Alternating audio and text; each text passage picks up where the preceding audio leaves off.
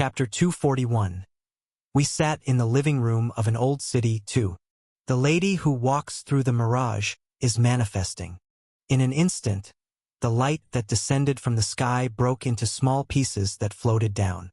Countless petals, petals, petals. The shiny white petals fell into the courtyard. The petals only had color. They didn't have an outline or scent, so they resembled transparent butterflies dancing beautifully. Hello. Then, in the midst of the fluttering petals, one of the tower's pillars stretched with all their might. Long time no see. Everyone. The pillar. The lady who walks through the mirage was a blonde little girl. The lady used the petals like a staircase as she descended from the sky with small hops. Those of us in the courtyard looked at the scene, which looked like a god dancing as she descended to the ground. How have you all been? Were you all satisfied with the vacation I gave you? Duck. Finally, the lady's shoes crushed the last petal and she stepped onto the ground. The crushed petals turned into white dust before disappearing without a trace. Aya, Death King. It's so lovely to see you together with your beloved lover and beloved son. The lady looked around. Surrounding her were those who had once carried the yoke of 100 ghosts, but had now gained living bodies. Right? It seems you had a really great holiday, Death King. HNNG. The lady seemed to realize something. Then, she turned her head to look right at me. It's been a long time, lady. Ha! I sent you here to take a break. But what is this? Instead of a holiday, it seems you did something unimaginable. Death King, why do they have physical forms? Why have they returned to their primes? I did what I always do. I spread my palm. I got a good skill and used it for good. When the skill opened, a golden skill card appeared. Upon seeing the golden card, the lady's eyebrows furrowed. Earthbone Dragon Skull? Wait a minute. This? Yes, it's a skill your mother has. I know you're the Tower Master's first daughter, and I also know that the Tower Master's real name is Ja Suyong. The lady's expression stiffened. The more words I continued to say, the more the surrounding atmosphere darkened. With the H&G, the lady tilted her head and looked at me. Right? You really learned a lot, Death King. Yes. Awesome. Amazing. I'm not joking. It really is a sincere compliment. Because if you have a copy of Mom's skill, that means you died to her once. In that case, did you see it? The lady gently grabbed my forearm. Then, she leaned her body like a snake and whispered into my ear. Mom's trauma. How much did you see? It was only then that I realized that the faces of the lady and the Tower Master were similar. Both of them had brilliant blonde hair that would make platinum blondes envious. They also had the same habit of whispering into other people's ears. I fell right in the center of the noble council that the Tower Master was attending. Aha. Aha. So, I eventually realized just how rotten the world the Tower Master was living in was, and how Ja Suyong saved such a place, and that she went on to become a duke. Is that all? And I also found out about the Golden Rule. The lady closed her lips. The lady who walks through the mirage is shocked. It seems she hadn't expected me to get so far. There I saw the Tower Master's will. The Tower Master intends to bear all the wounds occurring in the world. Mom isn't saying that lightly. She really intends to create that kind of world. The lady's voice was weak. A world where everyone blames just one person, so that there are no more people who were wrong for being born. A world where Mom is the only person who was wrong for being born. Her eyes seemed to be looking somewhere else. In the past, when the light of reason was extinguished, people were engulfed in fear. They used scapegoats to alleviate that fear and dump sins and pain. Just like the snail empire that heretic created. All of this happened because of you. The world of primitive religion, which was created to try to soothe people's feelings and logically wraps in the conclusions of human history, overlaps with Mom's world. All of this happened because of me. How fun! The lady who said those words didn't actually look happy at all. However, soon enough, the lady's tone of voice changed as if she was trying to change her mood. In any case, Death King, you managed to come back after going there. You're a lot tougher than I expected. I'm not the type of person to give compliments, but I think I need to. That's awesome. With an O dash sound, the lady clapped her hands together. The lady who walks through the mirage praises you. You're welcome to give me compliments, but you should send us to the next stage first. The holiday was longer than expected. I have to think about my colleagues waiting up there. Well, I already took care of that, so you don't have to worry. But okay. The lady looked around. Then let's tear you apart. I'll send Raviel to the world with the Somerwin Academy. Should I send the Constellation Killer to the Planetarium Cafe? HNG, the 999 cult members are a problem. For the time being, you can train in the Murim. Lady Nim, you don't have to do that. I took the lady's hand. The people here, everyone except for Raviel, will participate in the next stage attack. Huh? The lady crossed her arms. What are you talking about? Floors 30 to 40 are only accessible to the highest-ranked hunters. I know your warriors are strong, but they haven't yet been ranked. No. I was still holding the lady's wrist. They're going up to the next stage with me. What? Not just this stage, but the next stage and the stage after that. They will continue to move with me until we see the end of the tower. Words that didn't conform to the rules. Behavior that wasn't tolerated in the tower. I was saying it's okay, as if it didn't matter. Humph. The lady's lips curled. How will you do that? What authority do you have? I don't have any authority. All I have is what we talked about when you first arrived. It's just this skill. I showed her the Earthbone Dragon Skull card. They are all tied to my skill, Earthbone Dragon Skull. Ha! So? And in the Books of Apocalypse, which also accepted a limited number of people, I wrote the 100 Ghosts Reincarnation. I spoke forcefully. In other words, the addition of people according to a skill does not violate the rules of the tower. Heh. In other words, it is the same this time. I possess the Earthbone Dragon Skull, and there are about 1,000 people from my family clan bound to it. Therefore, it would be correct to interpret it as the 1,000 troops of my family clan being attached to me. Our Death King doesn't have a habit of playing by the rules. The lady smiled mischievously. However, weren't the 100 ghosts your summoned beasts? These guys are living humans. Or is Death King trying to say that you treat them as your summoned beasts? Or are you trying to request another Pillar Council again because there is an interpretation problem? The lady was without a doubt the Tower Master's daughter. The smile that hung from her lips as she turned around with her hands behind her back was reminiscent of a snake's glistening scales. I'm telling you, the probability of you receiving support in the Pillar Council again wouldn't be very high, especially if it's made known that you have Mom's skill. You saw the kingdom's noble council, didn't you? There were many people who worshipped Mom and just as many that hated her. Naturally, this is the same among the pillars. Death King. The fact that you have Mom's skill alone is enough to offend. Lady. I interrupted her. I asked the lady whose head was tilted. Lady, what is a skill to you? HNG, after making a sound, the lady immediately replied without hesitation. À préservation technique. A tool for winning against others. A way to occupy a favorable position. No. I shook my head. I thought that at first too. Then what? Skills, without exception, contain the life of someone who lived in another world. Ja Suyung had told me. Skills encompassed the abilities that someone had or someone's life. To put it simply, skills were self-portraits, and when we used skills, we weren't just attacking someone. At the same time, we were proving the trace of someone who had been in the world a very long time ago. I can tell just by recalling the Puppeteer's Parade card, a skill that the Constellation Killer once had.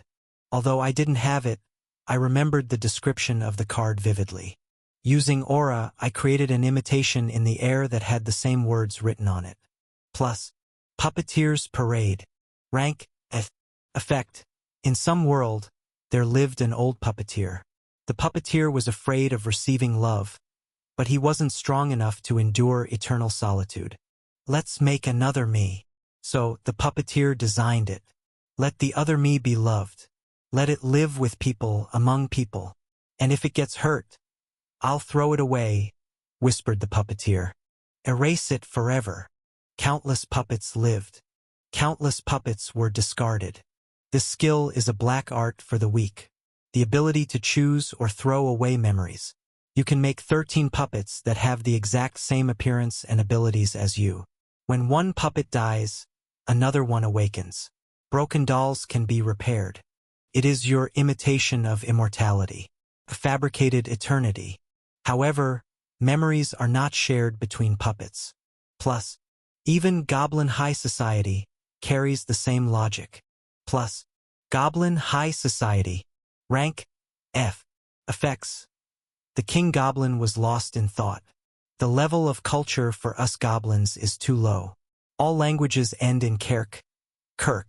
I cannot show my dignity with this. Then the King Goblin's genius mind flashed. That's right. From now on, I will speak Gork and not Kirk. Gork. It's a pronunciation that perfectly fits the precious king. However, the fights within the tribe become worse.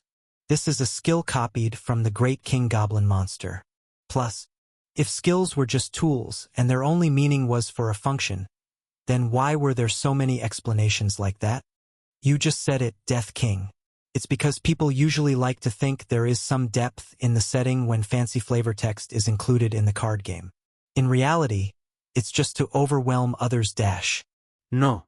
Interrupting the lady again, I lifted a skill card. Skills aren't just meant to overwhelm others. The card in my hand was Sword Constellation, card I got as a beginner who didn't know anything. Instead, it is a system for connecting with others. And it was a skill that had a deep impact on me. Skill card open. Letters leaked out from the card in my hand. Plus, Sword Constellation, rank A+.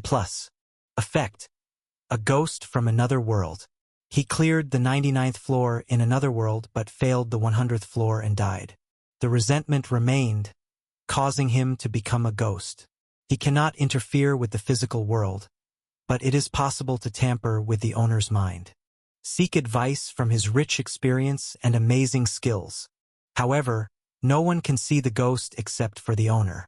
This skill was copied from Hunter Marcus Callenbury. Plus, Bei Hurayong stood behind me, with his hands behind his back, showing the same appearance as the days when he dominated the Murim. This is the real intent behind skills, I said. To connect people with people. Connect worlds with worlds. The fact that the skill I used to stretch my legs today is the same technique an old master spent his entire life to learn sometime, long ago. So through skills, we can feel other humans and connect with them.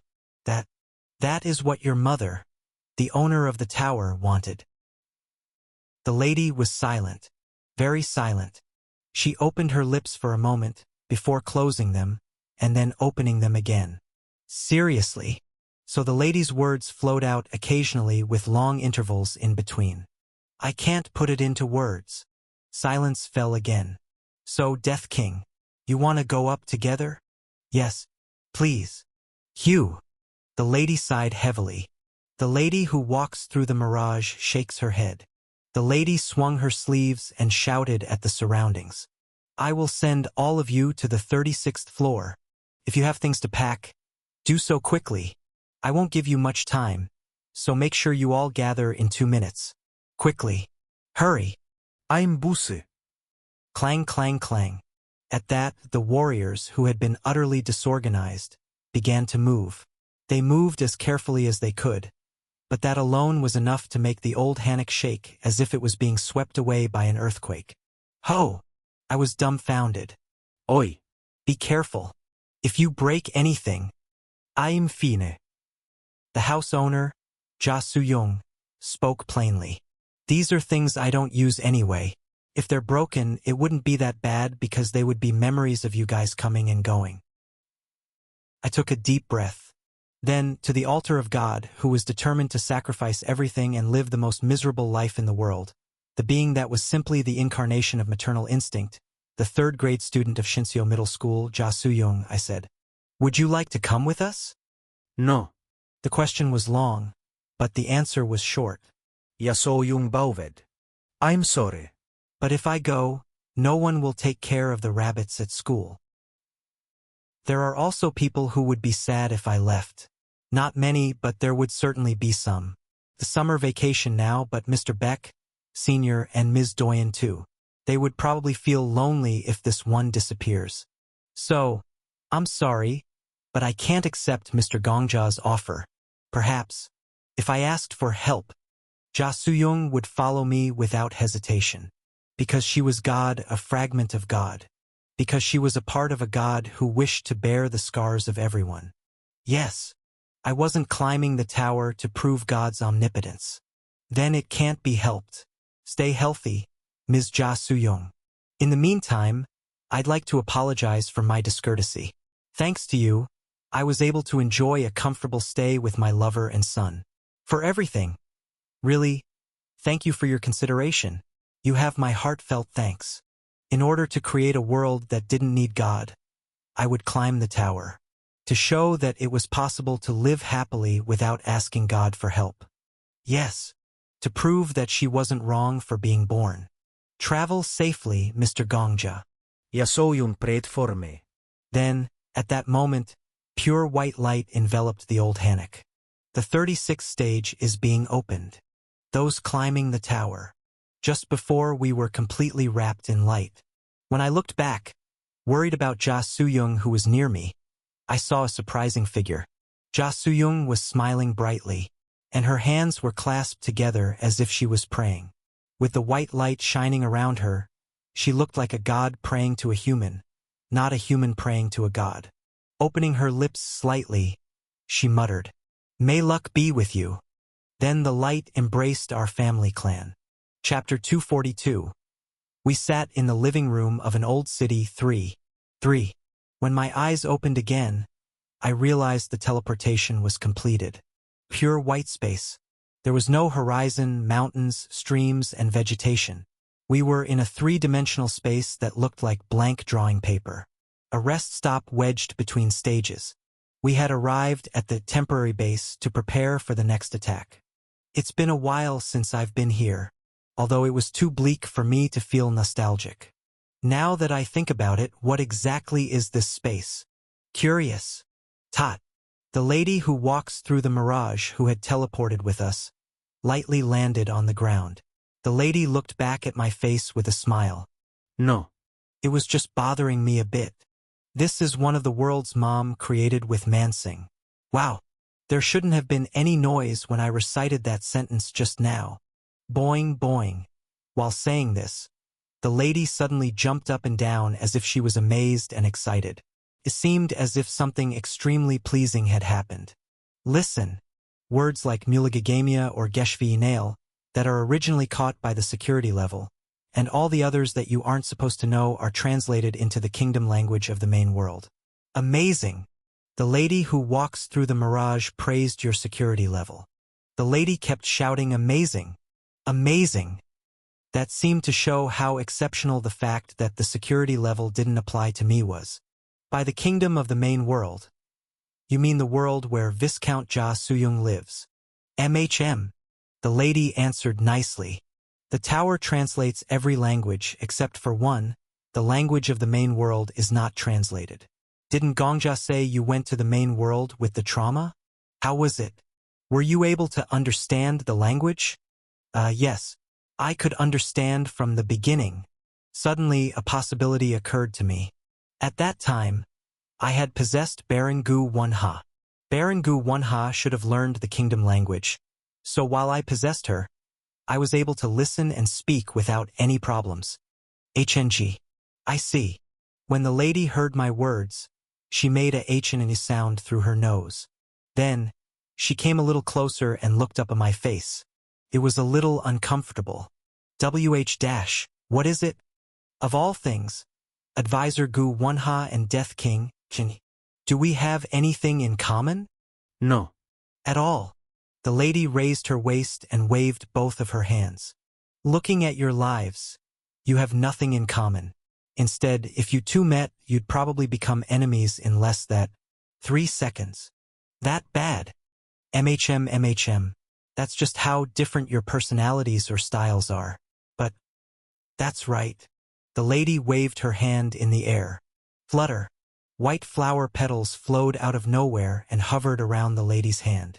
Let's say there is an innocent child, and in addition to that, there is a world. It was mysterious. The white petals fluttered in the empty drawing paper world, and the space suddenly became a temple filled with the sacred songs of life. But in order to save this child, you have to destroy the world. Conversely, if you leave the world as is, the child will die. Is that a bit more extreme than the evangelist of everlasting happiness world? MHM, you have already experienced such a world. But the reason you were able to make such a choice back then was because you had the power to turn the world upside down. That was right. If I hadn't had that skill, it wouldn't have been possible to choose that option. If you didn't have that power, all you could have done was choose between the two options. Now, Kim Gongja, what would you choose in this situation? Would you save the child? Or would you maintain the world? I crossed my arms. Save the child. That was a quick answer. Why? If that is the only way to maintain the world, then that isn't a proper world anyway. That's why I have to save them. Ah! The lady let out a quiet laugh. It was a laugh filled with interest and knowing at the reason. Right. Such a world wouldn't be worth much. The person you possessed would probably think the same. You're talking about Baron Gu Wonha, right? MHM. The lady nodded. Because that person loves Mom very much. No, it's more worship than love. Well, let's look at it as a priest expressing their desire to monopolize God. You'd better be careful as well, Death King. The lady grabbed my shoulder. Looking behind me, my close to 1,000 family clan members were all looking at me. You created a family clan this time. It'll be nice. Faith will overflow. You will feel like you can do whatever you want, whenever you want. The lady who walks through the mirage whispered quietly. However, they are a group that stands united because of you. The group that stood united looked at me. If it's not you, if you're not around, they become a group that has no reason to be one. Did you know? The lady crept up to me, placed her hand on my shoulder from behind, and whispered. The cult members of the demonic cult cannot tolerate Estelle, who mercilessly slaughtered the public. The constellation killer, who used to kill constellations, cannot accept your son, Aberka. They are all people who lived different lives in different worlds. They cannot mix. Her whispers were like the hisses of a snake. Besides, they aren't all, are they? There are people that even you are putting off until you figure out the right time, aren't there? Among the people you will meet in the future, I'm sure there will be some that you want to embrace, right? That's right. Death King, the more your family grows, the more that discord will grow. Then that being the case, the moment you are not around, or you're in even the slightest bit of danger the lady put her hands together before spreading them apart. Pa! A playful explosion sound came from the lady's mouth. Then, the lady laughed as if she was having a good time. Climbing the tower? Helping the weak? Creating a world where no one's sacrifice is forced, and where everyone has to bear their own scars. Although that's a good story, Death King, if you die or get really hurt, it'll just end up being a story told to children that doesn't really matter. Everyone is struggling for you without caring about the world. That balance has been broken, and things like the world will never weigh the same as you. The lady who walks through the mirage gives a deep warning. Don't die, Death King. Don't get hurt. Don't get kidnapped. Don't get tortured. Don't sacrifice yourself to do something. The amount of blood you shed, the weight of that blood, that is the portion of those children's hearts that will be dyed red. In this pure white world that was a knockoff temple, with a frivolous smile and a somewhat reverent voice, the daughter of God gave me a prophecy. Be happy. If you are happy, your other family clan members will be happy. Do your absolute best. This isn't just about being emotionally happy, it's about knowing exactly why we are doing this, and knowing exactly how great it would be when it's done, things like that. That is how happy you should be. Nodded. Yes. Another quick answer. Are you sure you know the answer? If other people are happy, I will also be happy, I said emphatically. As long as I'm fighting for someone, as long as I'm continuously fighting, there will never be a day when I stop being happy. The lady smiled. Then, she held my hands. Please take care of my mom. Light spread brilliantly through our clasped hands. At the same time, I flinched. I could feel a tremor from the lady's hands on my own. It was a tension that didn't suit the lady who seemed to always be smiling leisurely. I unconsciously raised my head and looked at the lady's face. Lady, please, please. With tears in her eyes, the daughter of God begged. Save my mom. There are too many unhappy lives. So there are too many lives blaming mom. Lives that mom is responsible for. Too much pain. Lady Nim. There are already a lot too many, and there are more and more every second. That seemed to be true. I thought back to the worlds I had experienced during the missions. I wondered how many of the ordinary people who had died in vain due to the Devil King's attack in the world of the Ejim Empire were the Tower Master. I wondered how many frozen corpses of nameless people who had died of starvation in the Murim that Master belonged to were the Tower Master. In the worlds of the Evangelist of Everlasting Happiness and a few others. How many among those who had been discriminated against, abused and killed in the Rime * Empire created by the heretic questioner were also the Tower Master? Asterisk. I completely forgot about this typo that I decided to keep LOL. How many people on earth where I once lived? Please. The daughter of the suffering God sobbed because she had such a God as a mother. I beg you, please.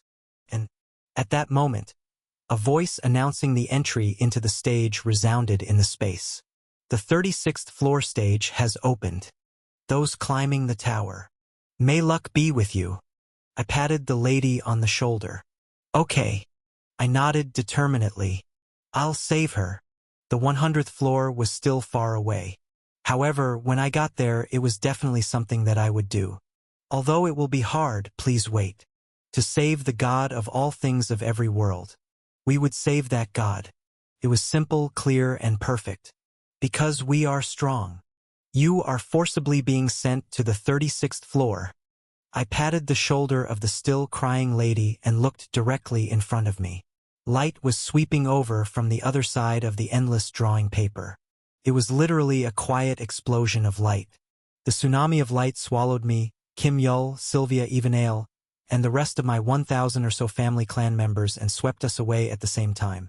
At the last moment, I smiled at the lady who would be left alone. For then we were floating above a plane.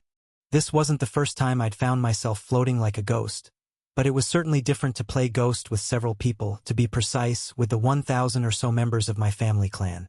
If anyone were to see this, they would think the world was ending. I looked around. Soon, I noticed grounds that were just as large as ours. On either side of the vast plain, soldiers bearing different flags were fighting. You! Kill!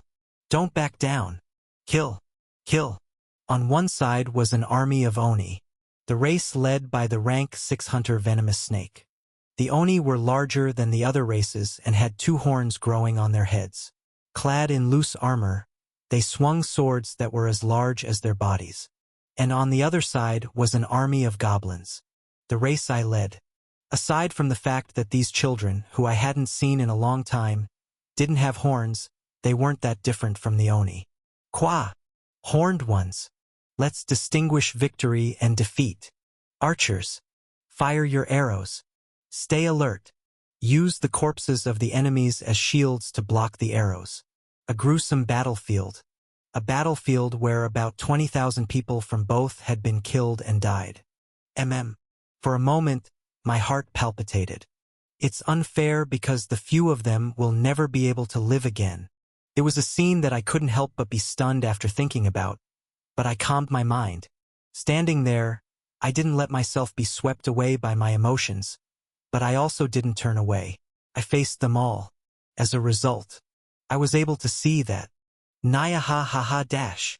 On the front line of the Oni army, there was a female swordsman with fluttering red hair.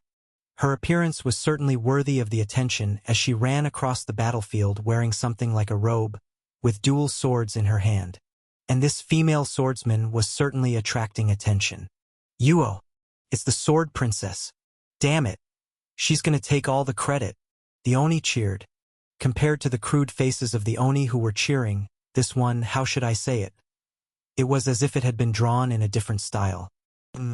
But the problem was, Daddy. Aberka poked my shoulder. Ha! By chance? Can you tell me what that is? I averted my gaze. It was only a short while ago that I had decided to face it without turning a blind eye, but still, in this situation, I wanted to turn my eyes away. However, beside me, Kim Yul muttered cold-heartedly. That's a possessed body. Don't say it. Is it a player who is in a ghost-like state like we are? I can see the image of a middle-aged man possessing that woman who is running wild on the battlefield. Wah! Don't say it. TL took away his chance to daddy flex. That's right.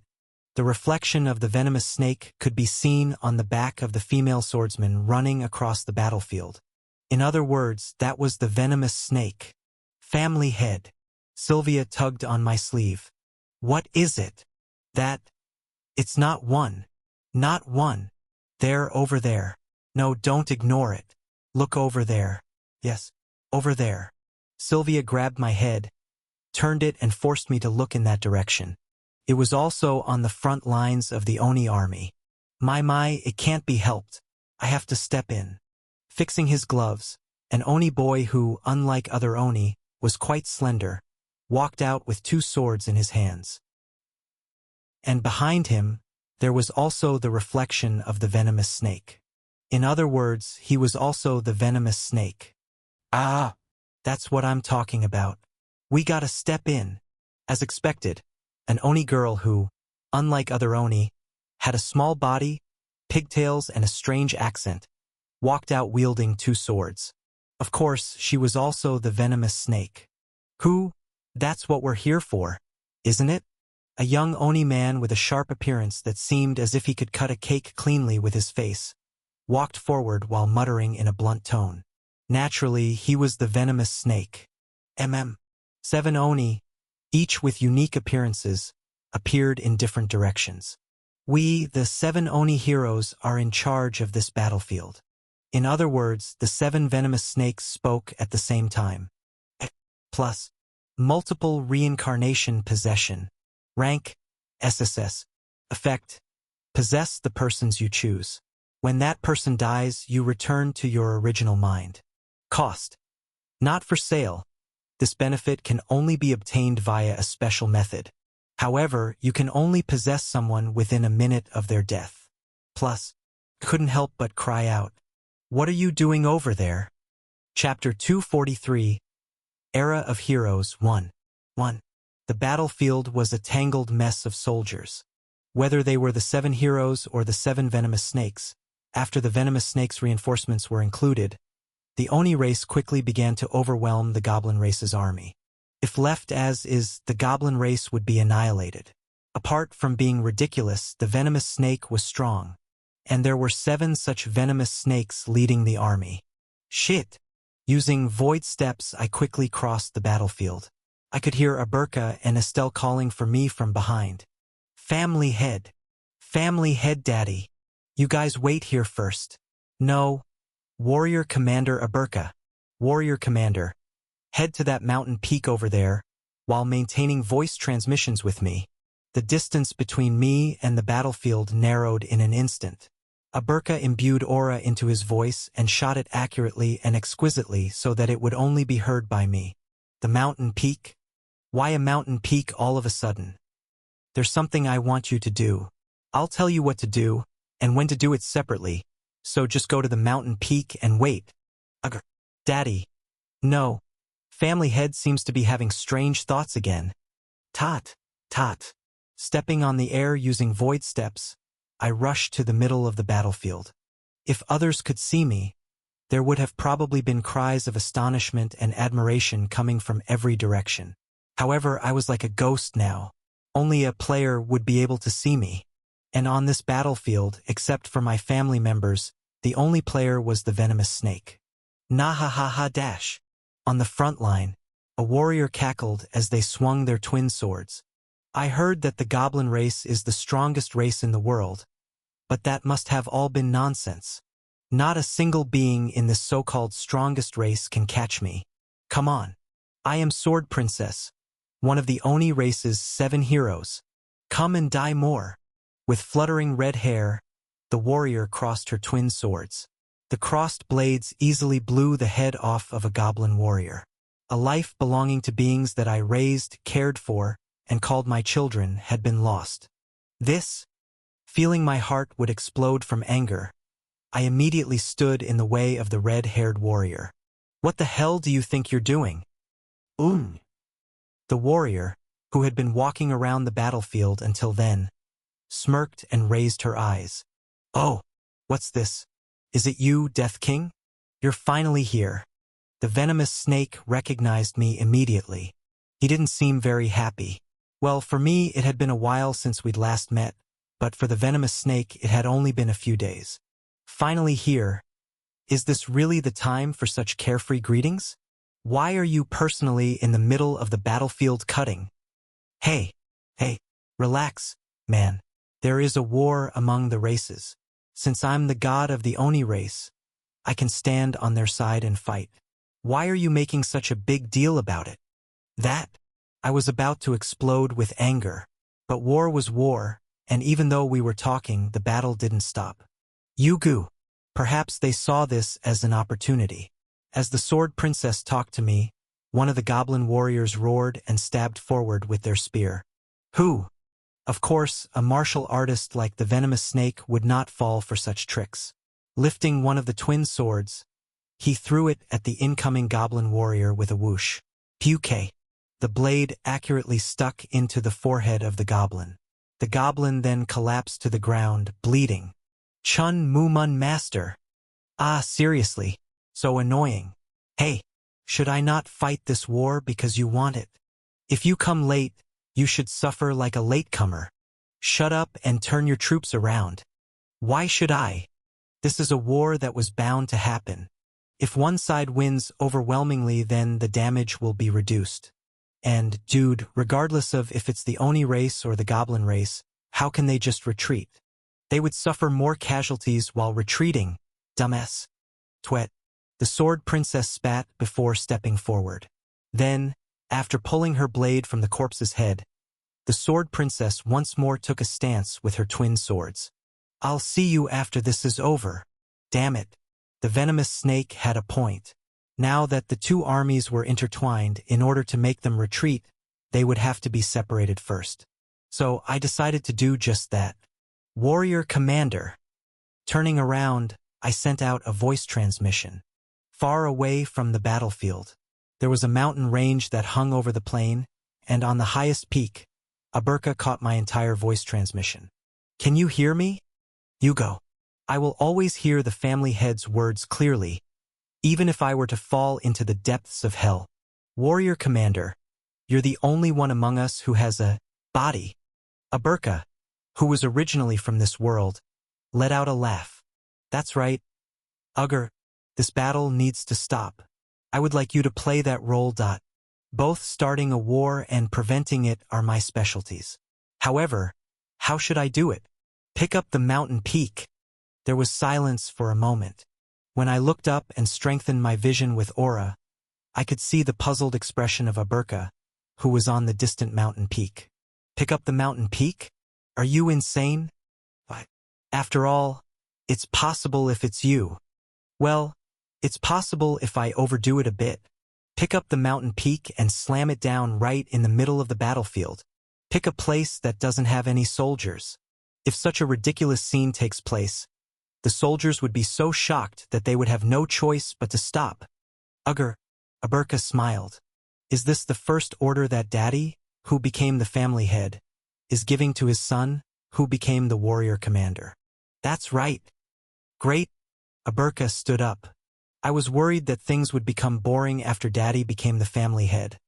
But I was worrying for nothing. Daddy has always been a psycho, and regardless of if your title becomes family head or god, a psycho will always be a psycho. Rumble. A sound similar to thunder came from the distance. Aburka's body grew larger and larger as his aura was compressed and amplified, which released a fierce sound. However, the ordinary soldiers couldn't tell the identity of those sounds. Yugo, I guess it's going to rain on this Sherbal *NG day. Stop that crazy sword princess or whatever. Yugo. If we don't stop her, we'll lose. The goblins shouted rallying cries as they reorganized their ranks. Despite the fact that the 7 venomous snakes were destroying the front lines, the goblin race didn't back down so easily. They were warriors after all. And it was none other than me, Kim Gongja, that had raised them with my sweat and tears. Admirable guys. I looked back to the mountain peak. Warrior Commander. Ugh. I'm ready to go. Family head. Pull it off. At that moment, an incomparable roar violently shook the entire world. The battlefield shook slightly. When the ground shook, the tall Oni and the large goblins were caught off guard and lost their balances. A dash! An earthquake? The Oni commander, who seemed to have a fairly high ranking, shouted. Reform the ranks with your comrades. Don't run away. It's just a small earthquake. Sorry, but it wasn't an earthquake. This wasn't a natural disaster, it was a man-made disaster. Kuwang. There was the sound of something breaking. Only then did some of the sharper soldiers turn their heads away from the battlefield for a moment to look up at the mountain range that bordered the plain. Ugh! Standing there was a giant of legend. Here and there, soldiers could be seen with hanging jaws as they pointed towards the top of a mountain. What's going on? What happened? Questions like this spread among the soldiers, and more people began to turn in the direction they were pointing. It's been a long time since I used my aura like this. Giantization. A technique in which the user creates the form of a giant with their aura and controls it. Until he met me and received my teaching, it was what Aburka had used to maintain his supremacy over the goblin race. Now, the scene of old, which had been passed down as nothing more than a legend, had appeared in the middle of the battlefield. What is that? What is that? Elf race magic? The elf race sent reinforcements for the goblin race. Crazy. Hey, are we going insane? Huh. Unable to accept reality, the soldiers trembled. Until just a moment ago, they were proud warriors fighting against the enemy. However, after encountering a scene that seemed to surpass their common sense, they instantly forgot their responsibilities. They stepped back unlike soldiers, and trembled unlike warriors. Because in front of a myth, every human is mortal. But they're not human. Probably believing that there was no need to send any more voice transmissions, Aburka opened his mouth wide and shouted, Look closely, my family head. The giant of myth, Aburka, was grinning. I am your warrior commander, the sharpest of all your swords and the greatest beneath your banner. My name is Aburka, the warrior commander of the Death King family, and the first to execute an order of the family head. Aburka then picked up the mountain peak and carried it on his back. The constellation, the muscle head, who dreams of sinning against heaven laments. Then he jumped from the top of the mountain and stuck the peak upside down into the battlefield. Boom! A huge explosion rang out. No, it wasn't enough to say it rang out. The entire world reverberated. Carrying the mountain peak on his shoulder as if it was pinned down, Aburka jumped to an unbelievable height, crossed an unbelievable distance, and stuck an unbelievable thing into the ground. Aburka was an unbelievable warrior. Boom! Rumble! Rumble! Kaboom! The mountain peak, which had originally been born to tear the sky, had, inexplicably, torn the ground instead. A roar sounded on the battlefield once again as it was torn, cracked and split. Boom! Dust and dirt were swept across the battlefield. Screams rang out in every direction. Regardless of whether they were from the Oni race or the Goblin race, the soldiers, who were shocked by what was unfolding in front of them, collapsed to the ground. They let go of their shields and fumbled their spears, so they just stuck to the ground and wriggled like caterpillars. Ugh! A thick cloud of dust covered everything. On top of the mountain peak that had been stuck upside down, sat a giggling Aberka. Compared to before, the size of his giantization had reduced. But at a time when everyone else was submerged in a cloud of dust and dirt, Aberka was the only one who rose above the dust sea, which answered the obvious question of, who is the craziest bastard in the area? It is I. Aberka opened his mouth. The dust-covered mountain peak also resembled a ruined temple pillar.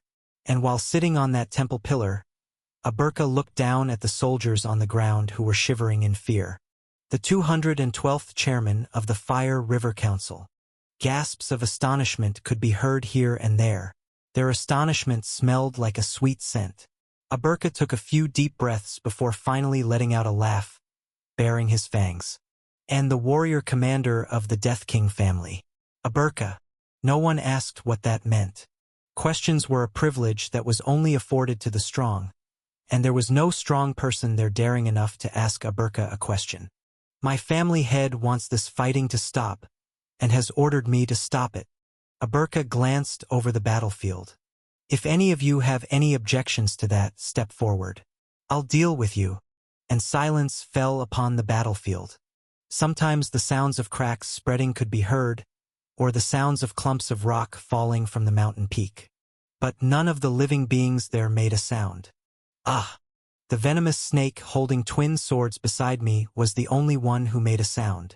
The venomous snake, who had the face of the sword princess, seemed stunned, with a wide open mouth. However, they had that expression not towards Aberka, but towards me. Death King. You? What the hell kind of crazy bastard did you gain? 2. A great warrior only mentioned in legends. A mythical hero who was portrayed in countless fire plays and was popular with everyone regardless of gender or age. The young members of the goblin race looked up to him and screamed, It's Aberka! Aberka! The greatest nutjob among our ancestors has appeared. Aberka snorted. It seemed that seeing his distant descendants react in such a way put him in a bad mood. Aberka opened his mouth wide, inhaled deeply, then exhaled all of the air at once. Ugu! A lion's roar. At the base of the torn mountain peak, Aberka spread his chest and literally bellowed a sound. The sound of his roar cut across the mountainside, split the sky, and swept the battlefield. Hick! What is this? My ears!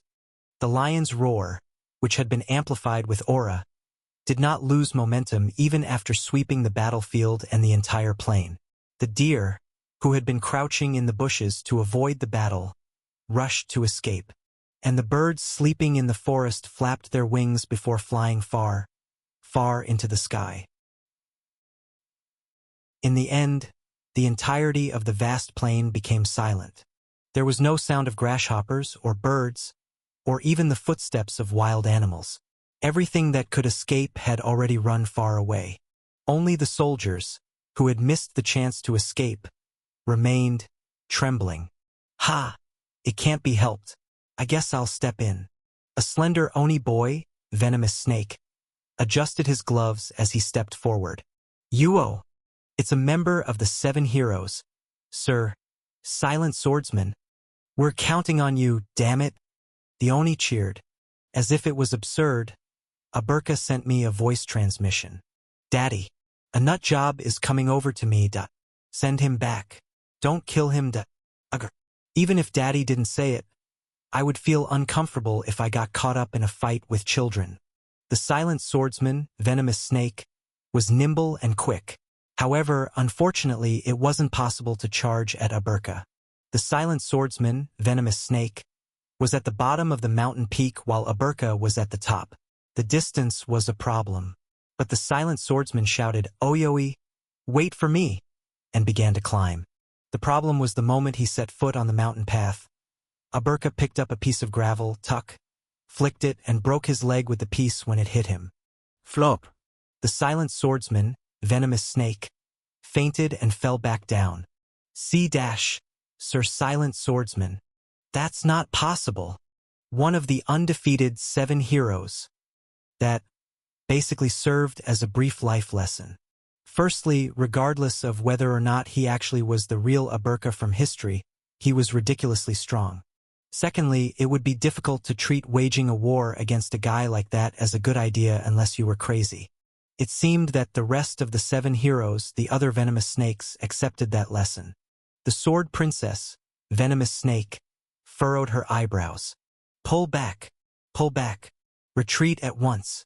We will retreat, set up camp, and figure out a way to break through this. That is the will of the 7 Oni heroes. Yes. The morale of the Oni soldiers was depleted. They bowed their heads as the Sword Princess, Venomous Snake, gave them orders. After the other members of the 7 heroes, Venomous Snakes, retreated while carrying the body of the Silent Swordsman, Venomous Snake, the Oni race's army left the plain neatly. Your son stopped a war with 1 stone. Sylvia said this in a voice that was difficult to discern if it was exhaustion or sarcasm. Before I could react, Kim Yul corrected Golden Silk's words. The stone was thrown by our family's warrior commander. Chapter 244. Era of Heroes, 2. 3. After the 2 armies retreated, the plain was revealed, upon which the moonlight flowed abundantly, except the mountain peak, which was embedded into the middle of the plain, blocked the moonlight.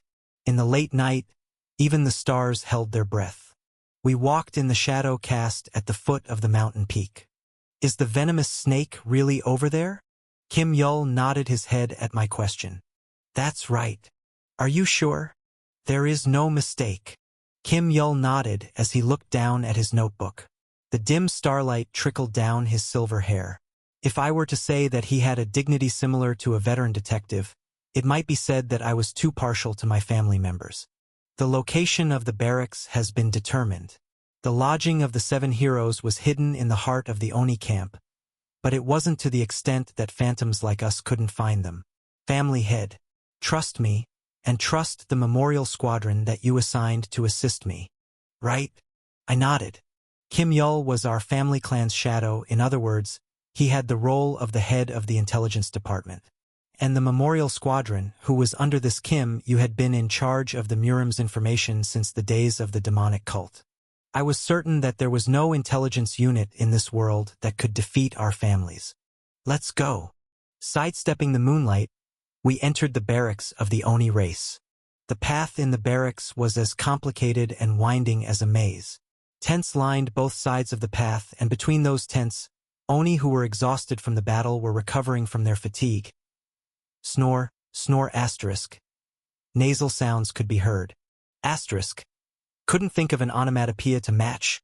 Author used pupuhu, but, well, after passing through the barracks and snoring, we finally found a barracks that was a bit more luxurious. Naya haha. Cheers. Pour alcohol here too. That voice was clearly one that had been heard on the battlefield today. A red drape fluttered, carrying the voices and sounds of drinking from within the barracks. Over there, without a doubt, this was the barracks that the 7 Oni heroes were staying in, the heart of the enemy camp. When I asked with my gaze, Kim Yul answered by simply nodding his head. Okay. In that case, there was no reason to hesitate. Be right back. I stepped into the venomous snake's barracks. For the barracks that the 7 heroes stayed in was luxurious. Red silk embroidered the barracks, and wool that was dyed red was placed on the floor like a red carpet. Many soft pillows were scattered here and there, so each of the 7 heroes could pick a favorite pillow to hug tightly or rest their heads upon.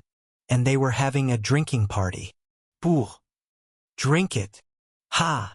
You guys seriously like to drink alcohol. Drinking too much is not good for your health. Isn't that a well-known fact? Hoo-hoo. You're only complaining because you can't drink because of your injury.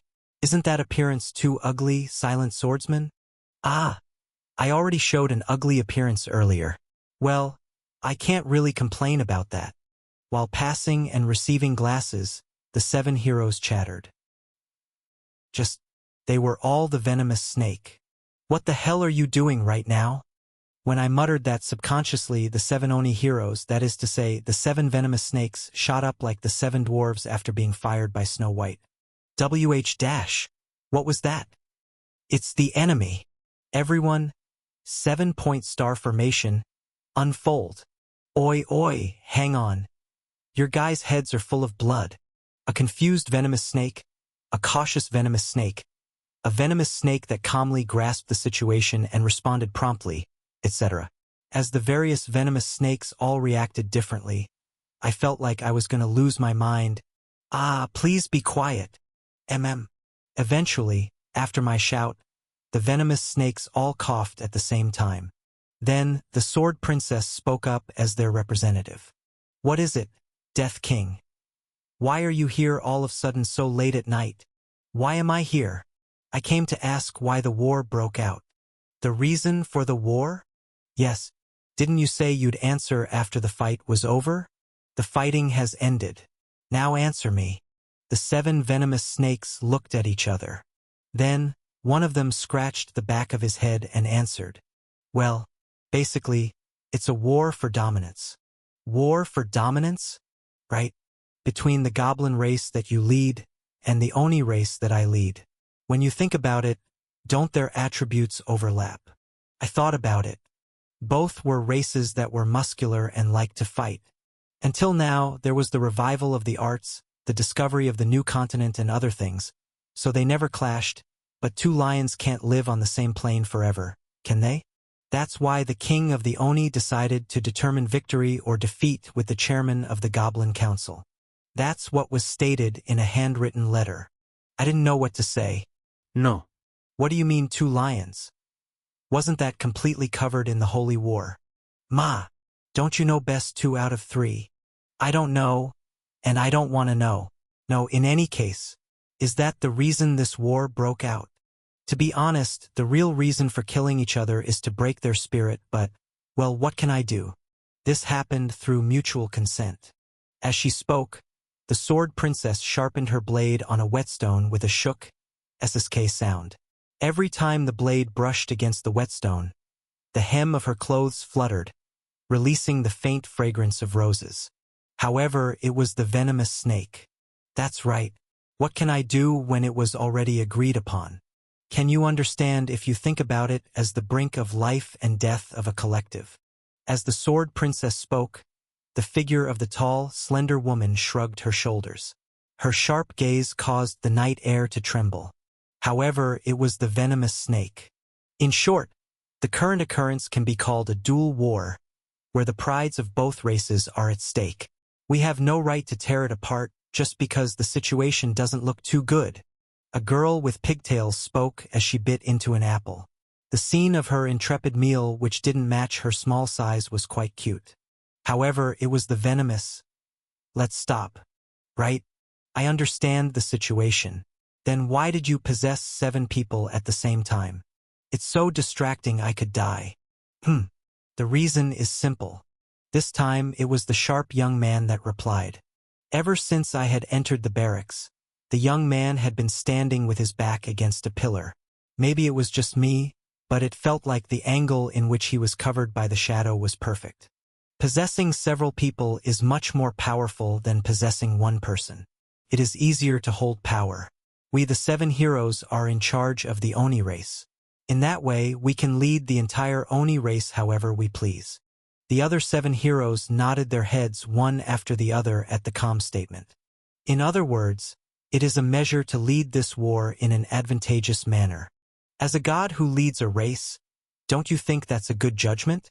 Ah, that's why it's the 7 heroes.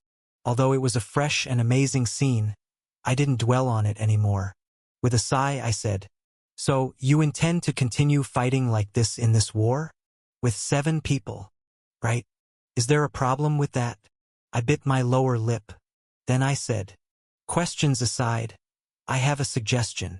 A suggestion? What is it? Please surrender in this war. At my words, the mouths of all the venomous snakes, who had been laughing and chatting until then, lifted into smiles. Then, at the same time, they all burst out laughing. 5. When the 7 venomous snakes acted as several separate characters, I couldn't suppress the strange feeling. This was especially so for the more thorough characters. But now that all of the characters had been abandoned and 7 people with different appearances were acting exactly the same, it was no longer ridiculous. Instead, it was grotesque. Surrender? Why? I spoke to all of the venomous snakes. I now understand why the two races are fighting. I also know that I don't have the authority to stop it. Ha! Is that so? And as a result, I can understand why you said, if one side wins overwhelmingly, then the damage will be reduced. Since it was a fight that was going to happen anyway and I couldn't stop it, then, as the venomous snake said, if one side won by a landslide, the damage would be much less. And to continue along the same logic, it would be the least damaging if one side was to surrender altogether. That's why I'm telling you this. Wow, this guy knows how to spout such bullshit. The 7 venomous snakes spat at the same time. How about this, Death King? Your race, not mine, surrenders. Wouldn't that work? The conclusion would be opposite, but the result would be the same. Wouldn't it be better to do that? Chun Mumun Master. I'm being serious. I'm being serious too, you bastard. Or does it look like I'm playing around? 7 pairs of eyes aimed at me like sharp swords. I just want to minimize the damage as much as possible. Ha! If that's the case, the Death King should surrender. Understand? I can't do that. Sighing, I confided in a frank manner. The children I lead, the goblins, have a pretty bizarre political system. It's easy for them to unite, but at the same time it is difficult. And in this current case, it is difficult. The venomous snake's fiery attitude cooled a bit. It carried on. In order for my children to surrender, I'd first have to possess the strongest child I have. That child also has to agree to my possession. Then, I'd have to put forward the subject of surrendering to the Oni and suppress anyone who tries to oppose it. And almost every goblin warrior involved in the war would express their opposition to this subject of unconditional surrender. The probability that the individual that accepted my possession would be strong enough to take down all of those people was close to 0. However, Chun Mumun Master, wouldn't it be possible for you to easily unite the opinions of the Oni? I looked at the 7 venomous snakes one by one. You just said it. You can lead the entire Oni race however you please. It would be faster for you to convince the Oni than it would be for me to convince the goblins. That's why I'm asking you. Please, Chun Mumun Master, please listen to me this time. You won't regret paying that price. You wouldn't want more of the race you lead to die. So, our children, the venomous snake cut me off. Lost too much. The killing intent in the 7 pairs of eyes was subdued. However, the will in them quietly burned even brighter. They lost to the heretic questioner, those snails. They had their horns broken off before they reached 10. Then they were enslaved with whips. That was what occurred in the tower before we returned. After that, the Allied army gathered to wash away their resentment. The Oni stood on the front lines. However, your race popped up out of nowhere, right? As you said, they were completely covered. The one who saved the most people in the tower was the Lord of the Alchemy Castle. The one who killed the most people in the tower was the 10,000 Temple Master. The Oni were desperate. Even when other races were reveling in what they called the revival of the arts, they quietly hid and built up their strength. The most feared person in the tower was the Black Dragon Master, and the noblest person in the tower was the Crusader. Nevertheless, that also backfired. In the end, they ended up being the ones to fall behind in the discovery of the new continent. However, the one who was respected the most by their own guild members, by their own people, was the Chun Mumun Master. There was a story like that. Our kids have lost too much. They've only lost. And it was still happening. Nevertheless, you want me to tell those kids to surrender again? I can't. That's seriously impossible. I understood the venomous snake's words. My suggestion was certainly harsh. However, I clenched my fist. In the end, you will lose again. Because of that big guy Aberka? The one you brought in. It's a situation where an overwhelming victory is needed to prevent severe damage. Rather than having the 7 of you running around on the front lines and slaughtering my kids, I judged that our kids would die much less if I had Aberka pull out the mountain peak. I looked directly at the venomous snake as I said that. However, the 7 venomous snakes snorted at the same time. Death King, Am I a joke to you?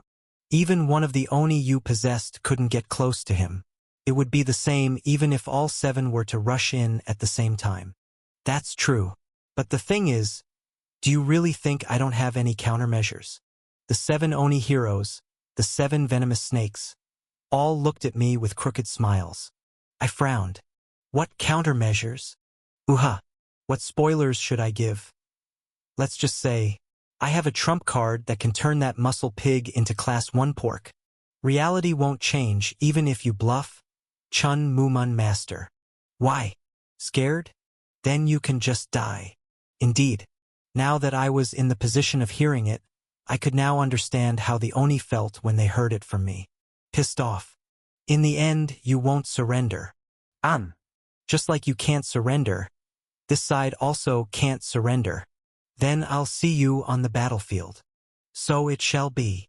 The venomous snake and I stared at each other for a while before saying at the same time, Tomorrow. Tomorrow. Negotiations broke down. Chapter 245. Era of Heroes. 3. 6. That night I was lost in thought. What should we do? A question that I normally would have muttered to myself or monologued before now flowed out of my lips. Hunter. In other words, when I was just a hunter, I had to think about everything on my own. The Black Dragon Master was my only advisor that I could talk business with and receive advice. Since that was what it meant to be a hunter, I never felt that it was lonely. I don't think complete intervention is necessary. Family head. However, it was different now. While looking out across the plains, Estelle answered my question. I was no longer just a hunter. Instead, I was now the head of a family clan and I no longer needed to mutter to myself or monologue. Beneath the cold moonlight, we sat in an open clearing and talked. What do you mean by complete intervention? The ghost flame demon asked. Estelle answered the question. The Chun Mumun Master is using multi-possession as a means to utilize several heroes at the same time. From the perspective of the people of this world, this is no different from a god's power favoring the Oni race arbitrarily. It is irrational, and we have no choice but to use irrationality to fight irrationality. I, the family head, sat in the center and Estelle, the advisor and heir, sat to my right. Aberka, the warrior commander, crouched his large figure down on my left. Sylvia Evenale, the Grand Chamberlain, was standing, and Kim Yul, the shadow, sat across from me and quietly looked down at his notebook. The leaders were surrounded by the 4 demon lords, who were then surrounded by the 1,000 or so members of the demonic cult. The 1,000 members of the family clan all held their breaths as they listened to the family meeting. In the middle of the night, the moonlight breathed, and wherever the sound of the moon's breath shined, members of our Death King family were immersed. Well, in truth, if even Aberka alone were to make a move, the entire Oni army would be devastated. Sylvia Evenale said flatly, Isn't it possible for the family head to purchase the person possession item? Just buy a few, no, just 2, and give them to advisor Estelle and Shadow Kim Yul. If the advisor were to let loose a boom boom boom beam, and the shadow forgets the smell of the coffee he drank last night, the Oni will be eliminated in one shot. Are you dissatisfied with me? What's with that style of talking? Dissatisfied? Definitely not. I, Sylvia Evenale, am as filled with loyalty for the family head as the heavens. My loyalty is more numerous than the cockroaches that infest the food storage in the summer. A completely disgusting loyalty. Regardless of her manner of speaking, the Grand Chamberlain's point is useless. Kim Yul quietly opened his lips. At that, Sylvia raised an eyebrow. Useless? Why? Because it's not the winning that matters. A landslide victory would be easy, and the family already knows this. That's why he asked, what should we do, and not how should we win? Shook. Using the moon as a light, Kim Yul flipped through his notebook. Eyes like a newly born star looked at me. However, the family head's words are also contradictory. Before asking the means, please clearly set the goal you're aiming for. I rubbed my chin. A goal, you say? That's right. Does the family head intend to only have the minimum number of victims in this war, like you declared to the Chun Mumun Master? If that is the case, then there is no other option apart from complete intervention. Nevertheless, the family head's reluctance to do so means that you have another goal, and that you're weighing those two goals against each other. Kim Yul's voice resembled starlight. This voice, which felt like it wouldn't be a burden even if it was taken and drunk, resounded. The family head considers the goblins to be your children. It's just that they aren't your biological children. Just as parents worry about how to give the best education when taking care of their children, the family head also worries about the goblins with the heart of a parent.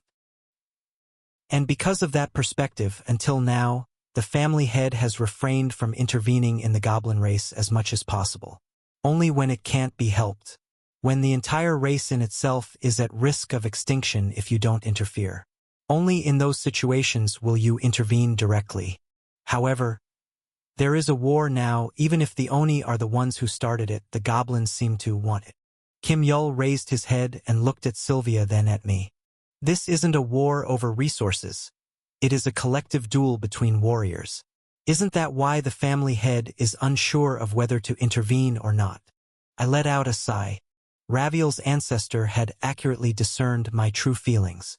Indeed, the sword demon shrugged. It's right, though. If someone got involved in my fight, I'd be pissed. Wouldn't you feel the same? Let's just pretend to pass over the deputy warrior commander's presumptuous words. Estelle touched her chin. In addition to the warrior's pride, it also makes him question whether our large-scale intervention is the right education. God will always intervene when it's necessary. It would not be good to give the goblins that impression. I turned to look at Aberka. What do you think, warrior commander? Ugger. Aberka answered immediately without a change of expression. The family head's thoughts are my thoughts. I see. I nodded. We are strong. Whether it's the goblins or Oni, we can end this war without killing a single person. I removed my hand from my chin. However, now that I think about it, I'm not the Tower Master. If this war began by mutual agreement, if the agreement included accepting the result, before anything else, it makes sense to ask the children living in this era for their opinions. The retainers that were exchanging words closed their mouths. Then, they quietly looked at me as if waiting for my orders. Warrior Commander. Ugger. You are the only one among us that has a body recognized by this world. You are also a renowned figure who is revered as a legend, which is why you should be the one to go talk to the goblins. Go and ask. Ask the chairman of the Fire River Council. Do you want our help? Or not? Ask and come back. Ugger. Aberka grinned and clenched his fists. I was waiting for those words. Family head. Wait for me. I'll go ask the kids of this era and return. Thud. Aberka raised his butt, causing the surroundings to shake. Of course, not just Kim Yul, but Estelle and Sylvia as well were great people who wouldn't collapse because of this much shaking. Koo-ha-ha. Aberka seemed to be in a good mood as he let out a loud laugh as he crossed the plains. At the end of the direction he was heading in was the camp of the goblins. Boo! Boo! As if an alarm had been triggered, a horn could be heard from the camp in the distance. Well, considering the fact that a warrior the size of a wild horse had invaded the camp out of nowhere, even the goblins would be alarmed.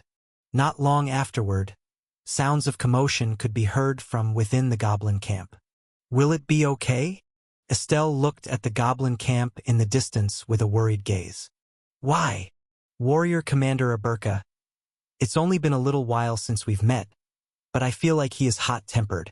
I'm a bit worried about whether it is appropriate to send him as a diplomatic envoy from one force to another like now. It is easy for you to see your little brother as an ignorant man who only knows how to fight, but that child's mind is deeper than you think. Flinch. Estelle froze slightly when she heard the words, your little brother, feeling like she'd heard something unexpected. No, something that was difficult to get used to. Estelle spoke hesitantly. Little brother. You are my eldest daughter, and Aberka is my second son. Therefore, naturally, that makes you two big sister and little brother. Titles like warrior commander and advisor are only for use in public, so you'll have to get used to using them in private. No way, father. Finally, Estelle put aside the official title and called father. Of course, it was said so quietly so as to prevent others from hearing it. Then she whispered in my ear. How could I treat such a big child like a younger brother? In the first place, brother and sister. It's a relationship I never had before. I can't even imagine it. It's fine. I patted Estelle's shoulder. After this stage, more people will enter our family. Among those people were also my two starting points. My starting point inside the tower, Yu Suha. My starting point outside the tower, the director. Thinking about my starting point outside the tower, I spoke. The director is an amazing person. Making children that aren't family is something he has been doing all his life. Regardless of the difficulties, regardless of the troubles, and regardless of the difficult problems, he always made it work somehow. Are you nervous? Yes. I'm nervous. Estelle lowered her head. Destroying the continent and burning the royal family were difficult, but I wasn't nervous.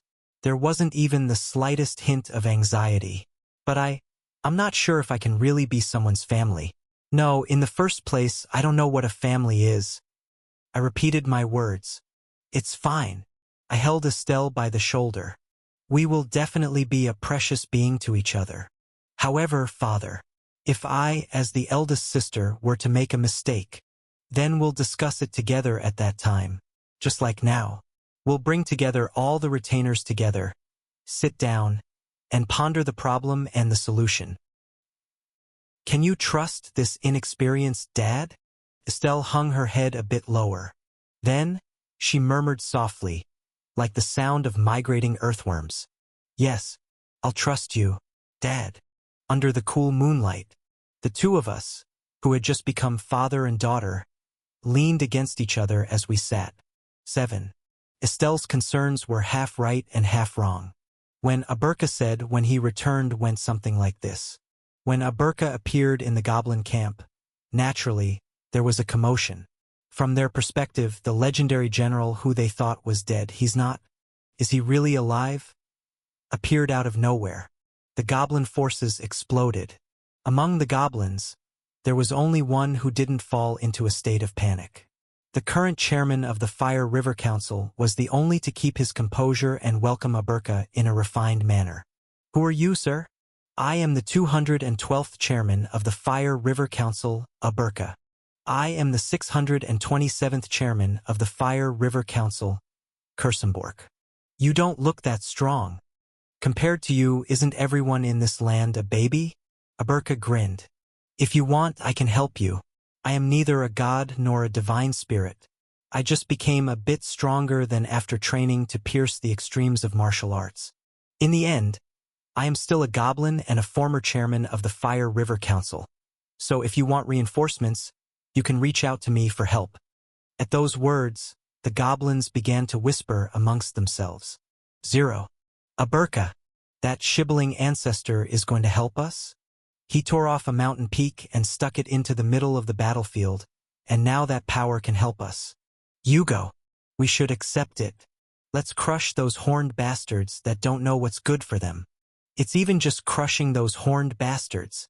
If that shibboleth ancestor helps us, then it would be easy to capture the entire continent, every port and every waterway, and create a unified nation for goblins in this land. As the heat began to rise together with the voices of the goblins, the current chairman of the Fire River Council made a noise. Enough! All of the goblins flinched. The chattering subsided, and the excitement cooled. The current chairman, Kursenborg, looked around with a glint in his deep blue eyes. Let's say we win and knock down the Oni. If anything, the Oni wouldn't have fallen to our goblin race. Instead, they would have been crushed beneath the feet of the great godly spirit, Aberka. Let's say we were to unite the continent with Ancestor Aberka standing at the forefront. If you look at it, would it be the country of the goblin race? Or would it be Ancestor Aberka's country? The White Lion has always cared for us and helped us. Nevertheless, the White Lion always asked us to call him friend, because the White Lion thought that friendship would be the most beautiful feeling between him and us. Chairman Kursenborg was a muscular, good-looking middle-aged man. The muscles he developed in his youth supported his body, and the wisdom he obtained as he aged supported his head. Standing between youth and old age, the chairman spoke like the nameless priest of a forgotten temple. The White Lion wanted all of us to feel friendship. If it is too hard, then help. If it is too difficult to help once, help several times. When someone wins, congratulate them. Make the winner feel pleased by expressing feelings of jealousy and envy as they are. The loser should become desperate enough to devote their life so that they will win someday. We should also regard the life of a loser as beautiful, and we should feel boundless friendship towards such a loser. The crowd was silent. Thousands of goblins listened to the priest's speech with bated breaths. The speech rang in the hearts of the goblins. The doctrine of the White Lion, which had been passed down unbroken for countless years, pounded in their hearts in sync with the speech. Warriors of the goblin race. Chairman Kersenbork looked at the distant lines of warriors beneath him. Are we weak? Thud, thud, thud. The warriors raised their left feet and stomped on the ground.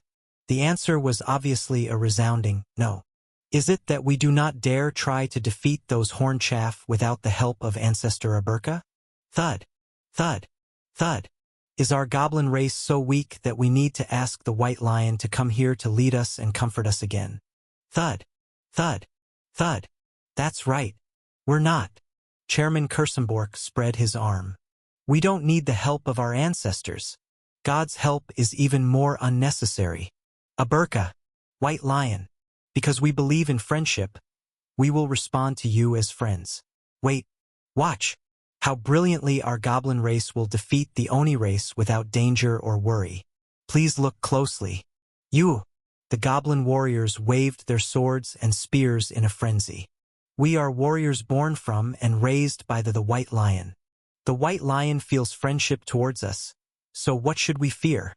We are one, fellow countrymen, united as the children of one being. We can't make him worry. There will be no wrinkles on the White Lion's white brow. Morale was boosted 100-fold. Aberka said that he had no choice but to smile bitterly in front of these warriors who had no intention to lose. This Yugo. Even if the education is good, is it a problem if it's too good? After boosting the morale of the troops, Chairman Kersenbork returned and said, We do not need ancestors' help. I dare to say that we don't even need help from the White Lion. We want to show Ancestor and the White Lion that we've become stronger on our own. That was the message from the goblins living in this era. As expected of the family head, you raised the race well. Estelle smiled brightly as if she was in a good mood. The others' reactions were similar. Aberka was in such a good mood, he got a barrel of alcohol and drank it, and Kim Yul nodded expressionlessly. However, Sylvia Evenale was the only one who acted as if she didn't like it. Why are you like this now, Grand Chamberlain? I just thought that it was nice that everyone could show off. I don't know if there is any place for a weak person like me to stretch my legs. No. This is just the complaints of the weak. I hope the strong Death King family head and the strong retrainers enjoy all the joys. It had been a while since this child had grumbled like this, so I let it pass. This airhead asterisk was probably annoyed because the world would turn out beautifully. Asterisk. Not exactly. The slang used here, pintugasangesa, is a bit hard to translate. I just lightly flicked a peanut to her head. That hurt. What was that for? Family head. You said you wanted to become a person that the butler wouldn't be ashamed of. So take a broader look. Over there. The over there that I was pointing to was the plain that the sun was rising over.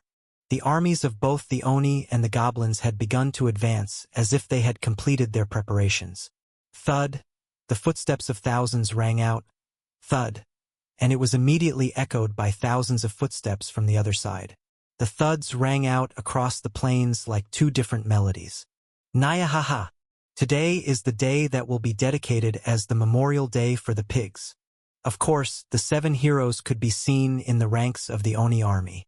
The venomous snake, the player who was in charge of the Oni race from the beginning of the stage to the end. He had chosen to jump into this war more actively than anyone else. On the other hand, is this really fine? Estelle asked with a cautious expression. It might not be too obvious if we provide a little help depending on the situation. Family head. If you help in a way that neither friend or foe will notice. No. I raised my hand and cut Estelle off. Now is the time to trust those kids and wait. So to speak, this is a coming-of-age ceremony. The massive race known as the Goblin Race is finally trying to overcome their coming-of-age ceremony. You are free to watch and cheer from afar, and pray for their good luck if you're anxious. I said, but you can't interfere. We will trust the power of those kids and wait. Yes. Estelle didn't raise any disagreements after that. We sat on the mountain that Aberka had broken the peak off of and silently waited for the war to unfold. Then, boo! The sound of a horn came from somewhere. Soon afterward, more horns began to sound. The dawn of the plain was soaked in a paradoxical pain as one horn sounded after the other. Boo! Boo! Boo! By the time the horns died down. Attack! Someone screamed. Attack! All troops, all out attack! Crush those horned bastards so that they will not be able to attack again. All troops charge. With that loud cry, the goblins began to rush forward in unison. Not to be outdone, the Oni also drew their swords and spears and charged, screaming. I believe. I watched the goblin army with an unwavering heart. You are strong enough to overcome your path. My children. It was the beginning of the war. Chapter 246. Chun Mumun Master 1. That war, without a doubt, was a war that was never before seen. Nyahaha. Attack. Rip apart everyone who comes into horse feed. Yuo. Follow General Sword Princess. Before the touch of dawn could reach them, the Oni ran across the cold ground. The Oni didn't need cavalry. Their bodies were their only force. Just rushing forward recklessly with the horns on their heads pointed forward was no different from a cavalry charge. Charge! Charge! Chop off the fat of all those arrogant pig bastards. The Oni rushed over, covering the horizon in dust. They were like a train as they raced across the battlefield where Aberka had planted a mountain peak like a decoration.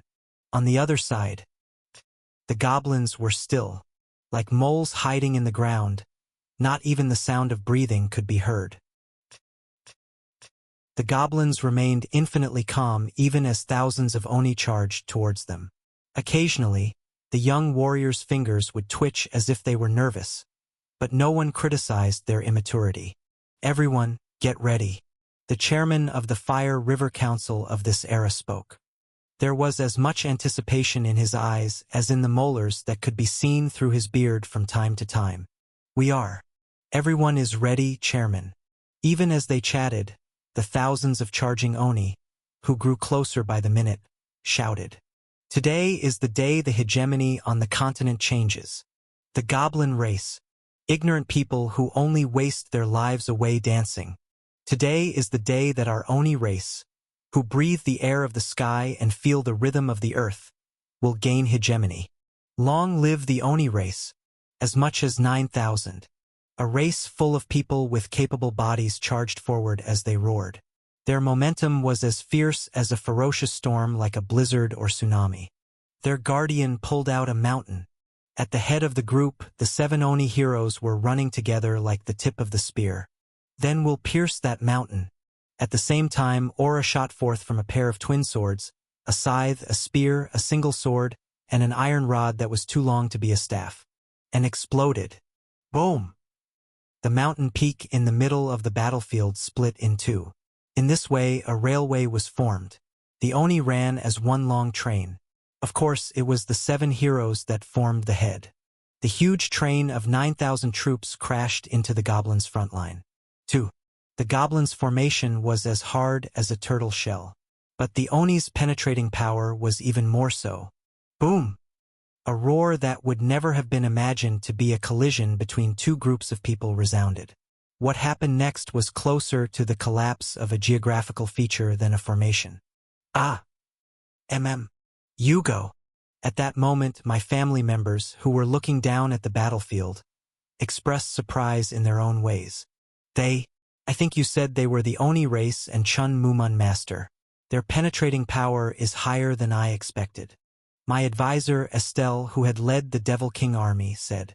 The mountain peak that warrior commander Aberka threw had already become a component of the battlefield, so the goblins camped on both sides. But the Oni directly broke through the mountain peak to reach the center and catch the goblins off guard. That was right.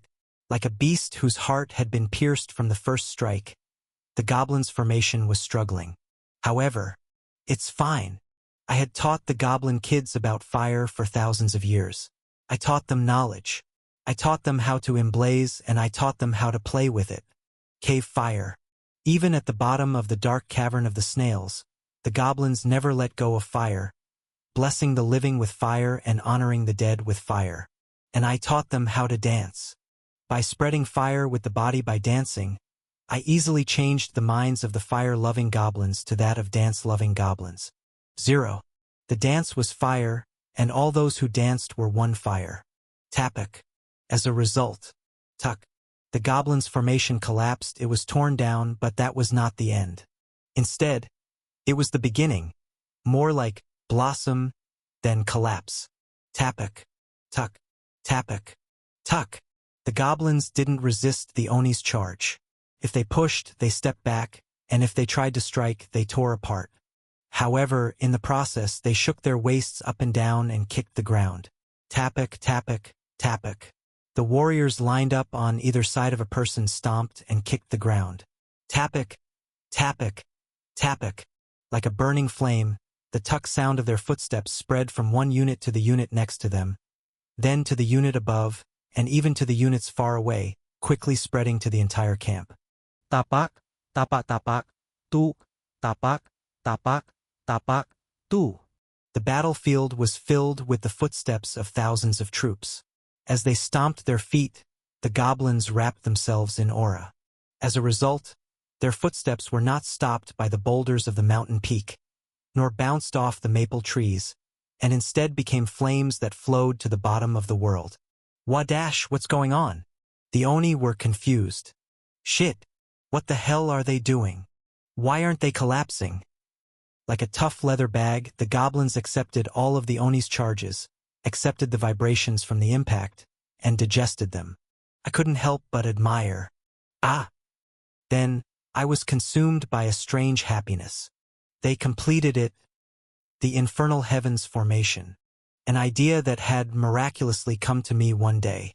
If not just one person used the Infernal Heavens demonic art, but several hundreds or even thousands of people used it at once, I had a feeling that there would be new unexplored possibilities. So I created a skill for the first time. Plus, Infernal Heavens formation. Rank, undetermined. Effect.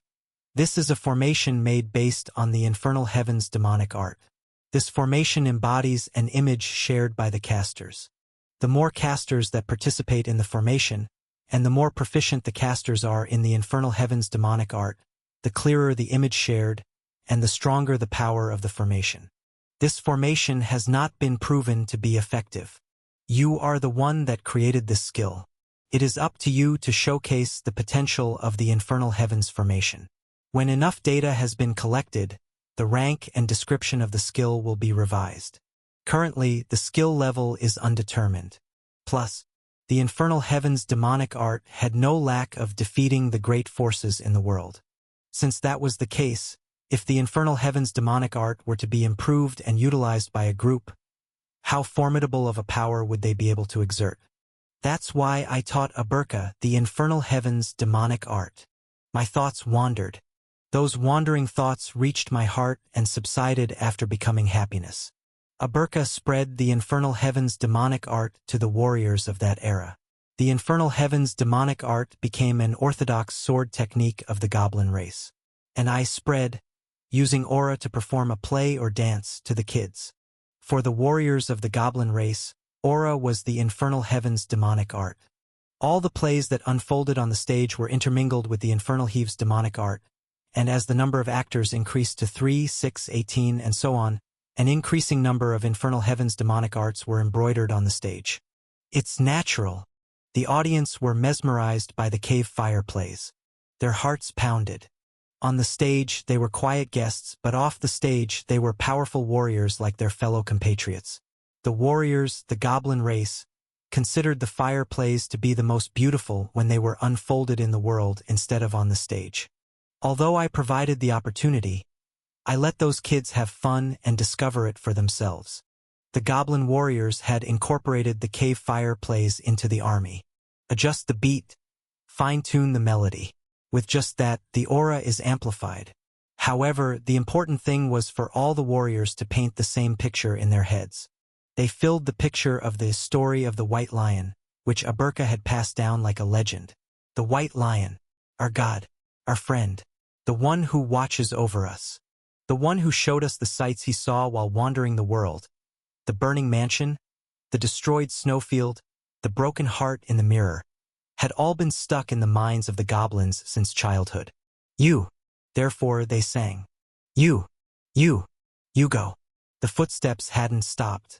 Carried by aura, the footsteps filled the plains, and the sharp cries of the goblins echoed above it. Raising their heads to the sky, the goblins howled like wolves. And so, the resounding footsteps blocked the ground, and the echoing cries blocked the sky. Yugo. Yugo. Yugo. Tapik, tapik, tapik, tuck, tapik, tapik, tapik, tuck. The ground and sky of the battlefield had been blocked. The light of the sun at dawn bounced off the rough curtain of aura, and it could no longer cast its cool light. The plains that the Oni had rushed into was enveloped in pure darkness. A fluttering shadow descended upon the Oni. 3. Naya, the sword princess who was at the front, was the first to notice the anomaly. What is this? Magic, no, aura? Bastard. Did thousands of people raise a tent at the same time? What a pointless waste of aura. If you thought this would be enough to surprise us, then you're wrong. The 7 heroes urged their subordinates. Don't panic. It's just a bit of darkness in front of your eyes. There is no damage. They're just trying to scare by pretending to be cool. We killed at least 20% with this charge. Just keep attacking like this. We are at an advantage. If they struggle to not be torn apart, scratch the inside. The Oni tried to answer to the voice of the 7 heroes. However, thud, thud, the footsteps steadily grew, and the widening shadow enveloped them. This is like feeling the ominous energy, an Oni warrior muttered. It feels like being in a cave rather than on a plain. The momentum of the charge dwindled to a halt. The roars were no longer those of attack and slaughter, but instead became reflexive cries to counteract the ominous feeling. Tubak. Suddenly, the warrior realized that the feeling of the ground they stepped on had changed. Wood? A little while ago, the Oni had been stepping on the bare ground. It was rough and there were stones rolling around which would make them fall if they were not careful. But now, the feeling of the ground that they were stepping on in the dark place had changed. It's like wood. I can't see it well. No, it's wood. Wood floor. It's the wood floor of a very old mansion. Then you're saying that those pig bastards used their aura to cover the area and create a wood-like texture? Why the hell would they do that? The Oni warriors muttered. Yugo. Yugo. Yugo. Tapik, tapik, tapik, tuck, tapik, tapik, tapik, tuck. In the meantime, the singing and dancing around them gradually increased. When the world was bright, the song seemed to be nothing more than a moral-boosting war cry. However, the battlefield had become dark. The sunlight at dawn was too weak to dilute the darkness. Yugo. Yugo. Yugo. Tapik, tapik, tapik, tuck, tapik, tapik, tapik, tuck. In the darkness, the voices of the goblins sounded like they were summoning something like a ritual or a curse. This made the Oni warriors anxious and cold sweat covered the back of their necks. It didn't end there. The Oni, who had skillfully trained auras, looked around, realizing that they were surrounded by something without form and without hostility, something faint that wrapped around their ankles. Smoke? It was aura that flowed like smoke. Random person. How did you win the war? Gobos. We danced and sang. Chapter 247. The goblin's aura never displayed any hostility towards the Oni. As if it really was smoke, it just flowed and seethed. However, the higher the smoke around their ankles rose, the more people began to cough. Cough! Cough! What is this? It's hard to breathe. At that moment, the vast cave was set ablaze. Yugo. Yugo. Yugo. Tapik, tapik, tapik. Tuck, tapik, tapik, tapik, tuck. The goblin warriors stomped them in one fell swoop. The Oni had already burrowed into the heart of the goblin camp, so they were able to attack them from both flanks. In the shadows they cast, they slaughtered the Oni warriors while dancing. But it wasn't simply by swinging swords. Their swords burned like flames, and their spears became pillars of fire that burned the illusionary cave. As they were cut by the fire, the Oni warriors screamed, Kwarak! Hot! It's hot! It's fire! Someone screamed, It's fire! A fire attack! Run away! Escape to the entrance! Wayak! Where is the entrance? There is still a place where light is coming from. Over there. Run away, kids! The formation of Oni warriors collapsed in an instant. Those who could use aura knew that it wasn't fire, but aura that was made to be infinitely close to fire, but they couldn't tell their subordinates that. It was true that it was hot, and when it got too hot, it burned. So, even if it was actually made of aura, how was it any different from flames? Infernal Events Formation. First law. Varning grave. The tragedy of the burning mansion had, today, been recreated on the battlefield. Escape! Run! Run away! The Oni rushed towards the entrance with all their might. There were those who stumbled and fell over because they weren't accustomed to the darkness, those who were caught up in their fall and fell, and those who tripped over the fallen. Rather than a retreat of warriors, it was more like the escape of criminals. It was a mess. Make sure to don't miss it. The sparks lurking in the darkness growled. Know the burning pain. Witness the moment when you can only scream as your entire body burns. The goblins were already immersed deeply in the cave fire play. They were all warriors, but at that moment they were actors. They were priests recreating the White Lion's myth on this ground. Therefore, they were the flames of retribution that would burn their enemies. As they burned the enemies that dared to enter the burning mansion, they became the flames, were enthralled by the flames. No, they burned their anger towards the old enemies who had locked them in the cave of a salt mine where it was difficult to breathe. The fear of the cave that they had been forced to live in for hundreds of years. Yugo. Yugo. Yugo. Tapik, tapik, tapik. Tuck, tapik, tapik, tapik, tuck. The myth colored the sky and the ground, and history colored the battlefield. The goblins, who were the believers of the White Lion's interpretation of the world, took the anger of being oppressed as slaves under the tyranny of the Rime Empire, and, above all, wielded their blades as warriors with aura in their hearts. Kwayak! Sadash! Save me! Run away! It's fire! The fire of God! Run away! Heroes! 7 heroes! Please, save us! It was hell. Everyone, regardless of if they were Oni or goblin, fell into a hallucination. The thick cloud of smoke-like aura amplified the hallucinations. The Oni didn't even think about swinging their swords or spears at the fire, and the goblins just continued to gnaw at their enemies' limbs as if they were actually fire. And so, like charcoal that had been burnt to the limit, the Oni army collapsed. 4-0. That was why I was certain that this war was a war that had never been seen before. Even my retainers, who were watching the battle, were quiet. The first person to open their mouth was Kim Yul, who was the most familiar with tragedies among us. It's amazing. Family head. Kim Yul looked down at his notebook expressionlessly. Until now, I have traveled to several worlds where the Murim and Gango exist. And every time I've met factions that use battle formations. But the methods they developed were, at best, able to affect people's perception and trap them in a pre-made maze. Or they didn't differ much from the level of a joint attack or strike. Closing his notebook, Kim Yul once again looked down below the mountain where the Infernal Heavens formation was unfolding. But this is different. All of the users learned the same Infernal Heavens demonic art, and all of them have the same image in their minds. They used aura as a tool to paint the image that they all share in their minds in this world. They didn't just make and watch the painting.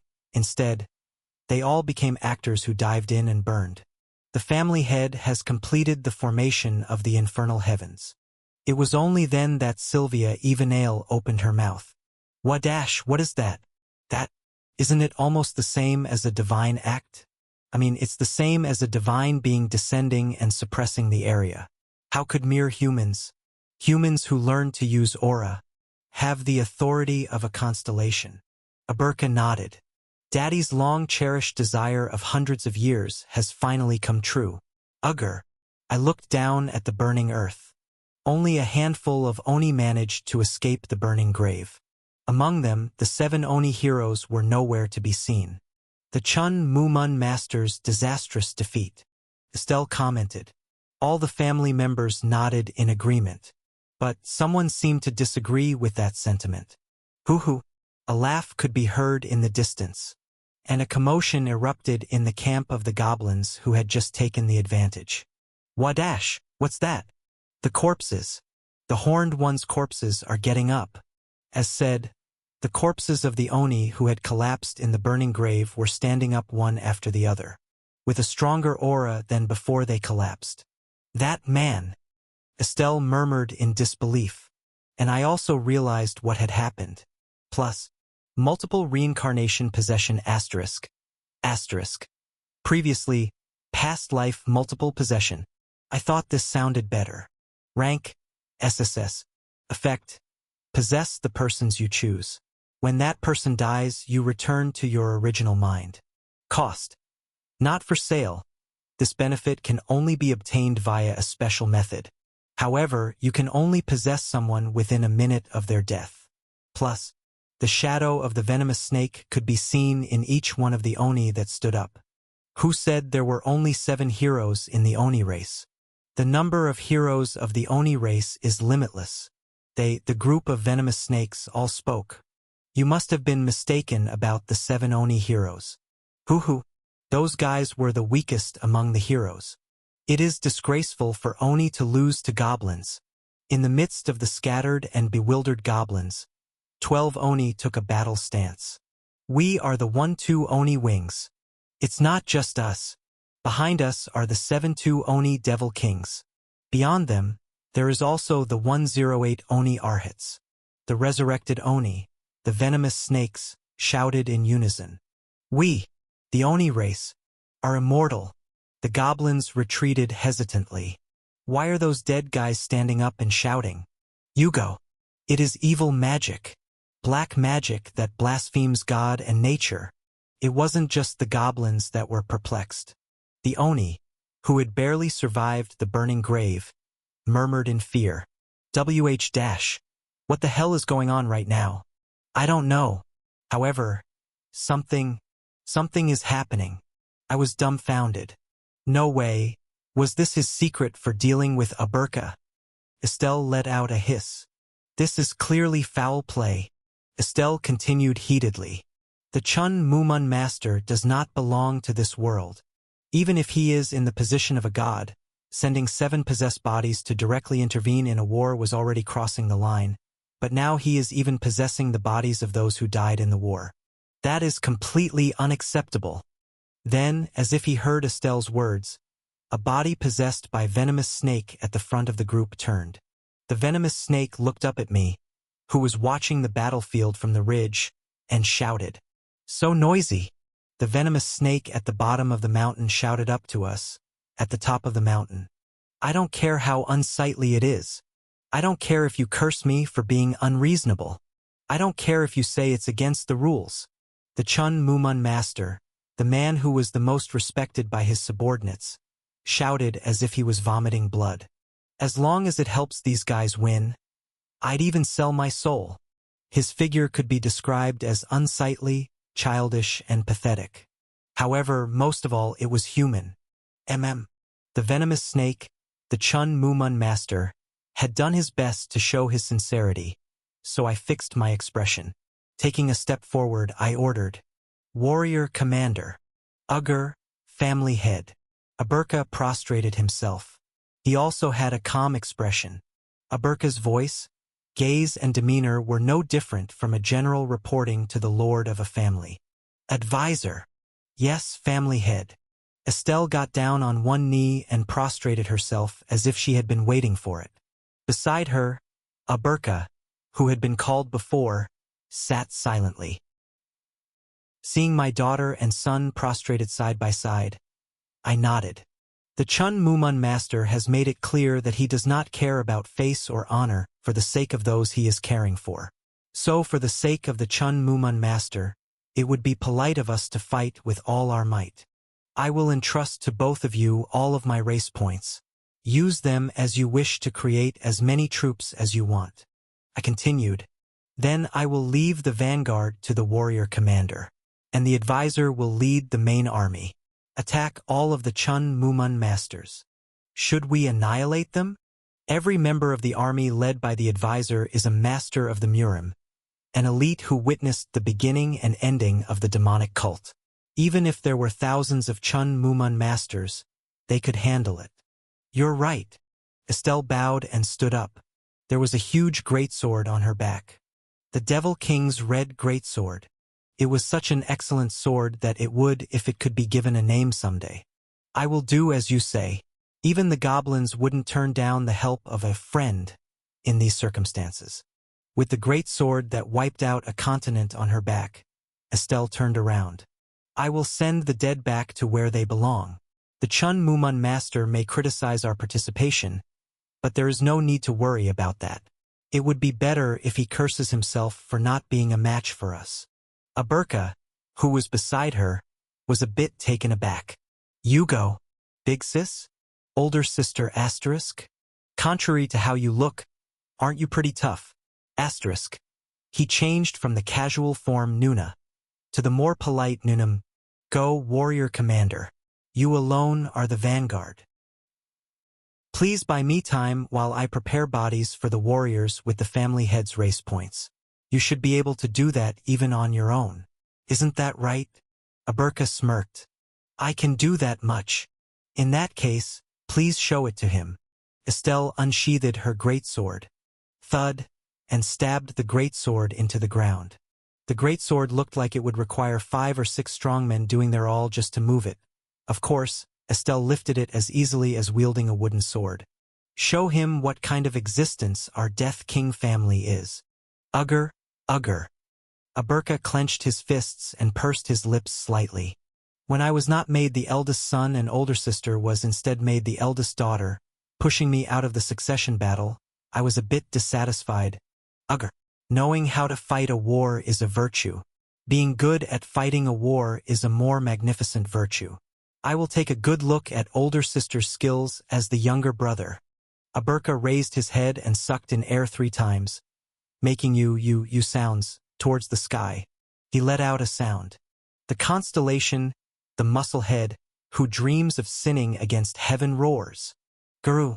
The battlefield instantly became quiet. Regardless of whether it was the bewildered goblins, surviving Oni, or the thousands of venomous snakes, they all froze as the lion's roar resounded. Now, Estelle pointed the tip of her blade toward the battlefield. Go! Our family clan's first battle kicked off. Chapter 248. 5. What is a family? To me, a family clan was not yet a family. In a way, it was on the path to being family. A place where those who were not yet family gathered, somehow formed relationships, and somehow worked hard to prevent the relationships that were formed from being broken, each taking on their respective roles. As long as I'm still the Grand Chamberlain, no one will abandon me. As long as I'm still fulfilling my responsibilities as Shadow, no one will abandon me. As long as that desperation drove us. Until the day when I became someone's father, until the day that child became my child, we would work desperately, as we were standing in this position now. Aberka. As the being who watched over all the children's efforts, I was called the family head. Ugger. Aberka, who released a lion's roar towards the plains, looked back at me with a somewhat satisfied face. Hot breath seeped through the gap in Aberka's fangs. The enemy is a warrior who runs at the top of the tower. He even has some scam items. Therefore, it's an enemy that I don't need to go easy on. That's right. Fight as much as you like until your mind is at ease. Aberka grinned. That is the order I was hoping for. Family head. My beloved daddy. Thud. Aberka rushed toward the enemy, leaving behind the thudding sound of footsteps that shook heaven and earth. If the bodies of the Oni were like a train or a banner spear, Aberka's body was a tram or battleship. Aberka achieved the charge carried out by the Oni army of 9,000 troops, on his own. Is there any warrior that will fight me, Uberkea? Aberka roared. With a gasp, the surviving Oni slipped and tossed away their spears. There aren't any warriors among the Oni. Ah, no wonder there aren't. The only thing good about you bastards are the horns on your heads. Kuhahaha. The grinning Aberka was like a huge mythical giant, and the Oni were not ready to face a myth today. So, someone stepped onto the path to the Oni and faced off against Aberka. The 12 Oni wings. Gather. 12 soldiers, possessed by the venomous snake, rushed towards the giant wielding dual swords. Their bodies were severely damaged because they had died before to the burning grave. But it was murderous intent that burst from their wounds, not blood. We will stop you, giant. Kill that guy. The Oni have not yet been defeated. This is but a minor crisis on the road to victory. Nothing has changed. Hearing the timbre of the 12 Oni wings, Aberka snorted lightly. Aura was heavily mixed into Aberka's snort, and that aura alone was enough to fill this place. Too weak. Aberka bared his fangs. When he smiled in his giant form, his huge fangs made him look like a smiling mythical demon. Even the goblin soldiers couldn't help but shudder. I am the warrior commander of the Death King family. Aberka laughed. The Death King family is a family clan that picks up the death lying in front of them. Where is their death without despair? Where is their death without resentment? Our family clan bears all the despair and resentment. Only our Death King family. Therefore, only my family head is qualified to lead this family clan. Aberka slowly raised his axe. We do not stop those whose despair is inferior to ours from running away. We are prepared for those who try to stop us despite having resentment inferior to ours. I am the son of the Death King family, warrior commander Aberka. Swoosh! This axe will become your despair. Boom! A huge axe struck the place where the 12 Oni wings were standing. Smash! The blade of the axe dug into the ground, causing it to crack. It shook, knocked them down. Rumble, rumble, rumble.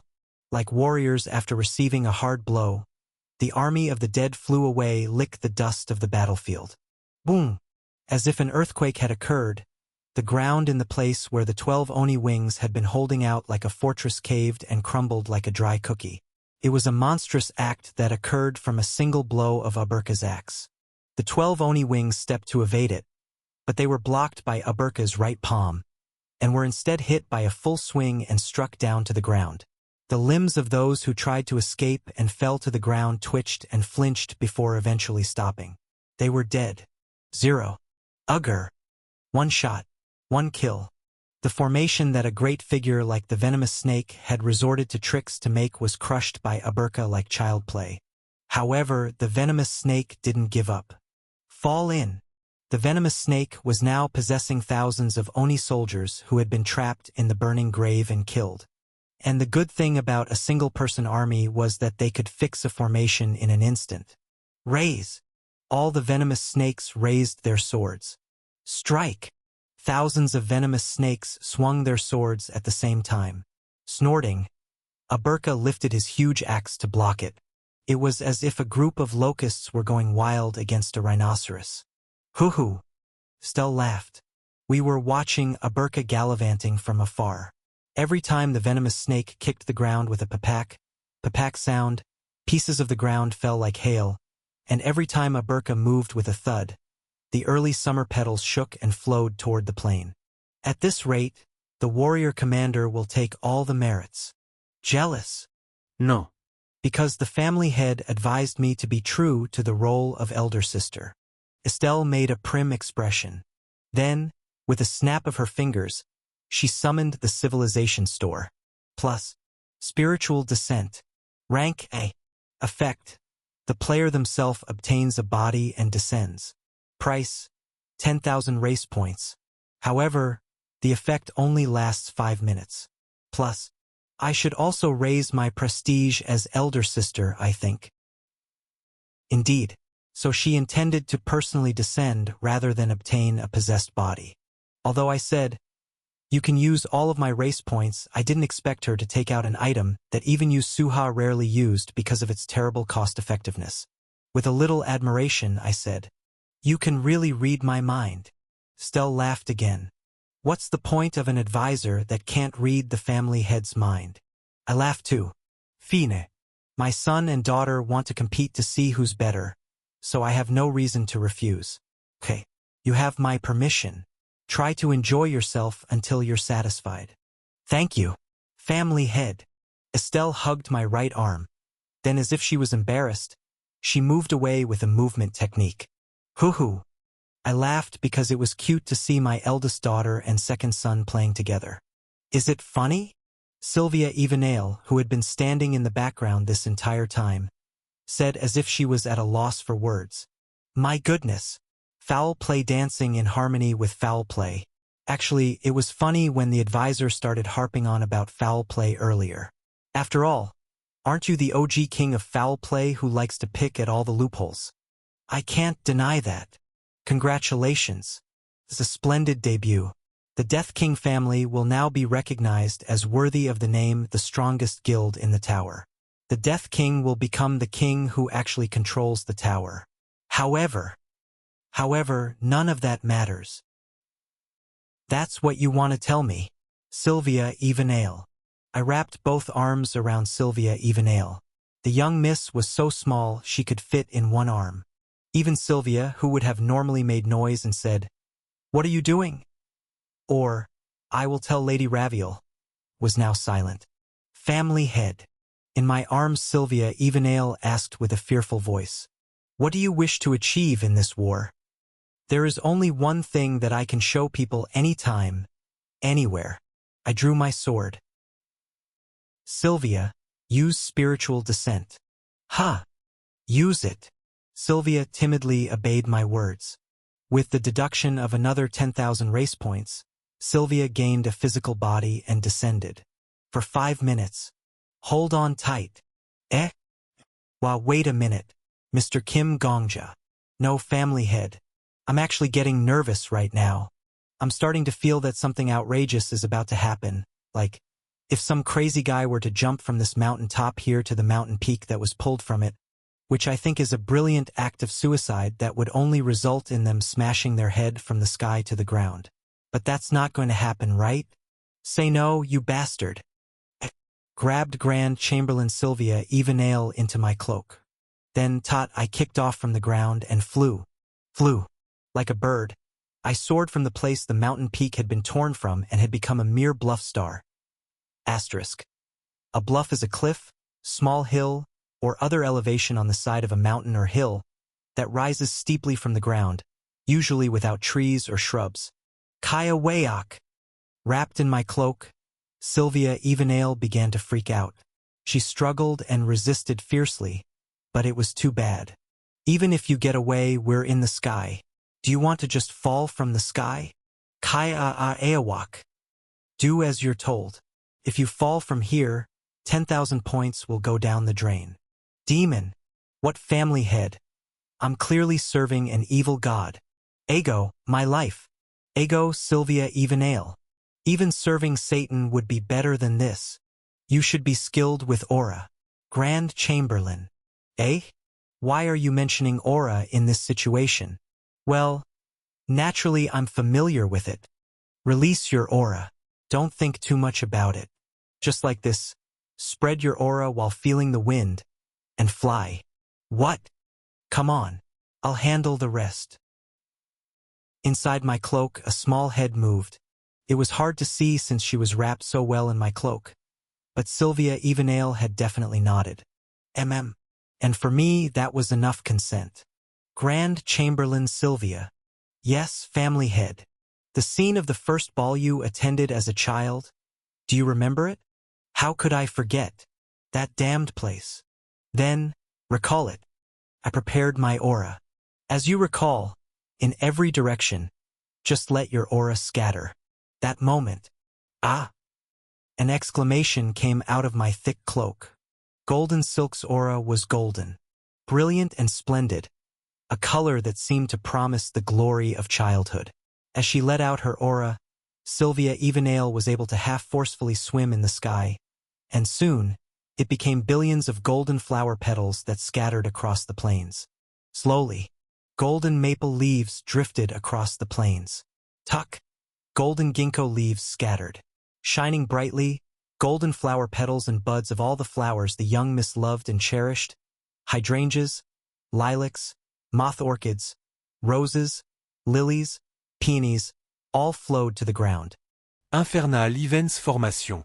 Extra law. Golden Chaos Flower Garden. That was the longing Sylvia Evenale had as a child. Sylvia Evenale stared down blankly at the flower garden that her aura had created in an instant. Forgetting that she was still flying in the air, she simply looked down at the landscape that had been shaped by her life. Family head, you. I think it's beautiful, I said. We all can fail. We all made mistakes that we shouldn't have. However, even so, if you look back, you'll find that your origin is beautiful. Look, I pointed down. One of the Oni warriors, not a venomous snake, but one who had managed to escape the burning grave, carefully picked up one of Sylvia's golden flowers. The warrior treated it as if it was the greatest treasure. Then, hurriedly, before anyone else could see it, they turned and fled. There weren't many, but several of them fled like that. The meaning of this battle, the history of this war, the resurrected corpses and descending myths. There were those who were more enchanted by the beauty that miraculously appeared before their eyes than all those irrationalities and illogicalities. So much that they decided to throw everything they'd ever had aside and run away. You are not nothing, Sylvia Evenale. You are my Grand Chamberlain. Tuck. After a long flight, we landed on the ground. It was the mountain peak that Aberka had torn off of and smashed into the middle of the battlefield, and the venomous snake and Oni army split and passed through. Standing on the two parts of the mountain peak that had been beautifully split, I looked around. You asked what I wanted. Grand Chamberlain. Yes. I want to show how much a mere person can do. The countless golden petals sculpted from aura dyed the plains gold. There, the Oni possessed by the venomous snake fought hard. However, Aberka's axe shattered them, and Estelle's cuts severed their limbs. When a soldier, who had already died once more, blood splattered from their wounds onto the lovely golden roses. Here, Kim Yul slowly opened his mouth. Is already a different world. That's right. The purpose of the infernal heavens formation was never to destroy the enemy. It was the most insignificant of all the purposes, and it was embarrassing to even mention it. Is this the landscape the family head wanted? Right? To show a different world to the living people. To show them different landscapes, different scenes, and consequently different dreams. A fight for supremacy between the Oni and the goblins. The pride of their races. The wounds. It is so important that it occupies most of the weight in their hearts. That resentment. I'm very aware of it. However, nevertheless, there is more to the world than that. I looked at an Oni who was running away with a golden rose in his hands. I don't know about that Oni warrior, nevertheless, I can imagine their life somewhat. Here now, there were individuals who became soldiers because it seemed natural. No one was allowed to retort, No one even prepared a retort, so someone accepted it as their path, like a fish swimming in the water of a great river. However, one day, one glorious day, if a golden rose that seemed out of this world was to slowly, gently, fall to someone's feet. It might just be a coincidence, but the moment they decided to run away with the flower petal, it was already fate. Now, that child is no longer a soldier. They are not even an Oni whose heart has become black after repeated defeats. They are an artist fascinated by the golden rose, who intends to pick up a sculpting knife or paintbrush to express it. That fellow has finally found their destiny. I looked behind me. Sylvia Evenale was staring at the golden plain and the back of the deserter fleeing from the golden plain as if she was drunk. Kim Yul had been staring at my face from beginning to end. There is no such thing as fixed fate. A small coincidence, a fleeting miracle, is enough to create the temptation to make a person live as a person. We don't want to live life if it feels like fate. We only want to live life if it is tempting. Do you understand, Shadow? We will give everyone climbing the tower the desire to live a little longer. Right. Kim Yul nodded.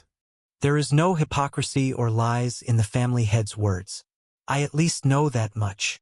I reached out to Kim Yul, and as if he was expecting it, he gently took my hand.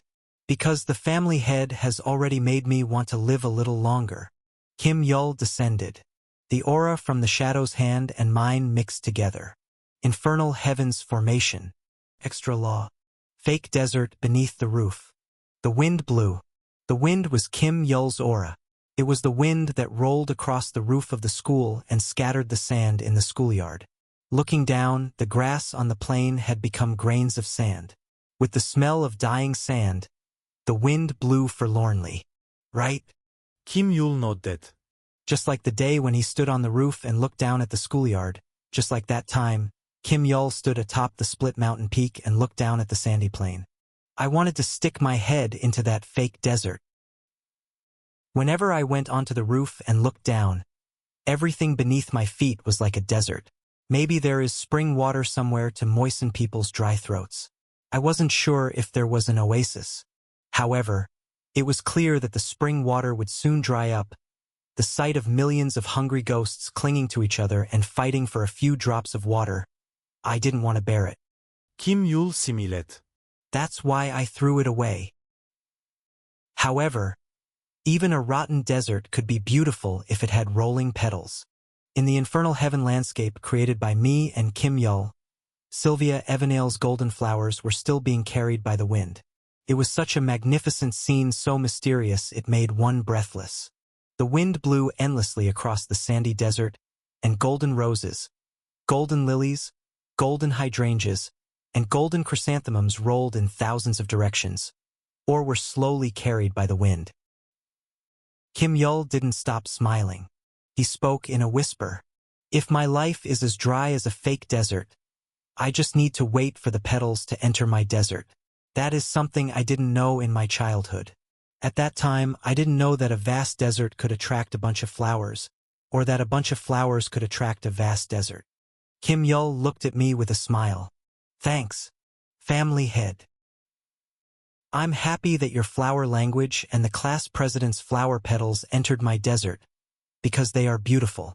At that moment, boom, in the place where Aberka and Estelle were fighting, a place where Kim Yul's wilderness was covered by the golden silk's golden flower petals.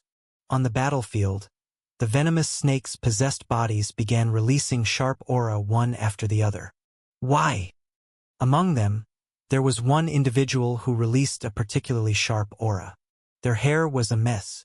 Their horn had been broken at some point, proving that they were an Oni warrior that had been defeated before.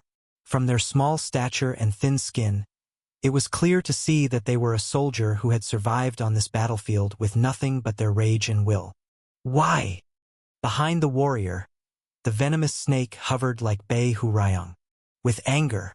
Why are the kids I take care of? The venomous snake's possessed bodies stomped in unison. Boom! The bodies that had died twice and could no longer be possessed were sent flying. Even now, even then. Death King. Why? Why can't the children I take care of, like the kids you take care of? The venomous snake's eyes blazed. The rage became hatred.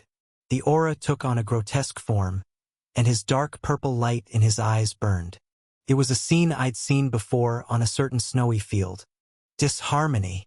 It was the same as when my teacher was not yet my teacher. It wasn't difficult to figure out the reason. The multiple possession itself gnawed heavily on the user's mental power. Splitting yourself into hundreds and thousands, inserting them into the possessed bodies, and manipulating them all. It was never something that could be done soberly. Even then. It was like that even then. Death King. Even then. What period was the venomous snake referring to? I wanted to ask, but it seemed that the opportunity to get a sane answer had already passed. Rampaging aura surrounded all of the venomous snakes. Don't worry about it. Suddenly, someone grabbed my hand. Everything will be all right. It was Estelle. When had she returned to my side? Estelle smiled softly and squeezed my hand, as if to tell me not to worry. Isn't that the family head's companion? Just give him a smack and tell him to come back. Family head. Just do it like always. Right? You're right. I nodded. In the place where Estelle's palm and mine touched, aura began to resonate. Estelle was the child who watched me learn the infernal heaven's demonic art from beginning to end from the closest place. When it came to the understanding of the infernal heaven's demonic art, few people could compare to Estelle.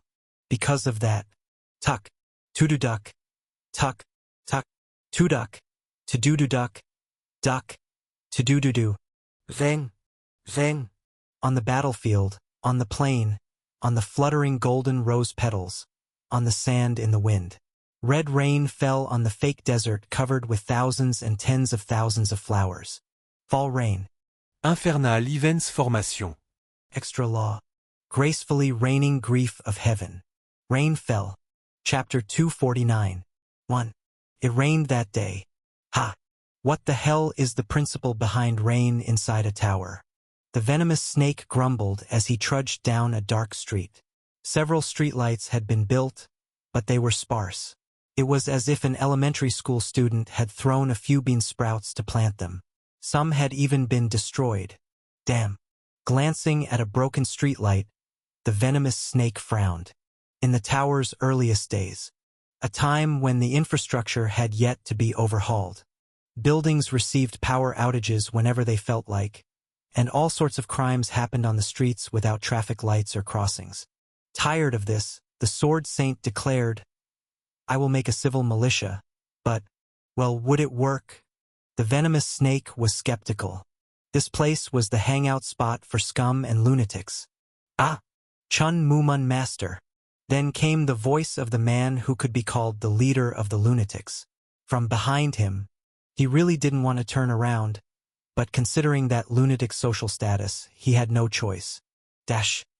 What is it? Ah. As expected, it's the Chun Mumun Master. A gold-plated smile. Turning around, he saw a fairy-like child standing in the middle of the street like a garbage can. The child, who looked like they had never done anything wrong in their life, smiled. Their fresh blonde hair, as if they had just taken a shower, added a solid fragrance to the child's smile. Heretic questioner. The venomous snake knew the name of this dangerous being. It's raining, so why are you calling me? Ahaha. So stiff. I received advice from the Black Dragon Master. She told me to talk to you in public. The venomous snake frowned. Meaning? By talking to me in public like this while it's raining, are you trying to give the impression that Chun Mumun and the 10,000 Temple have a good relationship? Oh, indeed. That's exactly what I meant. How come I didn't know? You followed so well. I'm still learning. I had no other choice.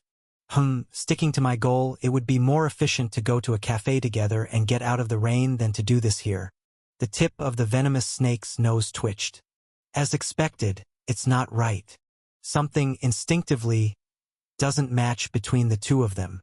After exchanging words, the other party would draw a conclusion and progress. Nonetheless, the venomous snake didn't have the feeling of exchanging words. Quite the contrary. It was as if they were exchanging words, but they were in a foreign language such that they would never be able to understand each other. Cafe. Yes, a good cafe. Again. Even though they both said cafe, he could feel a difference. Was the word cafe that he was using really the same as him? Did he understand? If a parrot memorized the patterns and exchanged the questions and answers in a conversation with a human, could it be considered communication? Dash. The venomous snake gazed into the heretic questioner's eyes with his one remaining eye. There was no reflection of him in the heretic questioner's eyes. His blue eyes seemed to only reflect the color of the sky. In that case, it made no difference, talking to this guy or talking to the sky. Either way, the conversation wouldn't work. With a religion created out of a desire to talk to gods that could not be communicated with, trying to talk to the head of that religion could be considered ironic. Oi, religious quack. Yes, sword quack. 10,000 temple master. Yes, Chun Mumun master. Heretic questioner. Yes, venomous snake. Right. The venomous snake spoke to the raining sky. Right. Let's go to the cafe. It rained that day. Too. It rained. Death King. A rain-soaked roar resounded. The Chun Mumun master, the hunter with the title venomous snake, borrowing the body of an Oni warrior with a broken horn, widened his red eyes. It wasn't just his eyes that were red. Disheveled hair, single horn, chest muscles and dangling nails. Red rainwater flowed over every part of him. The more his body was tinted red, the more the venomous snake's possessed body twisted as if in unbearable agony. Kwa-ak! It was the aura from the infernal heavens formation released by Estelle and I, gracefully raining grief of heaven. The fall rain that Estelle scattered around the world when she was the Devil King. Estelle's resentment and enmity flowed like endless rain water. The venomous snake, who had borrowed several possessed bodies, was struck by the red shower all at once. Fu, ahahaha. The possessed bodies fell one by one, and the one-horned warrior laughed. That warrior rose up from the pile of Oni corpses. He pushed aside the corpses of his own kind, stepped on them, and kicked them away as he made a path for himself. The shape of the Oni was a venomous snake star. Asterisk. Not the title. The warrior, no, the venomous snake chuckled. The light in his eyes was redder than the rain. It was a clear sign of disharmony. The venomous snake's entire body was covered in blood, and he licked the rainwater flowing into his mouth as if it was cool spring water. Do you intend to stop us, Dash? Me, Death King? Yes, I answered. I intend to stop you, Chun Mumun Master. Why? One of the kids I take care of told me something. I glanced to where the chairman of the goblins was. If Aberka blows you away, will it be their victory or Aberka's victory? Oho. By the same principle, if you use a crowd to win in this situation, that's your victory, not your race's victory. Ooh-ha-ha-ha. The warrior, who had fallen into a state of disharmony, howled loudly in the rain. If it's the race you lead, there's nothing to say about uprightness or righteousness. I'm so pissed. Right, that's right. That's what a guy like me does, damn. Chun Mumun Master. How did you raise those kids to be so upright and righteous? Damn. Crackle. An electric current danced at the venomous snake's feet. As if in response, lightning struck from the raining sky. Boom! The turbulence of aura shook the ground. The raindrops puddled on the ground splattered, and the rainwater embroidering the sky that was caught in the lightning evaporated. Damn it! The electric current flowed through the puddle on the ground.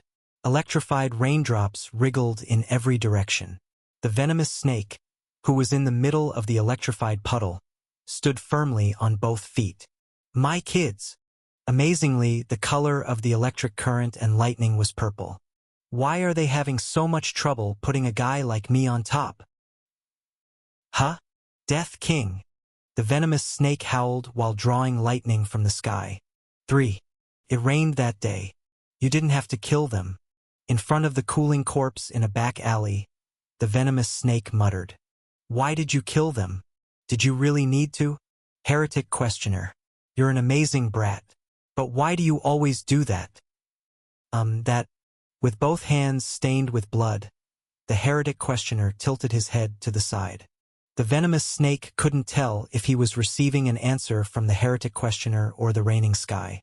Because that way is more efficient. That corpses can't talk. They can't act. So they can't break promises or become future threats. That's why it's better to kill those who show hostility when I can. As the number of rainy days increased one by one, the time that passed doubled. Now, on a street where the number of streetlights increased, the child of a broken god who had made people a part of the street many times, eventually, as if he'd grown tired of it, cupped his chin and said, "Chun Mumun Master. That, I know you're trying to fix me." The heretic questioner smiled brightly. "Your efforts have paid off, and now, the two of us can be said to have a relationship where, instead of going to a cafe to show the closeness between our guilds, we can go to order coffee. However, that is all." The heretic questioner looked at the venomous snake. His eyes, which looked like the sky, reflected neither the corpse nor the venomous snake in front of him. "You can only use me like everyone else. You cannot change the principles of my behavior." Old vehicles raced down the road. They were all cars that should have been sent to the antique shop already, but in Babylon, seeing such junk rolling around was normal. Bang! Bang! The sound from their exhaust pipes was like the wheezing of weak lungs. Why? Because you cannot take responsibility for me. Although they were cruel, the pointed words in the rain were simple, pure facts. I was born like this. I have lived like this. This is the only way I can live. And your attempts to instill a different way of life in me, despite your good intentions, are bound to fail. A broken streetlight was knocked down by the rain. Despite that, the heretic questioner smiled brightly with his arms spread out. "Nevertheless, Chun Mumun Master, is that such a bad thing? I define those who try to kill me because they cannot take responsibility for me as my enemies. Sadly, 99% of the world is made up of enemies. In that regard, Chun Mumun Master is a very rare case. You probably wouldn't kill me even if there was a chance." Lightning struck. In the torrential rain, the lightning seemed purple. Startled by it, a car drove nearby and landed heavily in a puddle. As if splashed by an invisible hand, a spray of water rose up and hit the two of them. To say it plainly, the two of us are friends and colleagues. Isn't that enough? That wasn't enough. However, if it was the best option, he had no choice but to be satisfied. That's what he thought. For lightning struck in the rain. All auras have a different color. However, it's not just the color that is different. Even with the same red aura, it could have the meaning of blood or rose. Depending on the image that the aura user has in their heart and the image that is embedded in their core, the aura would also be different. My aura resembled blood and flames. And the 6th-ranked hunter, the venomous snake, seemed to have damaging purple lightning asterisk in his heart. Asterisk. Contextually, the damaging part is still unclear. I grabbed the saber of a corpse that had fallen close by. "How would I know?" "Why don't you know, bastard?" The venomous snake rushed forward. Just as the form of his aura was lightning, the venomous snake, who had fallen into a state of disharmony and released his true ki, was as fast as lightning. It was almost impossible to follow the venomous snake's movement with the naked eye. In an instant, the venomous snake's figure flashed past me. Whoosh! Shit! A line of blood burst from my shoulder. Blood spurted out. A bizarre quicksword. If he had cut a bit deeper, I might have lost my left arm, but I was angry for other reasons, not the injury. Damn it! Why are you just standing there in a daze? Before I regressed, the Chun Mumun Master was one of the great figures that I dare not even look up to. Even after finding out that he was an emperor of light novels with a sloppy temperament, on a fundamental level, I still respected this man. Even taking into account that it was impossible for him to think clearly while in a state of disharmony, I couldn't bear the fact that such a man was acting like this. Acting like this to your junior? Aren't you ashamed? Junior? Where in the world is there a junior like you? The venomous snake's voice came from every direction. This was because the venomous snake was moving his body in every direction without stopping. At a speed that divided 1 second into several pieces, before I knew it, the venomous snake appeared in front of me. I used aura to increase my senses as much as possible. But in the infinitely increased time, the venomous snake struck at my stomach, chin, and head. A lethal blow. The determination to kill me was contained in every blow. Moving my feet, pushing my hands, and twisting my waist, I avoided the blows. Why? The venomous snake didn't stop. Tot, before the sound of his step disappeared, the venomous snake appeared on the other side. He swung his sword. Pushing my aura to the limit, I narrowly evaded the venomous snake's sword strike. Death King, why is it you? The moment I dodged the sword strike, the venomous snake's eyes met mine. His eyes burned with poison star. It was poisonous enough to wonder if that was what poisonous goo *** looked like when they were put in a jar. Asterisk, also malice/spite, ***, referring to the sealing of several venomous creatures, e.g., centipede, snake, scorpion, inside a closed container, where they devoured one another and allegedly concentrated their toxins into a single survivor, whose body would be fed upon by larvae until consumed. The venomous snake's pupils became jars of goo poison that shined dark red. Why are you, the only one making those other guys happy? What are you suddenly? You inherited the mantle of the infernal heavens. That story. It was sudden to me, and to me who froze, the venomous snake screamed as if vomiting blood. You set up the best moment for the heavenly demon. You gave her a gift. Despite being eaten away by the agony of death, the heavenly demon was still able to laugh heartily at the gifts you gave. He, too, was a colleague who joined me in the Chronicles of the Heavenly Demon. I fought on the side of the demonic cults faction, while the venomous snake fought for the righteous sex faction. I took the heavenly demon as my teacher, and the venomous snake took the Murim Lord as his teacher. Why? A colleague, who shared the winter with me, screamed. Why didn't the Lord do that? That scream had the power to freeze my feet for a moment. The venomous snake's sword key swept across my cheek, causing blood to splatter, but I couldn't help but stand still. Grandpa Namgung Yun also lived desperately. He wanted to become a human that could confront the heavenly demon. Somehow, he devoted his entire life to training and practice. In my one eye, the Murim Lord looked sublime. But why? Why did such a noble man meet such an end? Why did he always have to find happiness in taking care of people who knew nothing? The venomous snake's aura became darker. Purple aura rose up from his shoulders, slowly flailing upward, stretching into the air. It's my fault. That is also my fault. Just like I didn't take good care of these guys, I didn't try to understand Grandpa Murim Lord more deeply.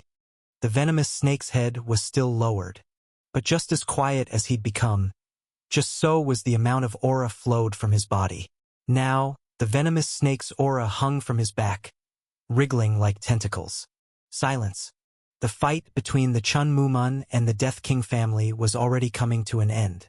Every time Kim Yul swung his sword, 1 or 2 possessed bodies died. Every time Aberka swung his axe, 5 or 6 people fell apart. Every time Estelle swung her sword, a row of possessed bodies that were trying to counterattack evaporated in an instant. The only sound was the venomous snake's own screams. As the defeat deepened, so too did the silence. Death King. Yes, Chun Mumun Master. Why? Then, the venomous snake raised his head. Our eyes met. As I saw his shaking jet-black eyes, I realized. It was only after meeting those eyes that I was certain. I understood the meaning in the venomous snake's eyes and the shaking in his voice. It was probably the thing I understood most at my age, because it was the eyes and voice that I had in the past. My very first wish. The resentment that could not be fulfilled until my first death. My wish, my essence to stand atop a high ridge to breathe the fresh air as I please, swing my sword as I please, walk only the path I want to walk on, and live the life I want to live. The first skill I got. I want to become just like you. As soon as I looked into the venomous snake's eyes, I understood the name venomous more than anyone else. The venomous snake asked this.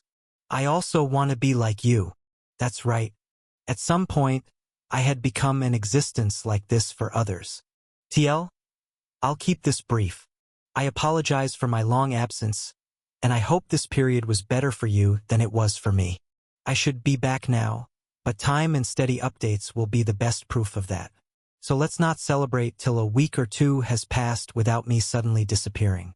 I won't push or promise any crazy update plan for now, as while I do have some chapters in hand, I'm pretty sure I've lost a lot of the groove which means chapters will probably take more time and perhaps have more mistakes. Sorry EDs. With that in mind, I believe steady updates would be the better idea over dumping everything I have all at once so as to save myself the stress of meeting deadlines.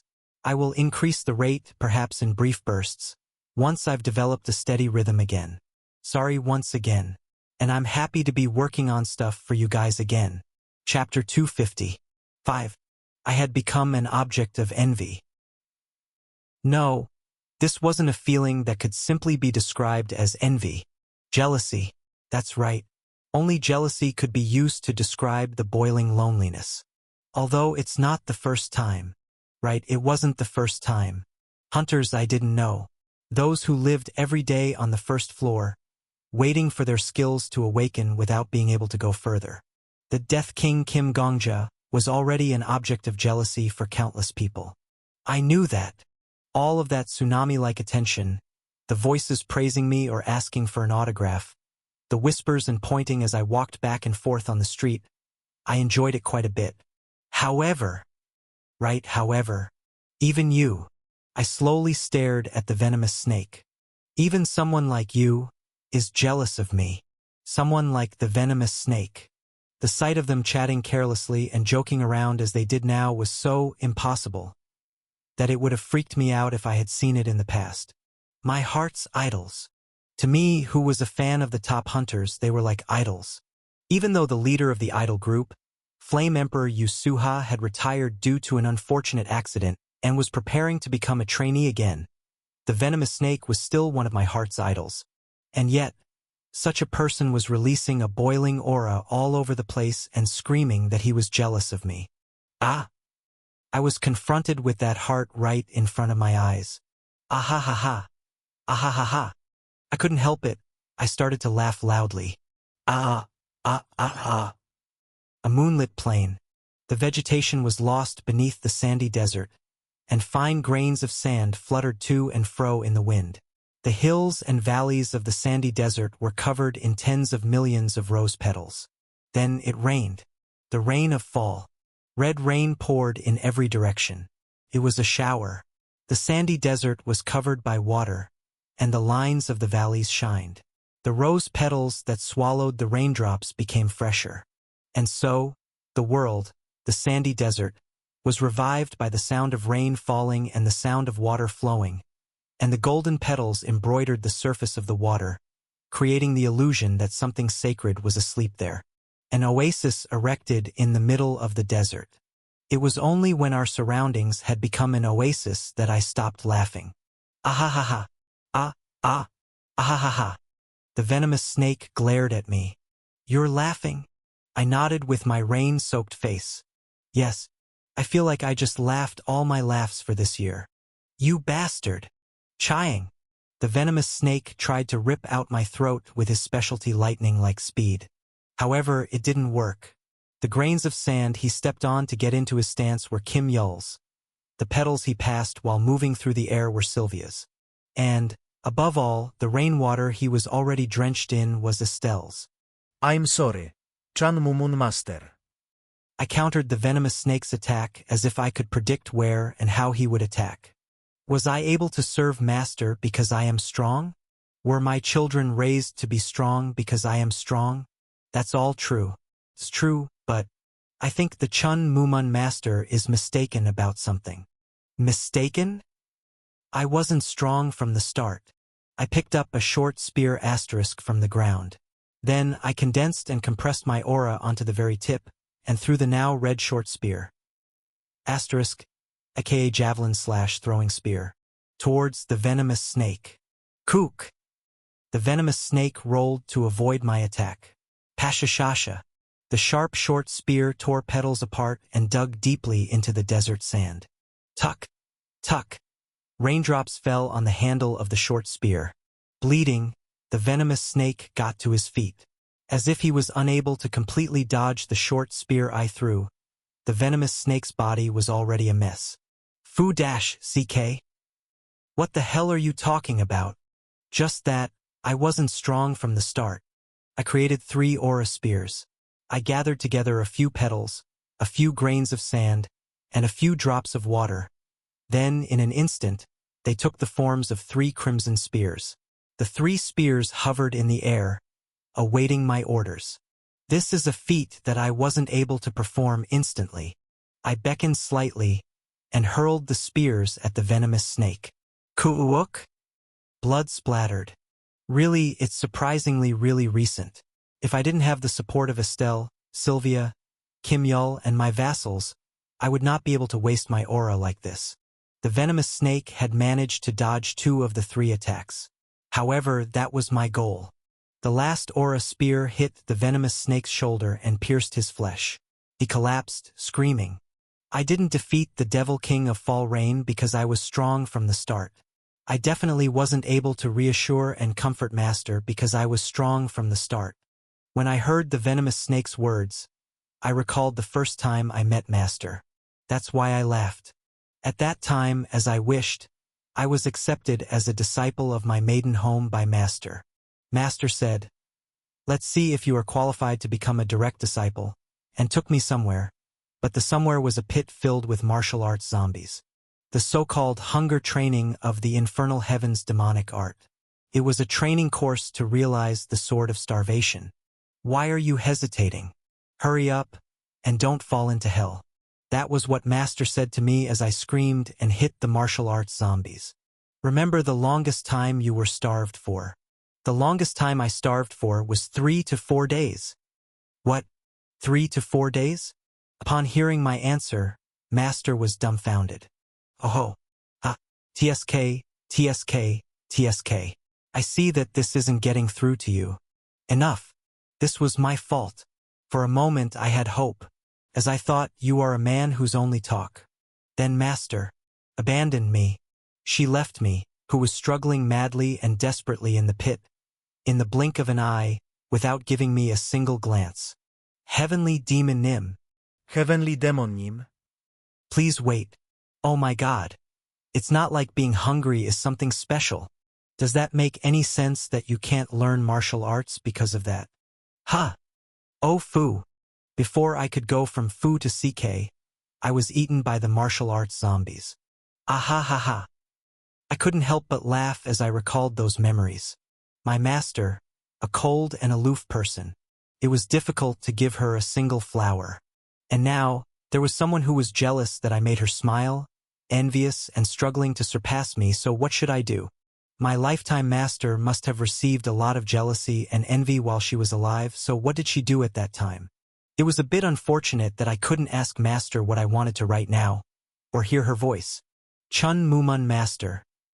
Everything I did wasn't because I was strong from the start. It's just that I received a bit more time than everyone else. The venomous snake breathed heavily as he looked up at me. Naturally, he didn't understand what I was saying. Unlike me.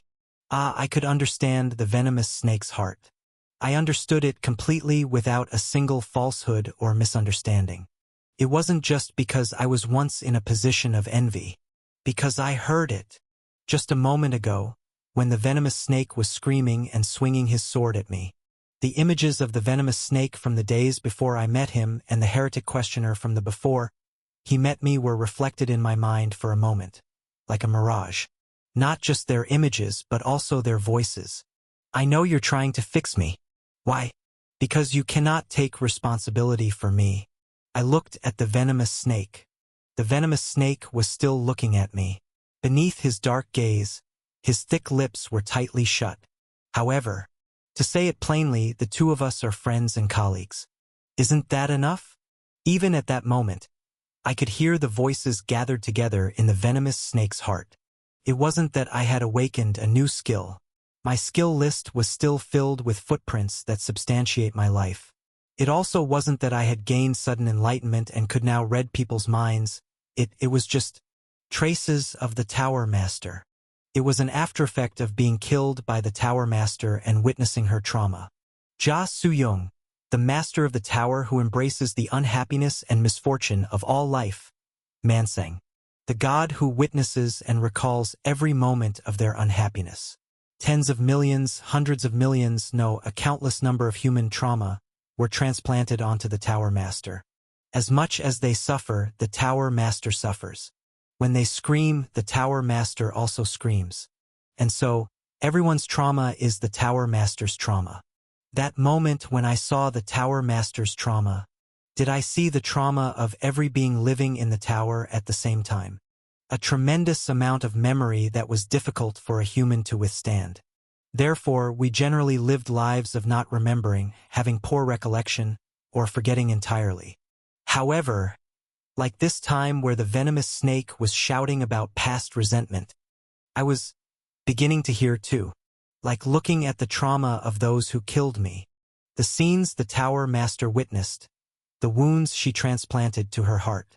I wasn't sure if it really happened in the past of this world, in a world created separately by Jia Suyong's interference, or somewhere in the future. Half divine I opened my eyes to that. Ha! I let out a laugh once again. This was the world that the Tower Master saw. It was saddening just to think that in your daily life, just by bumping into someone by chance, you would hear their cries and screams.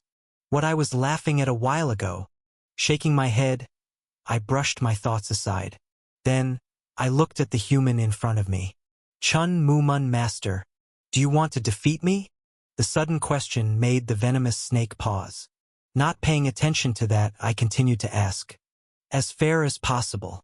Chun Mumun Master, you don't want anything other than to beat me in one-on-one, right? The venomous snake grit his teeth. If that's the case, blood gushed from the venomous snake's mouth. If that's the case, then what would you do? That spat blood, I didn't avoid it. The venomous snake had collapsed, and I was looking down at him, so a few drops of blood from the venomous snake's mouth splashed onto my cheek. Give you a chance. Just like I didn't wipe away the pouring rain, I also didn't wipe away the blood. I'll say it again, I wasn't strong from the start. Time. Took a lot of time. During that time, I gathered all the children I got along with and created a family. I grabbed the aura spear stuck in his shoulder and pulled it out. Cough. Once more, the venomous snake's body heaved and blood gushed out. And there are a lot of ways for the Chun Mumun Master to buy time. I slowly opened my mouth. 200 years, 6 months, and 21 days. That is the amount of time the heretic questioner spent on the 31st floor on his own. Silence. Perhaps for a moment, the venomous snake didn't understand the meaning of my words, but his eyes slowly widened. Tuck. Raindrops falling from the sky flowed through my hair before landing on the body of the venomous snake. It wasn't until a few raindrops had fallen did the venomous snake open his mouth. You don't mean, therefore? Yes. I nodded. Whether it takes 200 years or 300 years, try to stay alone in this place like the heretic questioner. Train and practice for hundreds of years. Try to attract people. Then challenge me again. Chun Mumun Master.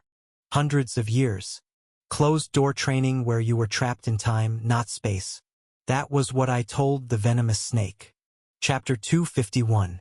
The venomous snake slowly opened his eyes. Black water drained from his eyes. The emotion that had been burning on his face disappeared. I could tell that his sense of reason, which had been lost in the state of disharmony, was slowly awakening. Are you telling me to seclude myself and train? To be precise, it doesn't have to be closed-door training, but instead you would seclude yourself in this stage, this world. I guess you could say it's closed-world training. Since you'll be using an entire world as your training ground, there's no more luxurious or lavish training than this. I smiled. If you had told me you were jealous, I didn't realize how much I've grown. I should have paid more attention to the feelings of the people around me, but I didn't. I am also an inadequate person. A bad person. Do you know how I feel as I watch the Chun Mumun master making such a sorrowful expression? I feel fantastic right now. I tilted my head back and laughed. So much so that Sylvia's petals stuck to my lips, and Estelle's rainwater entered my mouth. Still, I laughed heartily, not caring at all. To be envied by the Chun Mumun master is such a great feeling. Seriously, it really feels so good. I must have been born to feel this. I feel like the reason I was born into this world must be just to create a scene where everyone envies me, to the point where I feel like it is my destiny. I mean it. At that moment, a spear flew out from the pile of corpses across from me.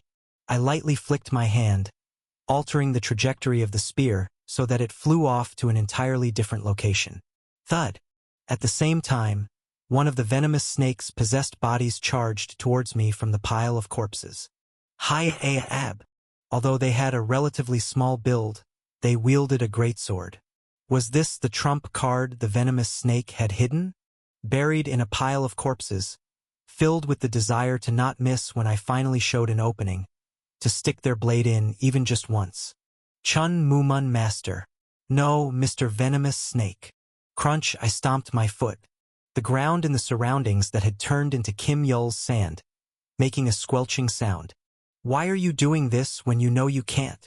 I struck the ground with my blade. Swoosh. At the same time, a sand hole began to form right where the venomous snake's possessed body was charging. Shocked, he tried to step back, but it was useless. A sand hole was forming there too. Before he could escape from the hole, the sand swallowed his toes, calves, thighs, torso, and finally, his head. Did you see that? I put a hand on Kim Yul's shoulder and looked at Venomous Snake's possessed body. Whether it's 12 Oni wings or 36,000 Oni, no, even if the entire Oni race turned into clones to fight, you can't defeat me right now. Do you really want to fight like this? Yes? Should I discard my honor and everything else and drive the Oni race to extinction? In any case, you fought and lost. You did your best, but it wasn't enough, so you didn't lose your pride. So, it's okay. Everyone will just say it's okay at the funeral. Chun Mumun Master. Mr. Venomous Snake, is this the scene you want? I grabbed Venomous Snake by the collar. That's not it, right? You don't want such a glorious defeat, do you? Silence continued. Then, the Venomous Snake's lips opened. Yes. I want, even if it's just once. Yes. I want to be ahead of you. Yes. I want to be the main character. Right? That's the real bottom. If it were to borrow the form of a wish, it would be an utterly miserable sentence. I want to be like you. How candid a desire. Ahahaha. But that lump of desire looked beautiful in my eyes. Because the Venomous Snake is a person of action. He's different from someone who just bangs on their keyboard because of envy. He's different from someone who spends their everyday life in vain, waiting for a fortune that may or may not exist. The Venomous Snake was different from me. Even though he envied me, he still thought, made efforts, and took action to catch up. He was a strong person who turned his envy into personal growth. How can I not laugh? Chun Mumun, 天武门. Asterisk. Can't remember if I said this before or not, but it roughly translates to Heavenly Martial Gate. I said, looking at the Venomous Snake. As you said, Namgung Yun, the head of the Murim righteous faction, is the supreme leader of Chun Mumun. There was a question in the Venomous Snake's eyes. I spoke without caring. I heard that usually you spend your time training the Chun Mumun guild members and carrying out small tasks. However, no matter how renowned the members of the Mun faction are in the tower, would they be of any importance in the eyes of the supreme leader who is revered for his extraordinary talent in the world? That's probably why you're suffering too. The Venomous Snake's face contorted in pain. Without answering, he admitted that what I said was true. I spoke slowly. However, Chun Mumun Master, think about the last great battle between righteousness and evil factions. On either side of a vast snowy plains, 1,000 demonic cult troops appeared. Like shadows come to life, they wore dark cloaks from head to toe. Their number reached 1,000. As the world was heading towards destruction, people gathered from all over to protect the heavenly demon, the very essence of the demonic cult. As my words continued, until then did our family's warriors, who had been quietly assembled, begin to move. In the wide sandy plains, they precisely formed a large formation without a single error. Even the moonlight seemed to fade as it approached their formation, and from a distance, they looked like one gigantic mass, like a black dragon. The venomous snake gulped.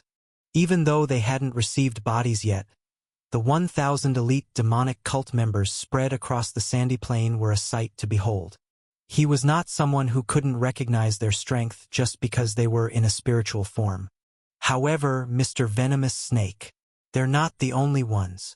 I used a skill, 100 Ghosts Reincarnation, Baigui Haisung, that, across the plain, right in front of the lined-up cult members, a new shadow was cast by the moon. It was dark. Various shadows could be seen within the dark bushes. At first, it seemed like a weasel was poking its head between the bushes, and then, it looked like deer running through the reeds. They wore white fur on their bodies, causing their existence to seemingly brighten the world. As the summoning ended and they became a single mass, they stood firmly in place, like a great white tiger. Those guys are... The venomous snake recognized them. I nodded my head. Yes, 100 ghosts I'd never summoned before. I had the ability to summon them, but since I didn't think I deserved to summon them, I left them in their final rest. These are the 1,000 elite from the righteous sect of the Murim Alliance. You are the disciple of the leader of Namgung Yun. Therefore, just as I became the deputy leader of the demonic cult as the disciple of my master, you are also qualified to lead them. The venomous snake stared blankly at the 1,000 elite troops of the righteous sect engraved on the plain. However, now, they will not swear loyalty to you, right? So you're preparing the battle of good and evil. It won't be easy to win their loyalty one by one. Are you telling me I can try that? No. I looked at the venomous snake and said, I'm telling you that you can do it. The venomous snake pulled out the spear embedded in his chest with a thud. Then, with a face contorted due to pain and humiliation, he stood upright. Those warriors of the righteous sect will disappear as soon as you disappear from this stage. Yes, because they are people who exist as a part of my skill. Then I can only accept them after my closed world training ends. That seems to be the case. The venomous snake spat out blood-stained saliva and glared at me. Wait, Death King. The eyes of the warrior of the Oni race, the one-eyed venomous snake, targeted me like a single spear blade. I lost in this stage. Right, our Oni race children have been defeated. But next time will be different. Next time. Just wait there quietly. No. And I denied his words once more. How can the loser have closed world training? The venomous snake didn't seem to understand my words at first. However, my vassals understood what I meant. In particular, Estelle, the advisor of the Death King family who bought the spiritual descent at a cost of 10,000 race points for just 5 minutes in the present world, must have understood my thoughts better than anyone. Lady, I will forfeit this stage. Therefore, when I shouted this, none of my vassals reacted. Only the venomous snake reacted. What? No, wait. Why the hell would you forfeit? I raised my hand to stop the venomous snake. Look behind me, the leader of Chun Mumun Master. The venomous snake's eyes cleared up again. His hazy vision must have finally seen the scene beyond my shoulder. The goblin race was there. Thousands of goblin race warriors. They all had their arms crossed. The weapons that were originally held in their hands to target the enemy had all been put down by their feet. Angry glares were directed at my family's vassals and the white giant, Aburka. The goblin race remained silent. However, it was impossible to not understand what they meant. That they cannot accept this kind of victory. Even though outrageous things have happened, it seems I've crossed the line. Smiling bitterly, I spread my arms. Taking care of children is really tough. What I thought was best for the kids could actually end up becoming me ignoring and interfering with them. The venomous snake's eyes became more and more clear, and he could see more. The Oni who escaped from the burning grave, and those who had witnessed the borrowing of corpses and looked at the venomous snake with resentful eyes. However, there is a significant difference. Do you know what it is? Chun Mumun Master. Standing between the goblins who were silently protesting against me and the Oni who were afraid of the venomous snake, I spoke to the venomous snake. The winner has the right to refuse a victory they do not care for. The venomous snake narrowed his eyes. You! I nodded and said, on the other hand, the loser has no right to refuse a rejected victory when it comes back to them. Don't make me laugh. The venomous snake roared angrily. A victory like this, The reason the venomous snake's words faded was not because he understood the phrase, the loser has no right to refuse a rejected victory, in his head. It was probably because he realized if the Death King family had not intervened and he had possessed the corpses of the Oni to massacre the goblins, the surviving Oni would not have wanted such a victory either. A look of realization appeared in the venomous snake's single eye. Even while being criticized by the goblins, I could not help but feel pleased with it. The venomous snake would become stronger. Stronger, stronger, stronger, and stronger. Chun Mumun Master. Therefore, I had no complaints or worries about stepping down here.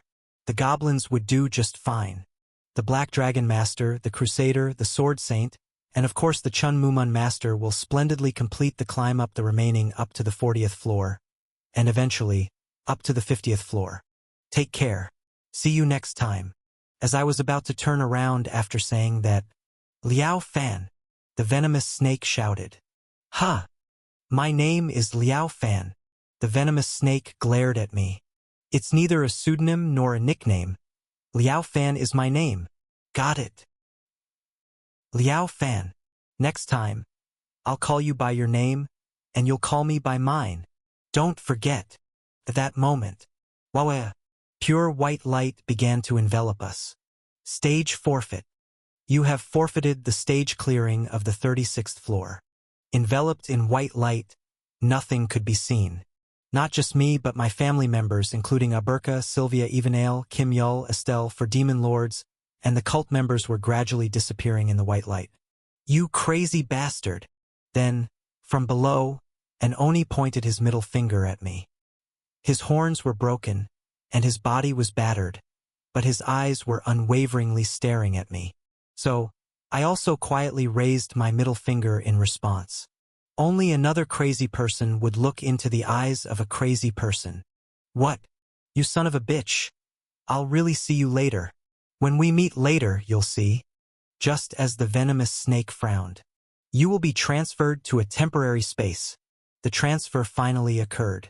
And our consciousness was cut off. Chapter 252. 1.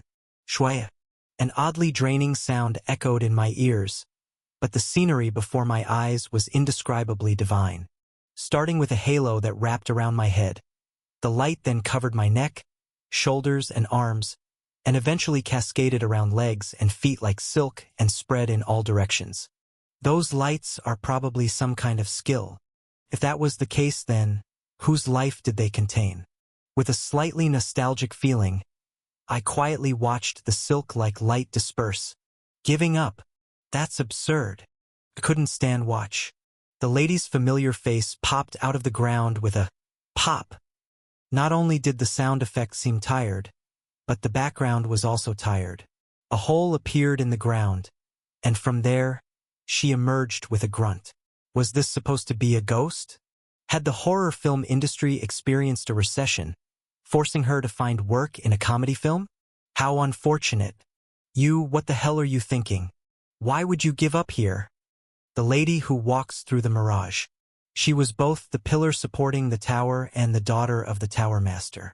The girl who probably held the greatest power in the tower aside from the tower master was venting her stress by swinging the pillow she usually carried. That must have been a mistake, right? Huh?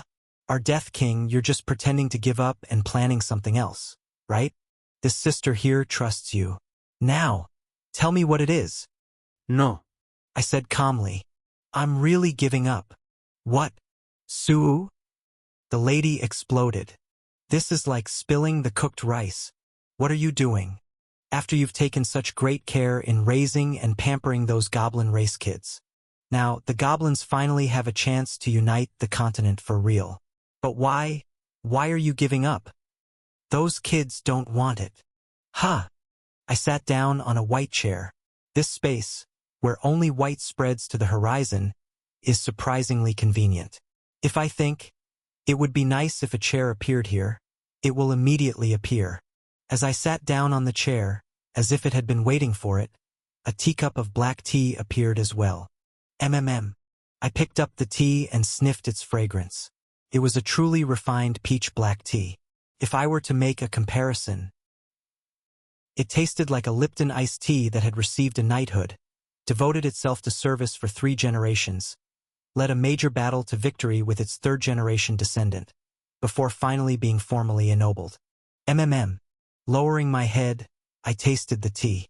I wonder when my food metaphors will become more refined. Sigh. Don't sigh, lady, or else I'll want to sigh too. Had she regained her noble dignity after seeing my petit bourgeois attitude? Furrowing her brows, the lady sat down across from me. From the way her shoulders drooped, it seemed she had put off scolding me for a moment. Well, it will get more refined in time, won't it? When I was young, I was as moved the first time I tried pizza, as if I had eaten 3 tonkatsu. But when I got older and ate spicy fried chicken for the first time, I was just as shocked as if I had eaten 5 pizzas. Lady, so you have tonkatsu, pizza, and spicy fried chicken in your world too. So now, my basic unit of taste is spicy fried chicken. My taste buds have really become more refined compared to when I was a child. It's truly a refined taste. Indeed, as expected of a noble from the kingdom. No, should I say of a pillar of the tower? As someone who had lived a life above the clouds like a princess, it was probably impossible for her to imagine a life like mine. Who could count how many tagbaki I was given on the street? I was having the same thought at the time. Hugging her pillow, the lady spoke. But still, the most delicious thing is the soybean paste stew cooked personally by Mom. So there was soybean paste stew too. That alone has a special taste that can't be expressed even with several spicy fried chickens. It is literally the taste of memories. That's why I still ask her to cook it for me from time to time. I understand. I often think about the rice mixed with fried egg, sesame oil, and soy sauce that the director used to give me to eat. In fact, I asked for it several times before challenging the 31st floor. If my family members had been present, Estelle would have asked, "Does the tower master cook soybean paste stew?" Sylvia would have inquired, "Is the lady's family really noble?" And Kim Yul would have scolded, "Make something like egg rice yourself, family head. Don't you have hands or feet? Stop exploiting my friend." But none of that happened. The fact that I only now revealed that only the lady and I were sitting in this place, and not the family members, could be called a metaphorical device. Crazy bastard. Shiny falls into deep silence and sympathizes with the Sword Emperor. As always, let's just ignore those two. In any case, this was the time when the lady and I, who had lived in completely different economic classes, dramatically agreed. Ara. Suddenly, I felt slightly dizzy. The half-divine eye that I activated when facing the venomous snake. Suddenly, it flickered in front of my eyes without any warning. I was helplessly sucked into a daydream before I could refuse. 2. Baby. A feeling as if spying on someone's past through their trauma. This one's daughter. It was a dark basement. Ja Soo-young, who had not yet become the tower master, was looking after someone with a face she had never shown before. It was a small child. Though much smaller than now, I recognized her as the lady who walks through the mirage. This one's beloved daughter. The person who would become the Lord of Mansang and the goddess of the tower caressed the child's cheek. HNG. Let's go home. Let's sleep, Mom. And the girl, who was not yet the lady who walks through the mirage, this stage's administrator, caressed her cheek as well. I stared blankly at the daydream. The place where mother and daughter caressed each other's cheeks was a holy place. Therefore, it felt like no one should dare approach it. In the eyes of the Tower Master looking down at her daughter, there was only benevolence, a benevolence that somehow made one want to cry just from watching. That was probably one of the true faces of God. God and her daughter held hands and went somewhere. That was it. In the daydream shown by the half-divine eye, I couldn't see where the two were going or why they said, "Let's go home," just as the two figures climbed a staircase and left the dark basement. Tuck. The daydream was cut off. 3. I blinked my eyes. Reality continued where the dream was cut off. As I was saying, that's why I'm pretty good at cooking too. You know? The lady who walks through the mirage chattered excitedly. My cooking would probably be rated EX rank. There's no rank higher than EX grade. Anyway, I inherited Mom's touch. Now, if I were to make spicy fried chicken with that touch instead of soybean paste stew, it becomes the flavor of memories. Death King, it will be a revolutionary flavor. A novel titled The Lady Who Cooks would probably have about 200 volumes of a grand journey. Not realizing I had been daydreaming, the lady proudly boasted. Reflected in the lady's eyes, I was deeply puzzled. It wasn't just the terrifying revolutionary taste plan that shocked me. I pondered the phenomenon that had just been shown to me. Is this also a fragment of the trauma possessed by the Tower Master? For Ja Soo-young, her entire life is nothing but trauma. She collected not only her own trauma but also those of others, and even created countless parallel worlds under the assumption that, if something else had happened. In each parallel world, Ja Soo-young saved someone, died, was tortured, or was slaughtered. All those memories are now hidden within me. Apparently, the conjecture I had while confronting the venomous snake was correct. Now, too, the amount of information was so enormous that I can't consciously perceive it. Like this time, occasionally it would appear unconsciously, like a dream. Troublesome. Perhaps I would see a scene from the future that would happen decades later, or an event that happened hundreds of years ago in a world that has nothing to do with me. No. Or maybe I'll see a hypothetical world like that world where Yusuha was with Ja Soo-young. What should I call it instead of daydream? I can see why she tried so hard to dissuade me back then. A bitter smile formed in my heart. When I declared that I would see the Tower Master's trauma, the Tower Master desperately tried to dissuade me. She offered other gifts or rewards, and begged me not to look at her trauma. Please, you will break. That was how the Tower Master pleaded. Now, I feel like I understood the meaning of that warning a little. I took a sip of the ultra-evolved version of Lipton iced tea and looked at the lady. Lady. Huh? What is it? Do you want to taste sometime? Sorry, Death King. To do that, you would need to first convince me with your own cooking. In other words, I am the ultimate king in a cooking manhwa. When you struggle to create your best dishes, I will easily surpass it, expanding your worldview. No, the lady really loves her mother. The lady paused for a moment. A smile formed on her lips after a short while. Emijam, I love Mom. It was a smile without any hesitation. You were born as the daughter of God. Have you never felt burdened or anything like that? Why? Because usually in cliches, people would say, I wanted to be born in an ordinary family. Ah, what's that? Fiddling with her teacup, the lady laughed. Well, fine. Originally, I was going to ask about why you gave up, but for now, I'll indulge your curiosity. How does it actually feel to live as the daughter of God? Being Mom's child makes me incredibly happy. The lady beamed. But there's one error in the question you asked, Death King.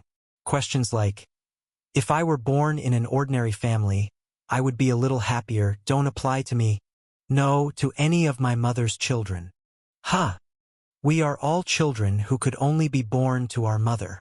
I tilted my head, not understanding what she meant. The lady sipped her tea and looked at me thinly over her teacup. It's hard to understand all at once, right? Then imagine this. Next to the teacup was a glass jar filled with sugar cubes. The lady opened the lid of the jar and picked up the top sugar cube with her slender fingers. When born, there is a certain special human who will inevitably commit massacres. The lifted sugar cube slowly came out of the jar.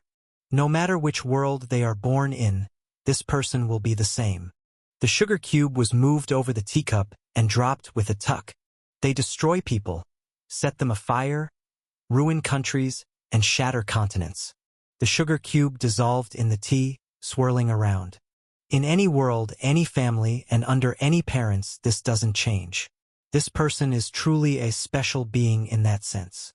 That was a wish I once held for Yusuha. If possible, I'd hoped that Yusuha was an unforgivable demonic being whose existence was wrong from birth or even before he was born. No one can change this person's mind. No one can make this person understand love. No one can convince or persuade this person why the world is better off as it is now rather than being destroyed. The lady brought the teacup to her lips. By the time the teacup was placed back on the table, I had already anticipated the conclusion and felt chills from the conclusion I had guessed. My back felt cold. I think there are 24 such special beings in the whole world. The lady grinned broadly. And Mom has 24 children. Well, I'm the eldest among them. In the kingdom Death King visited. I'm called Baek Soo-young, Bai Soi-jing. Really, my younger siblings are the most troublesome. I remained silent. Unconsciously, I muttered the motto this tower's master always recited. There are no humans in this world that are born wrong. Right? Clap. The lady lightly clapped her hands. Our mom is a bit silly, isn't she? Anyway, she only gathered the children who would have been born wrong, and made them her own children. And she taught love to all of us. The lady winked playfully. But that was the limit. The limit? We now know the emotion of love. But we only love our mom. Our scales are very different from other people, so even if we hang the entire world on one side of the scale and our mom on the other, mom would easily outweigh it. The world would be almost less than a feather. I see. In other words, it was the exact opposite of my relationship as a dad with the goblin race. The lady in front of me, the daughter of God. For example, the reason I don't tear down this tower or other towers right now is simply because Mom asked me not to. They were completely dependent on their parent. The lady, who was in a completely different parent-child relationship from me, smiled brightly. Don't worry. Even if we sometimes playfully disobey our mom's request, we won't really do anything to make her sad. There are a few crazy ones, but they're not allowed to enter the tower, so don't worry. So what was it? All right. Your forfeiture. Why did you forfeit? Death King. There were only 2 or so steps left for the goblins to conquer the continent. It doesn't make sense to forfeit there, right? Calmed my heart. Perhaps just now, the lady was unaware of her expression. The moment she said, I could tear down the tower, her eyes, no, never mind. Who would benefit from manifesting an evil spirit? There was no need to release the curse sealed in silence with my mouth. The lady is the one who manages the stage. I am the one who climbs up the stages. For now, this relationship is enough. As I said, those kids didn't like it. Those kids? You mean the goblin race didn't like it? That's the reason you forfeited. Yes. I nodded. We offered the goblins our help. Not just in anything, but in war. In a war zone where people often die, who wouldn't want help? Nevertheless, the goblins flatly refused, saying, This is our business. The children have already started paving their own way. The things that happen there, the mistakes, even the deaths, those children already think they can and must handle it themselves. And they have the skills to do so. I smiled as I thought of the chairman of the Fire River Council in this era, who had responded to Uburuka with something along the lines of, Stay out of our business. They've grown up. Now I shouldn't interfere with those children. Of course, not interfering could cause more damage. It would be sad and frustrating, but as long as those goblin children don't ask for help first, I will just watch over them. Thanks to luck and skill, I managed to succeed in raising the goblin race to be one of the top tribes on the continent. However, that didn't mean I want to say or hear things like, "This is all thanks to me for raising you," or "You should worship me as God." Up to here.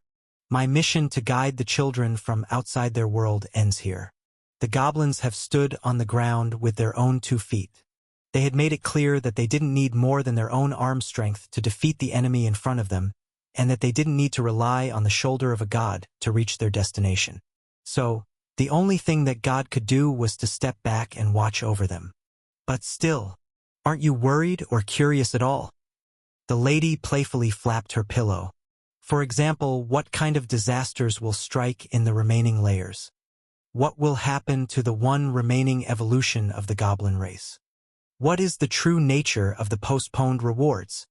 To answer you, I already know the identity of the remaining layers. Of course I did. Before my regression, I had seen Yu Suha clear up to the 40th floor. Especially from the 37th floor, which was called the World Quest. As long as it's no longer topical missions, the content won't deviate much from what I knew. I also know about the rewards. I once told my tower companions that the fact that the rewards for clearing the layers are not revealed is itself a mystery. This mystery would be revealed when the 40th floor is cleared. Moreover, because of that, I'm not worried that I won't be able to meet the goblins that have gone through their final evolution. I spoke with confidence. I, the Death King, will forfeit the 36th floor, the lady who walks through the mirage. And soon, I will once more start climbing the tower and rescue your mother, as I promised earlier. I bowed. So, please allow me to make those children independent. A long silence followed. The lady looked at me and sighed, staring blankly. Suddenly, the scent of black tea subsided, and the warmth of the black tea disappeared completely. After several minutes of staring at each other while hiding the sound of our heartbeats, the lady slowly opened her lips. "All right." The lady smiled bitterly. "Before me, the goblins have become independent." Together with that quiet lament, the voice of the tower announced, "Stage forfeit. The Death King has forfeited the 36th floor stage." The lady who walks through the mirage acknowledges the Death King's forfeiture. Now, children, from now on it's your era. Chapter 253. 4. Would you like me to transfer you to Babylon on the 1st floor? Or, No. I'd like to wait here, I answered while putting down my posh Lipton black tea. The lady smiled slightly. "Okay, fine. I'll even add in a camera as a service." With a clap of the lady's hands, a vast hologram unfolded in the air. Displayed on the screen were the goblins and Oni. I could look at any city I wanted, and I could quickly scroll far away from the city and see the entire continent. This is amazing. MHM. You can also set the speed. 10x speed, 100x speed, 1000x speed, and 10,000x speed are all possible, so watch as you please. Thank you. That's how we watched the flow of the world. 5. On the screen, the goblin warriors waved their arms and roared. Full charge. Surprisingly, they were fighting a Burka. Ugger. Shibboleth asterisk ancestor. We refused your help. Uhaha. A Burka guffawed mightily. Right, you did say that. However, the Oni wanted to use the power of the gods to fight you. In a subject where you would be devastated so thoroughly that you wouldn't even be able to put up proper resistance. Do you think you could overcome it? That was also our trial to endure. You talk well. However, the arguments of weaklings are nothing more than empty talk. Aberka roared while holding his axe. If you can get through it yourself. If you don't need my help. Ugger, then you bastards. Aberka smiled. The smile was the same as when he once blocked the way to the snail race's holy land. Fight me, win, and prove that your words are not a bluff. Sparks practically flew out of the eyes of the goblin warriors. We want to. While the goblins were in the midst of taking their graduation exam, the defeated Oni were also facing their god. Sorry. The venomous snake bowed his head to those he led. The tasks of God for God. The tasks of man for man. Since I was helping you as God, I should have revealed that I was God. That, from the moment I failed to maintain this common courtesy, I failed both as a god and as a warrior. I can't believe I still ended up losing in this subject. I'm really ashamed. The venomous snake scratched the back of his head. A clumsy smile appeared on the corner of his lips before evaporating like dew. Sorry, Tears flowed from his eyes till his eye patch was unable to stop them. I could have done better. Only a handful of Oni managed to survive the burning grave. They were still a mess. All of them had something broken or cut. However, they did not put the blame on their god. Raise your head. God. You did your best. The Oni shouted loudly. We haven't been destroyed yet. Our horns haven't been broken yet. Some of them even smiled. We've lost countless times already. We're used to losing. Gahaha. God should get used to it too. If you take care of us with such a soft, tofu-like attitude, we will directly explode and ascend to heaven. It was neither self-ridicule or self-torment. It was just the consolation they offered to their God, which was powerful proof that their jokes were not to ridicule him, but to comfort him. You guys, the venomous snake muttered. His face was a mess of tears and snot from his runny nose. The Oni bowed to their God. We have many shortcomings. This means we have many things to improve. We can win. So please guide us so that we can do it. Please guide us, God. The venomous snake was silent for a while. Then he clenched his fist and shouted. Shit. That's natural. Trust and follow me, children. The Oni responded loudly. Yes. On one side, the goblins who had left the arms of God fought against the proudest hero in their history, and on the other, to the god who had appeared in front of them, the Oni vowed to make a comeback. At that moment, my heart was cut into pieces by the contrast. This is amazing. Whoa, you startled me. As I was immersed in the screen, I suddenly heard a voice beside me. Not the lady's voice, but a very familiar voice. Black hair with a hint of indigo rippled. A woman dressed in black clothes as dark as her hair was excitedly looking at the hologram. My friend, the Black Dragon Master. 6. I shouted in astonishment. Black Dragon Master? No, Anastasia. How did you suddenly come here? I called her. With an ahem, the lady who walks through the mirage cleared her throat. It was the face of a child asking to be praised after accomplishing a good deed. You called her. She was eliminated from this mission. No, what happened? When I asked this, the Black Dragon Master shrugged. I went bankrupt. By bankrupt. Literally that my race points fell into the negatives. When the vampires and dream demons were combined, I had no choice but to borrow money even though I knew I couldn't pay it back. Dream Demon Race. I couldn't help but blink at the name I hadn't heard in a long time. You met the Dream Demons again. Those guys grew up quite a bit. What exactly happened? You'll see for yourself soon. More importantly, you guys, hurry up and come over here and sit down. You guys? When I looked around after hearing those words, I saw that it was not just the Black Dragon Master but also the Crusader, Heretic Questioner, and Count that had been summoned. It was really before I knew it. As you've guessed, I called them. After all, wouldn't everyone be curious about what happened to their races? The lady cleared her throat again.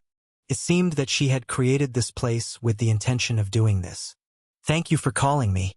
I was worried about how those mermaid children were doing. The Crusader walked up to the sofa and sat with a sigh. Meanwhile, the Count climbed onto the back of the sofa and curled up. They should be fine. Didn't they have a firm hold on logistics? They're also on good terms with the goblins, so it should be fine as long as they stick to maritime logistics and don't be greedy. It's been a long time since I've seen it, but the Count's special ability was metamorphosis. That was a cat metamorphosis. Therefore, it was a cat, not the Count, that was curled up on the back of the sofa. After all, only if the Count was a master of yoga could such a sight be remotely possible. Long time no see. Master. The Heretic Questioner hopped up and put his arm on my sofa. For a moment, I looked at the scene that had quickly become a social gathering for the top-ranked hunters. The lady delivered cup noodles and Lipton iced tea to the hunters, and the hunters consumed them while saying how good they were. It's chaos. Era, how did you know? Huh. This time when I went back to Babylon, I searched for all the heretic forces lurking within the 10,000 temple.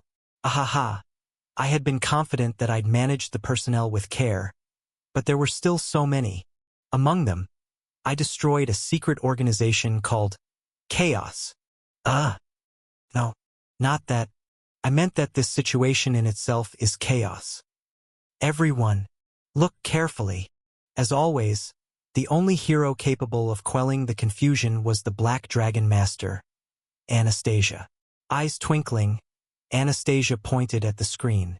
The Oni challenged the Fire River Council of the Goblins to a duel.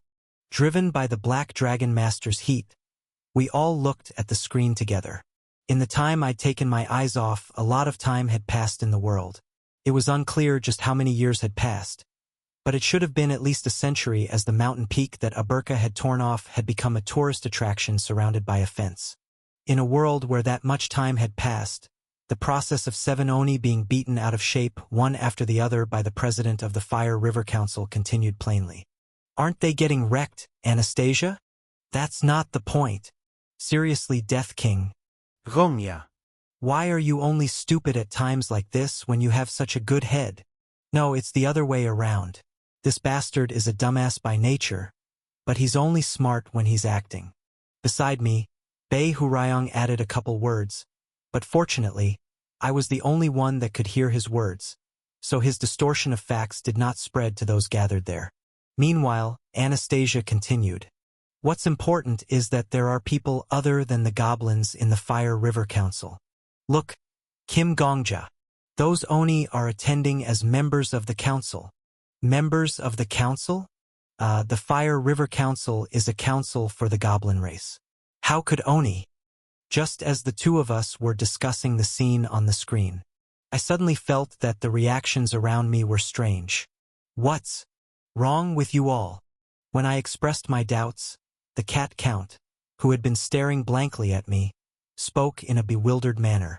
No, it's just that, if I didn't hear wrong just now, I thought I heard the Black Dragon Master and the Death King call each other by your names and not your titles.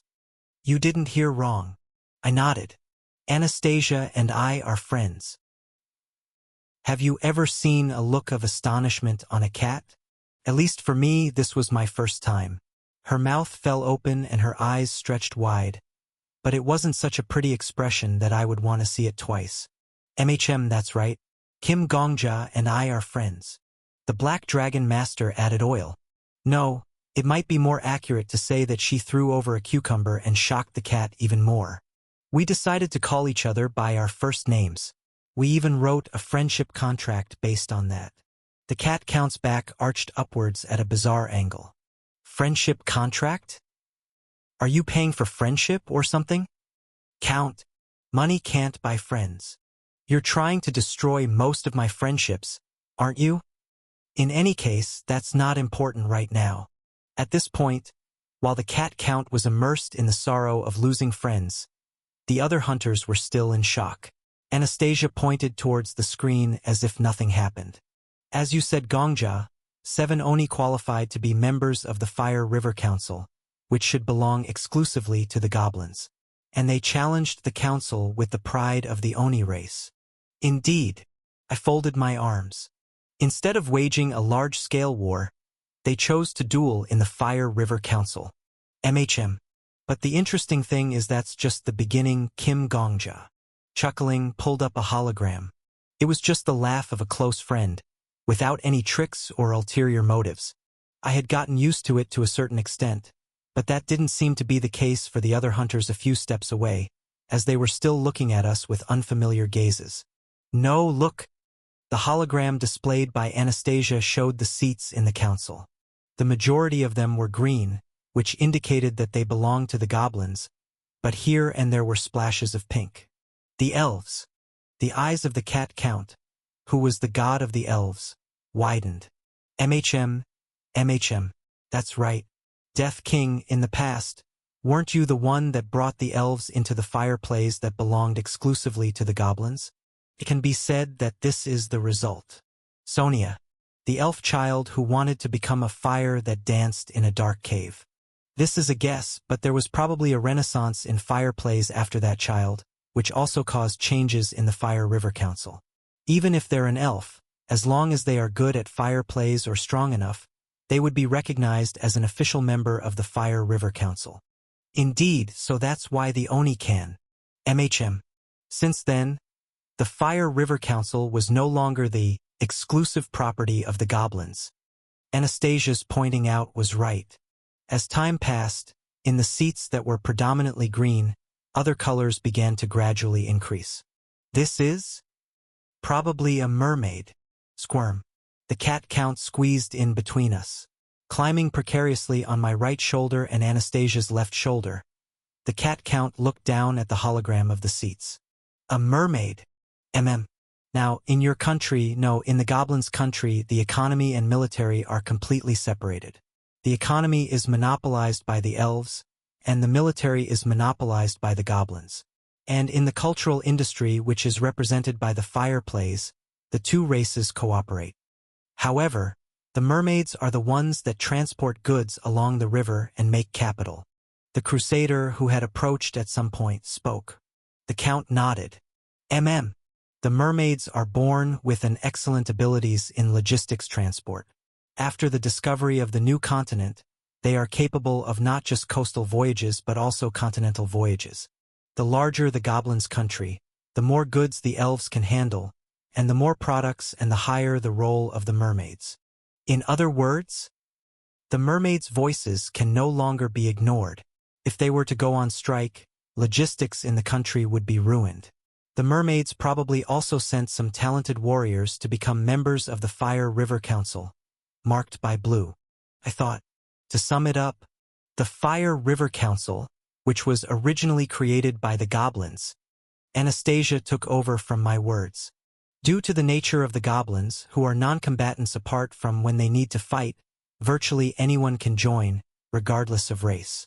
Finally, the count licked the back of her hand and purred. First, the elves, who were the closest to them economically and culturally, began to enter the council. Next, the mermaids who developed an advanced logistics system. And now, even the Oni can send warriors to represent them. We were silent. We looked into each other's eyes. Anastasia's eyes were wide with excitement. The cat count nodded lightly, as if accepted Anastasia's enthusiasm. The crusader crossed her arms. A world council. A unified council in which every race participated. Such a future was unfolding before our eyes. Chapter 254. Time passed quickly. The more races that joined the Fire River Council, the more colorful the flag that symbolized the Fire River Council became. The development took place at such a rapid pace that we spectators couldn't help but exclaim from time to time. Wait. Slow down for a second. The one who was most excited was my friend Anastasia, the Black Dragon Master. Another race has proposed a challenge to the chairman of the Fire River Council. What race is it this time? The snail race. Judging from the way they're dressed, they should be a miner. A snail miner challenged the council chairman to a duel. Really? Raising her finger, the Black Dragon Master pointed toward the hologram. You have eyes, use them. Focus your gaze and take a closer look. It was true. It was a snail with 7 tentacles. It originally had 8, but it seemed to have lost one of them to the storms of life. However, the loss of a tentacle didn't seem to have a negative effect on her. The miner who lost a tentacle, like a soldier who wore their scar like a medal, sat with a very solemn expression. On the ground was a red carpet. On both sides, goblins lined up. Each of the goblins was enormous, and they looked down on the small snail, exuding a frightening aura. Rhyme. Tack, the snail spat. The saliva of the snail was slimy, just like the toy slime that I played with as a child. That's why it seemed like a declaration of war, like, from now on, I will play with you like toys. First off, on behalf of the snail race, I pay my respects to you mold bastards. The snail shouted. If it weren't for you, we would have been destroyed, and those who managed to escape destruction would have become slaves and made to work until their shells cracked and their skin melted. Remo, you are the reason we are able to mine and live moderately. I especially give thanks to the legendary Chairman Aberka. Although the words were friendly, her expression was still rough. Thanks. However, now it is enough. We now have enough to live by taking care of ourselves. It has already been hundreds of years, and there are no longer any bastards that want to kill us, so it is shameful and embarrassing to live under your protection. Ugh. The current chairman of the Fire River Council chuckled. He who knows shame is deserving of respect, because it means you mustered up courage. I know your shame. Now show me your courage. I am the strongest among the snail race. Wriggle, wriggle, wriggle. The snail raised her 7 tentacles. The weapon she chose was neither a sword nor a spear. Rather than a fancy weapon, it was better to call it a tool. Pickaxe. Every tentacle was wrapped tightly around the handle of an ungainly miner's pickaxe. Ugh! The goblin warriors burst out laughing. With the exception of the chairman seated upon the giant rock, dozens of goblin warriors snickered at the same time. I heard that a representative of the snail village was coming, so I thought it would be some kind of prodigy. Dares to fight us with a pickaxe. If you're a miner, go back to the pit and dig rocks like a miner. Dig up some salt. If you manage to encounter a silver or gold nugget in your life, take it and be satisfied. You go. How dare you come to the sacred field of honor with a pickaxe? Ugh! Ugh! The snail didn't respond. She didn't even look at them. From beginning to end, she had only looked up at the chairman of the Fire River Council. The chairman nodded. By my orders, those who were just laughing duel that member of the snail race. There was a stir among the goblin warriors. Chairman, that, when we were still confined in the huge cave of the snail race, Remepolis, we didn't have weapons. Spear? Knife? Don't make me laugh. All we had were water buckets and hammers. And with those very hammers, together with our dear friend White Lion, we destroyed the Snail Empire. The hammer became a weapon that destroyed an empire. It is the weapon of our ancestors, the weapon of our comrades, and our weapon. How is it different from a pickaxe?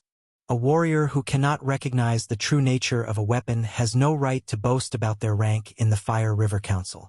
Everyone who loses in the duel with the snail will give up their rank and go back to Guru. The faces of the goblins turned blue.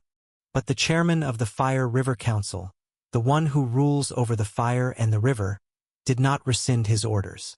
Quickly, 5 goblins hesitantly entered the field of honor. Rhyme.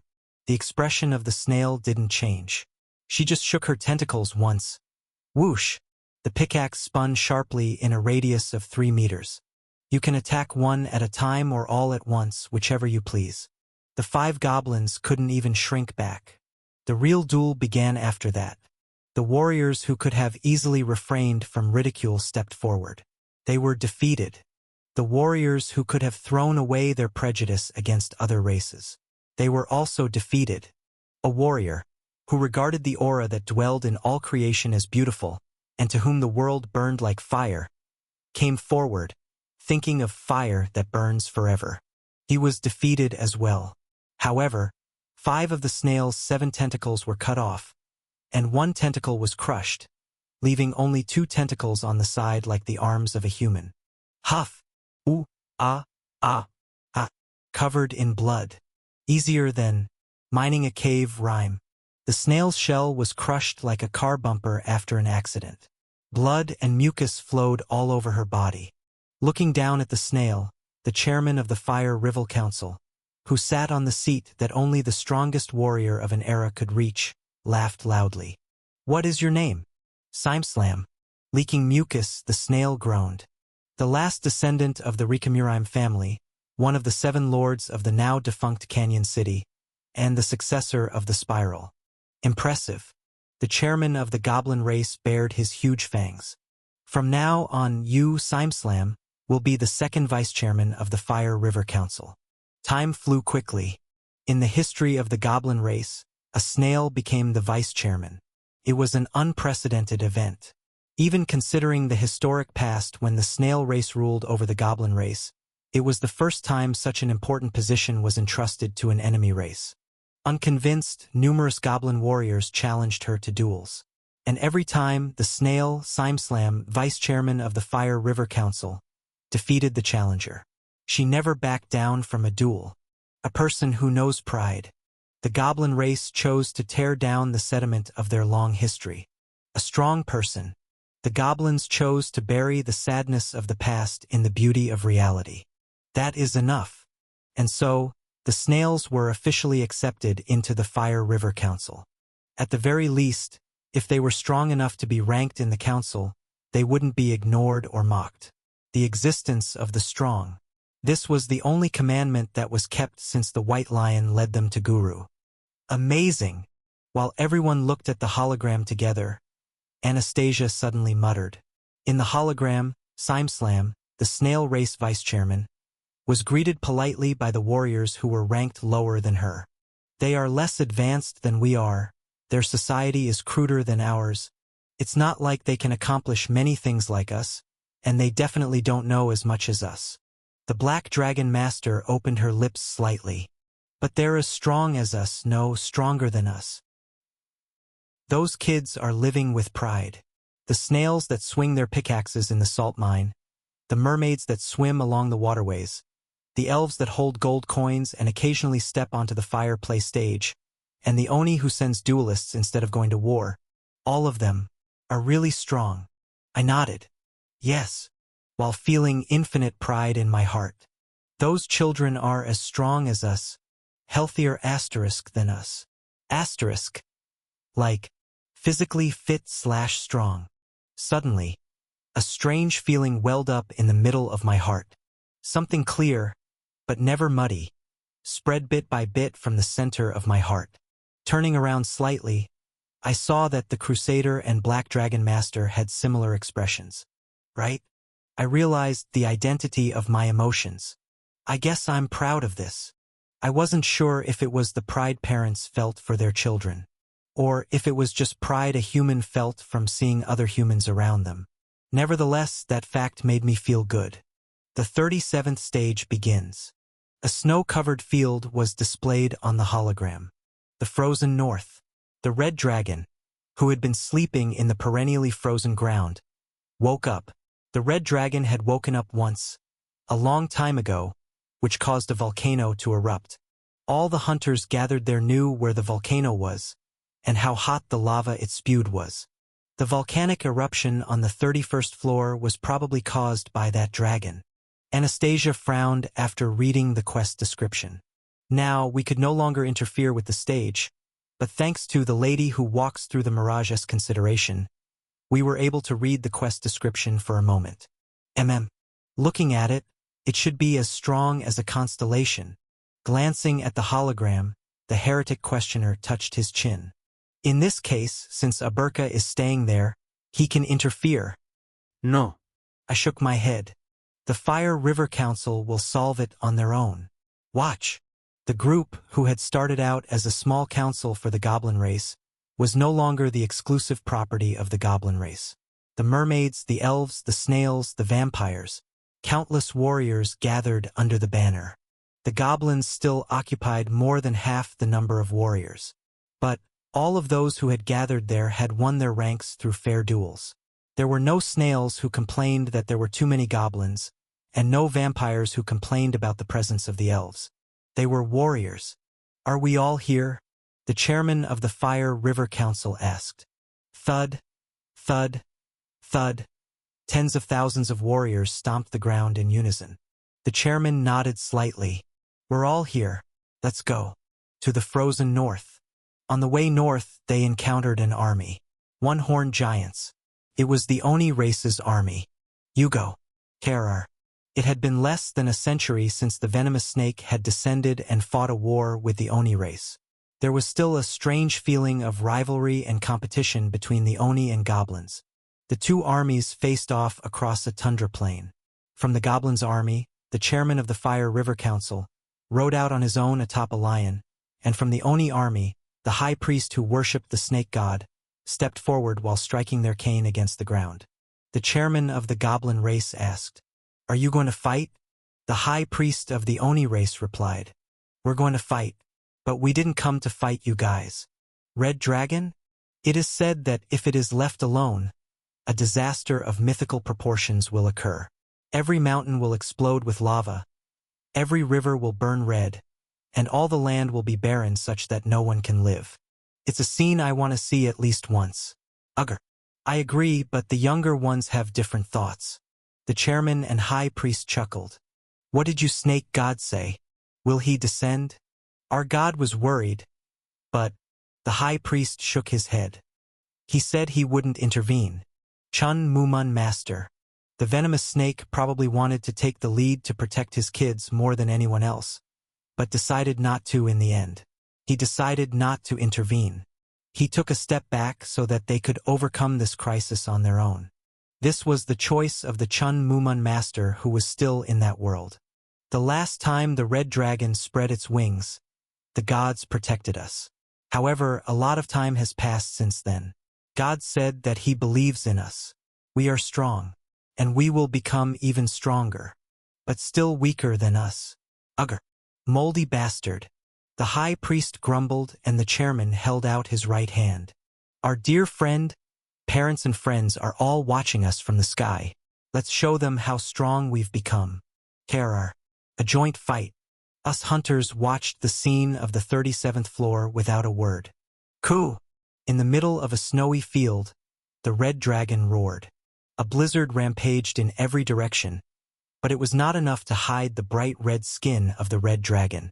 A huge amount of snow fell from the sky, but it was far too little to bury the red dragon's fierce heat. The ground, which had been frozen for thousands of years, gave off a metallic shriek as it was torn apart every time the red dragon moved. Let's go. In the first fight, the high priest of the Oni race died. He got caught in the fiery breath released by the dragon and disappeared like snowflakes on the snowy ground without even leaving his old cane behind. Let's go. In the second fight, the chairman of the Fire River Council died. Someone needed to buy time while the warriors completed the Infernal Heavens formation. For 1 minute, no, for at least 30 seconds, the warriors needed to concentrate, exchange auras, share mental images, and bring that image to the real world. In the end, the chairman of the Fire River Council managed to last for 1 minute 23 seconds. His axe dented the skin of the red dragon, and his fist ruptured the red dragon's left eye. Facing the mythical being that caused earthquakes and volcanic eruptions simply from its very existence, the lone warrior was bitten to death by his enemy's teeth as he was in the midst of swinging his axe. Let's go. In the third fight, the red dragon's head fell from its neck. The red dragon's skin was thick, its flesh was thicker, and its bones were even thicker. With 1 swing of the pickaxe, the skin was scratched, with 2 swings the skin was dented, and with 3 swings the skin was finally pierced. The flesh was cut in 4 swings, with 5 swings the flesh was torn, and 6 swings scratched the bones. 7 swings of the pickaxe cut through the bone. Rhyme. With her only remaining tentacle wrapped around the pickaxe, a lone snail stood on the neck of the red dragon. It's easier than digging a cave. Then struck the final blow. As the huge head of the red dragon, which was as large as a hill, fell endlessly underground, it released the scream that remained in its mouth even after its head had fallen from its neck. The scream continued as it fell to the bottom of the glacial wall. At some point, the sound of the scream gradually receded, replaced by the sound of water. The red dragon's head fell beneath the surface of the icy sea. Rhyme. The snail on the cliff shook her head. Mucus splattered. When she turned around, she saw that very few of those that had come to the north were missing. 1, 2, 3. In total, 74 warriors died. Among them were the high priest of the Oni race and the chairman of the goblin race. Pretty good. The snail, who was the second strongest warrior on the continent yesterday and the strongest warrior on the continent today, smiled bitterly. Let's go back home. Rhyme. Simeslam. The 629th chairman of the Fire River Council.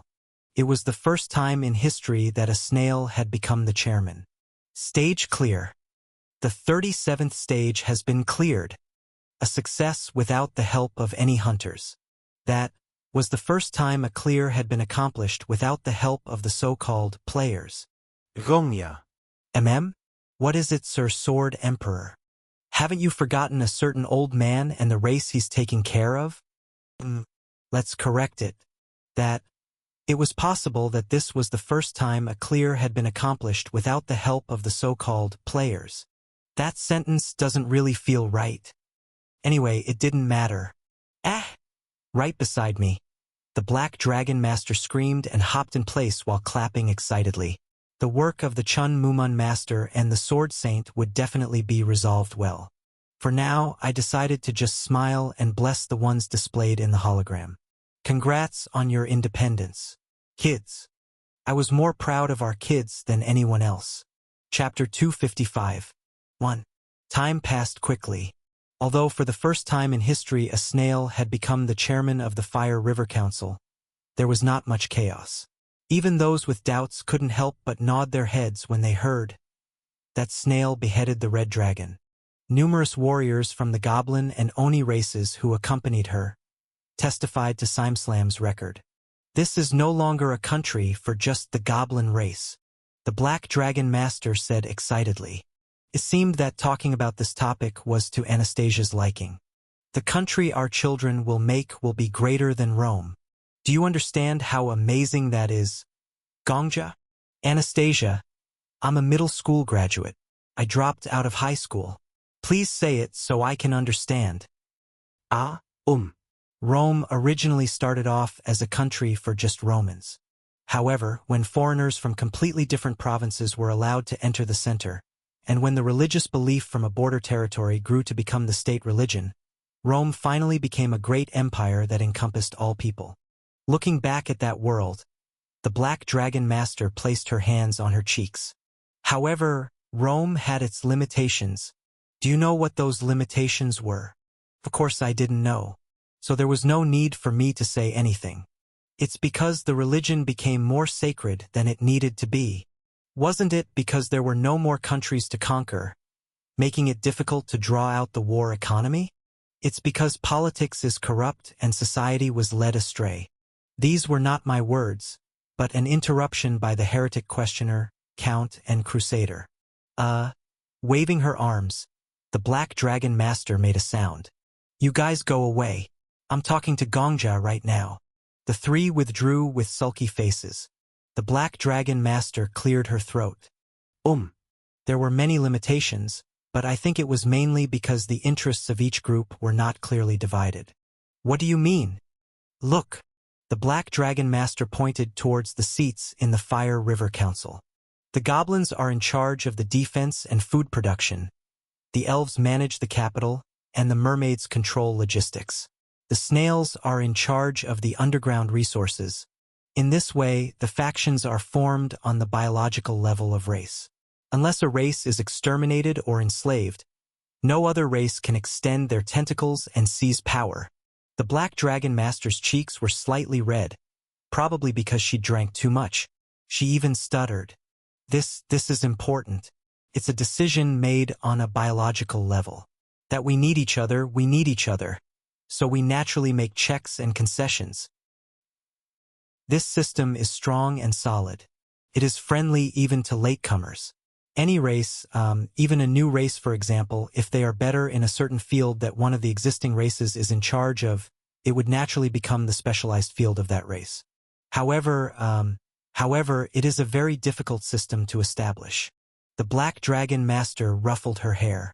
For example, if a race fears that they will be challenged, if they are afraid of being pushed out of their field of expertise, they might decide to suppress the latecomers. If the established races take it for granted and allow such a trend to prevail instead of stopping it, then this system will rot over time. However, no species had gone extinct, because Aberka didn't allow the snails to go extinct. In a time when the continent seemed to be unified centering mainly around the goblin race, racial discrimination had been eliminated by the Fire River Council in a timely manner. Sonia, because this child, who was born an elf but wanted to perform, devoted his life to showing blood flowers on the stage. The discovery of the new continent cemented the position of the mermaids who guided the waterways, and the dream demons, who were the natives of the new continent, were said to have merged with the vampires led by Anastasia. And in the battle with the Oni race, the people had gained a sense of distance from God. One at a time, one person at a time, one life. The world changed, and finally, a snail became the chairman of the Fire River Council for the first time. The Fire River Council was being reborn as a great council that embraced both fire and water. Everything, fits so well together. On the screen, a grand festival to commemorate the defeat of the Red Dragon was being held. Some talented elves presented all kinds of circus tricks and fire painting, and tourists from all over the country laughed in harmony at the festival. Gongja, this scene that we see before us. It is a huge miracle, like a sacred painting that was created with the overlapping footprints of countless people. The Black Dragon Master muttered in a dreamy voice. It wasn't a bad feeling, so I smiled a little. You're right. It really is a miracle. Unless this miracle was made by someone. I paused. Before I could even blink, the faint feeling in the Black Dragon Master's voice faded. At the same time, the atmosphere, or to be precise, the look in her eyes, changed. I'm talking about you, Gongja. The Black Dragon Master looked at me. All the uninvited guests had retreated so could not hear our voices. In this place where only the two of us were talking, purple eyes pointed towards me. You didn't regressed without telling me, did you? Kim Gongja, you have a regression skill. Just like when we defeated the Devil King of Fall Rain, climbing to the stage and dying on your own, finding a route where we don't die, and finally figuring out how to make everyone happy. You didn't carry us all the way here, did you? The Black Dragon Master's hands grasped both of my shoulders. The beer cans fell and the chair toppled. I lay on the cool ground, and the Black Dragon Master stopped me from moving. That world isn't built on your corpses, is it? I see. To my embarrassment, I almost burst into tears at that moment. It wasn't that I felt like crying because my hard work was recognized. Again, that was an emotion that had already passed its expiration date, and I had long since disposed of it from the refrigerator of my mind. It wasn't that. As expected, Senior is a beautiful person. In Anastasia's eyes were things like sorrow, regret, gratitude, and anger, things that weren't like those, and even things that I wasn't sure about. They were all mixed together, even though I didn't have any mind-reading skills. I hate it when a friend dies without my knowledge. I could understand the meaning in Senior's eyes, because Anastasia had already been beaten by me once. The battle I was thinking of had ended without any damage, like a miracle. The war that took place in the Ejim Empire was actually a flower that had bloomed from my countless deaths. Senior now knew about it. Senior. That's why. Let's renew our friendship contract. I said seriously. The contract we made last time. Let's please take a moment to clean up. If Raviel were to see this, she would laugh and say, in any case, whenever you go out to drink, someone attacks you. I can imagine that for real. Sorry. Let me sober up, too. Here's the contract. The Black Dragon Master scratched the air with her fingernail. The air split in two as if a zipper had been opened, and within the crack was a black abyss. As if it wasn't a big deal, the Black Dragon Master reached into the abyss and quickly took out something. Plus, フレンドシップコントラクト、友情契約書. This contract was concluded when the request of Anastasia Zelensky, hereinafter referred to as A, was accepted by Kim Gongja, hereinafter referred to as C. A does not trust the validity period of human emotions, and is confident in the belief that a firm attitude and diligent intelligence will be the foundation for the two parties to stand on. As such, A and C pledge to the following. 1. All promises are only valid if both parties agree. 2. All promises can be abrogated if both parties agree. 3. However, the establishment or abrogation of a promise can only be carried out during the weekend, i.e. Saturday or Sunday. 4. If there is a difference of opinion between the two parties, They will roll the dice and follow the opinion of whomever rolls the highest number. Signed, Anastasia Zelensky, signature. Signed, Kim Gongja, signature. Plus, what about the contract? I concentrated a bit of aura on the tip of my fingernail. I'll add a clause. Scratch, scratch. I carefully wrote with the aura on my fingernail. No, in reality, the correct expression would be burn writing, since I was lightly burning the surface of the paper. Plus, 5. Just as the two people can say what they want to each other, they can also not say what they don't want to and even lie. 6. But when asked with the phrase swear on the contract, there can be no lies. 7. And the answers received after swearing on the contract can never be doubted. Plus, I looked up. What do you think? In this case, wouldn't it be a good way for us to build trust? It's a bit, well, it's not that it sounds childish, but since we wrote something like a friendship contract in the first place, I wanted to fit in with senior. Swear on the contract. Before I finished talking, Anastasia grabbed my right hand, then looked straight at me. Have you ever died to create this world as it is now? At most a few lines. At most a few clauses. Words and clauses had no power, so it was easy to break them or ignore them. If things that are easy to break and ignore suddenly become difficult, it could only be because the hand and fingers of the person who wrote them were not ordinary. A country whose country was divided into two parts when they were a child. She lost her father while escaping through a crack. I didn't ask what happened to her mother and she didn't tell me. However, she had abandoned the world once. The fact that she'd abandoned the world showed the Black Dragon Master's coldness, and her longing for the recognition of the world she abandoned revealed Anastasia's deficiency.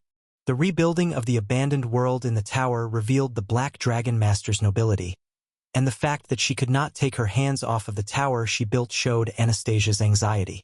If her heart also had a color, it would also be black. However, nevertheless, she never stopped acting. Instead of sitting down and sobbing, instead of hugging her knees and shutting herself in, she always stepped out and dealt with the things in front of her. Senior Anastasia was a strong person. I died once, I said quietly. It would take a long time to tell you about that death. Who I met, who died, what happened as a result. I will tell you about them one day, no, as soon as we clear these stages. However, Anastasia, I can promise you one thing. I said to Anastasia. From the 31st floor to the current 37th floor, I haven't died once while clearing these stages. The children I raised, the children everyone raised, are amazing. Seriously, I didn't regress. All of those miracles you mentioned were all possible without me. Suddenly, the Black Dragon Master stroked my hair. Right? I see. Once, twice. Senior Anastasia's hand shook as she stroked my hair. Oh, Senior said. After being silent for a while, she said, we'll ask you to die one day. For the tower, for the world, for the people. It was a scene that was easy to imagine. I want you to die, to bring back those who died, to please turn back time. On the day I revealed that I was a regressor, Anastasia had said. On the pretext of sympathy, the lure of justice, the snare of brotherly affection, I will make sure a request to you without shame. She would take advantage of me, my life and my friendship for the sake of what's more important. I would become a human tool to be used for the tower. So, to be honest, I don't have the right to say these words, but I knew that Anastasia was that kind of person, and Anastasia also knew that she was that kind of person. Nevertheless, but I will say it anyway. Senior Anastasia smiled brightly. I am glad. The smile was as complex as the hues of her heart, but there was an emotion in her eyes, which were looking at me, that I would never misunderstand. I'm really glad you weren't hurt while leading these kids. I nodded silently and accepted those words. Yes, I smiled as well. Thank you for worrying about me, and thank you for your concern. Suddenly, the tower's voice resounded quietly. Attention, everyone. Entering the 38th floor. Once again, we all turned our heads to the hologram at the same time. From now on, we will enter the 38th floor. For the races that live in this world. For our children, the next ordeal had begun. Chapter 256. 2. From now on, we will enter the 38th floor. The tower's voice resounded. A change occurred in the hologram that we were looking at. Ah! Look over there. Smiling, the heretic questioner gestured with his face. Since I was sitting on the sofa, the only place the heretic questioner could put his head was on the back of the sofa. While clinging to the back of the sofa like a child piggybacking on their dad, the heretic questioner stared straight ahead. Something is coming out of the sea on the right side of the continent. It was as the heretic questioner said. In the holographic image, something huge could be seen rising from the depths of the sea. Ah! It's really huge. The heretic questioner was like a brat watching a monster movie. However, my other companions gathered in the waiting room for the eliminated were not as excited. The Black Dragon Master muttered on behalf of all of us. What is that? That resembled a turtle with a long neck. As it rose, the waves swept over its knees. When the monster raised its long skyscraper-like neck and roared, its howl alone was enough to cause tsunamis in every direction. It's a dragon that has been hibernating since the beginning of time. The lady who walks through the mirage said. The Black Dragon Master hesitated. A dragon? A dragon appeared on the 37th and it's appearing again on this floor. MHM. And to be honest, this one is a genuine dragon. In your terms, you could call it a constellation. The lady smiled brightly. You can think of the red dragon on the 37th floor as a disciple that this dragon commanded. Where? A dragon roar erupted from the middle of the sea. Thud. Blue shell. Blue skin. Raising its paws, the blue-eyed monster headed to the coast. Thud. Every step it took caused an earthquake. Thud. Thud. After just a few steps, the monster, which was in the middle of the sea, had already set foot on the sandy beach. Thud.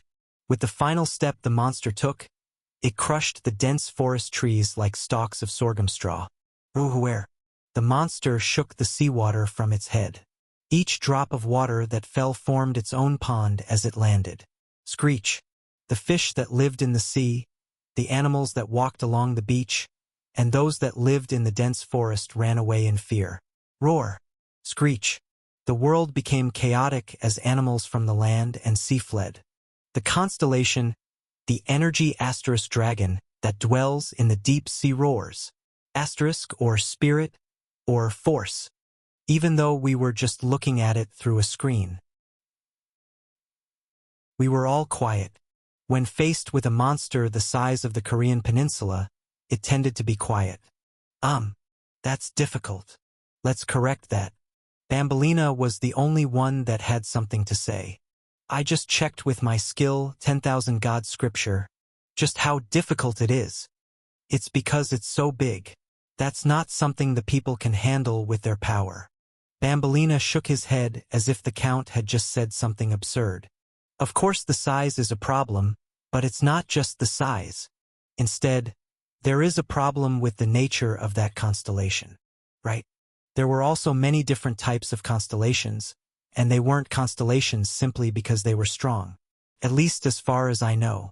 Aberka didn't become a constellation simply because he lifted a lot of dumbbells. Aberka became a constellation because he overcame himself again and again. Due to being born with congenital albinism, he developed enmity towards the sun. However, Aberka learned to use aura and overcame the sun by covering his entire body in it. The limits of the body. The limits of life. Whenever an unavoidable limit was reached, Aberka overcame it by reconstructing his flesh and bones with aura. An overcomer. The one who rebelled against everything and eventually transcended everything, the world he was born in, the sun that nurtured that world, and the life he owed to the sun. Thus, the constellation, the musclehead who dreams of sinning against heaven, proved his determination and qualification to become a shining constellation in the night sky. On the other hand, that monster was a different type of constellation. If we had to classify it, that constellation belongs to the beginning, nature. the constellation that composed this world. That gigantic monster isn't even the main body. It is a kind of terminal, nothing more than a puppet that it connects its consciousness to and controls. To compare it, if we were to say that the main body of the constellation was a giant sea anemone, then that monster was a single tentacle. That makes it almost impossible to fight and kill it. Nevertheless, if I had to come up with a method, wouldn't the only way be to seal the puppet instead of destroying it, trap the constellation's consciousness inside it, and make it crumble by causing it constant pain? Shiny shuddered, and I did too. The method Bambolina mentioned was almost the same thing the Constellation Killer did to the constellation in the world that Master lived in. The Black Dragon Master, who was unaware of this, tapped her chin. Indeed, some kind of curse. Yes, in the first place, the puppet is the medium. That way, it wouldn't have any chance to counter. Right, that's a way to deal with it. But can those kids there use that method? The thought itself is easy. The fact that the puppet itself is the medium means that it is based on primitive sorcery. As the conversation between the Black Dragon Master and Heretic Questioner progressed, someone folded their arms. It was the Crusader. However, the question still remains on whether it is necessary to use such a method. Huh? What do you mean? According to the Heretic Questioner's words, that constellation seems to be the creator of that world. In other words, the inhabitants of that world can only be born and live because of that constellation, so unless there are lunatics who believe they should absolutely kill the constellation, there is no need for them to be hostile, is there? I shuddered. Shiny did too. There was a person among my vassals with such a history. However, apart from that, the Crusader's point was sharp. As expected of the Crusader. Before I regressed, the Flame Emperor had cleared the 40th floor. And since it was a world quest instead of an individual race quest, I knew the contents of this floor. However, isn't said creator about to destroy the world? I can refute you with the same logic, Black Dragon Master. Unless it has suicidal tendencies, that constellation has no reason to destroy the world. Unless it thinks the inhabitants of the world have made it a mess. As expected, that was correct. Actually, even if it's a mess, it won't destroy it. Flame Emperor. In the past, when Yasuha climbed the tower, the continent was completely ruined compared to how it was now. The fanatical elves worshipped the Flame Emperor as a god. Yasuha ordered these elves to slaughter and conquer. Because the race and their god were so mad, they ended up annihilating all the other races or making them slaves. Except for the goblins. However, we'll talk about why those kids were able to survive later. For now, this fact was important. That constellation won't destroy the world. It would just do something a bit more nasty. The constellation, the energy dragon that dwells in the deep sea roars. The dense forest, beach and sea all shook. The roar the energy dragon released was so magnificent, it could be heard on the opposite coastline. Things that live on my skin. Races that flowed from my lungs. I am the great flow. No current in the sky, land, or sea does not flow from me. I am the flow is me. Those who can feel the flow are priests who feel me, and those who can use the flow are warriors that use me. People from all over the world turned their heads. The goblins scrunched their noses. The snails shook their antennae. The elves perked their ears. The mermaids opened their gills. The vampires flapped their wings. The humans turned their eyes, and the oni turned their horns. In a moment, an instant, noses, antennae, ears, gills, wings, eyes, and horns were turned to the same place, and at the other end of their attention, a gigantic monster lay face down. A step from its back foot caused the beach to be hit by a tsunami, and a step from its front foot caused the dense forest to be hit by a tsunami. Dash! Ridiculous. Crossing his arms, Bei Hurayong muttered. That turtle bastard over there. Did he just send a voice transmission to every race in that world with aura? It was as Bei Hurayong said. The tremendous marvel instantly resounded across the entire continent. The humans tremble in fear at the mysterious voice. The mermaids shed their scales at the mysterious voice. The goblins become alert at the mysterious voice. The elves are surprised by the mysterious voice. The Oni became displeased at the mysterious voice. The vampires suddenly fell into a deep sleep at the mysterious voice. The snails were surprised by the mysterious voice but finished their work. The entire continent fell into chaos. The responses for saying that chaos ensued are very diverse. TL. At the mysterious voice. What was going on? Why didn't anyone panic and run away, fall to the ground, or break down in tears? That's what happened when the Flame Emperor climbed the tower, especially the vampires and the snails. Why did the vampires fall asleep all of a sudden, and why did the snails just go back to what they were doing? I looked at the Black Dragon Master and Heretic Questioner, who were on either side of me alternately. Neither of them avoided my gaze. Instead, they met it confidently. Didn't I tell you? The vampires merged with the dream demons. They probably went to have a race-level strategy meeting. It's really important for them to unite their minds before they act. Anastasia spoke casually, as if she was reciting the truth. I taught them to keep working as long as they didn't think they would die right away. It's better to swing their hammer one more time in their life. Bambolina spoke with a wide smile. I see. Couldn't help but lament. This is my best friend and subordinate. As I questioned my relationships, I heard the tisk tisk tisk of a clicking tongue. Birds of a feather really do flock together. Peas in a pod. They were meant to be together. Bei Hurayong cleaned his ear with his finger and looked at the hologram. So what exactly is the flow that Turtle is talking about? It's coming. Huh? It was revealed in the name of the constellation. It's called the Energy Dragon. All of the aura that flows into the world comes from the breath of that constellation. Oh, if the Amazon rainforest was the lungs of the earth, then that constellation could be called the lungs of aura. Bei Hurayong furrowed his thick eyebrows. I see. So that's why the kids in that world learned how to use aura so well. And why there is so much aura in the air compared to other worlds. That's right. Makes sense. Bei Hurayong nodded as if he now understood everything. After all, no matter how smart they are, the speed that the goblins learned aura is freaking ridiculous. Now that I think about it, those guys are just a bunch of world suckers. I've heard of gold spoons and silver spoons, but I've never heard of aura spoons. Well, I'm not sure if it's that good of a spoon. Huh? Why? If aura is easy to learn, then it should be a good thing no matter what, no? I didn't respond to Bei Hurayong's words. Let me congratulate you on your achievements. In the hologram, the energy dragon roared once more. You are indeed my priests and warriors.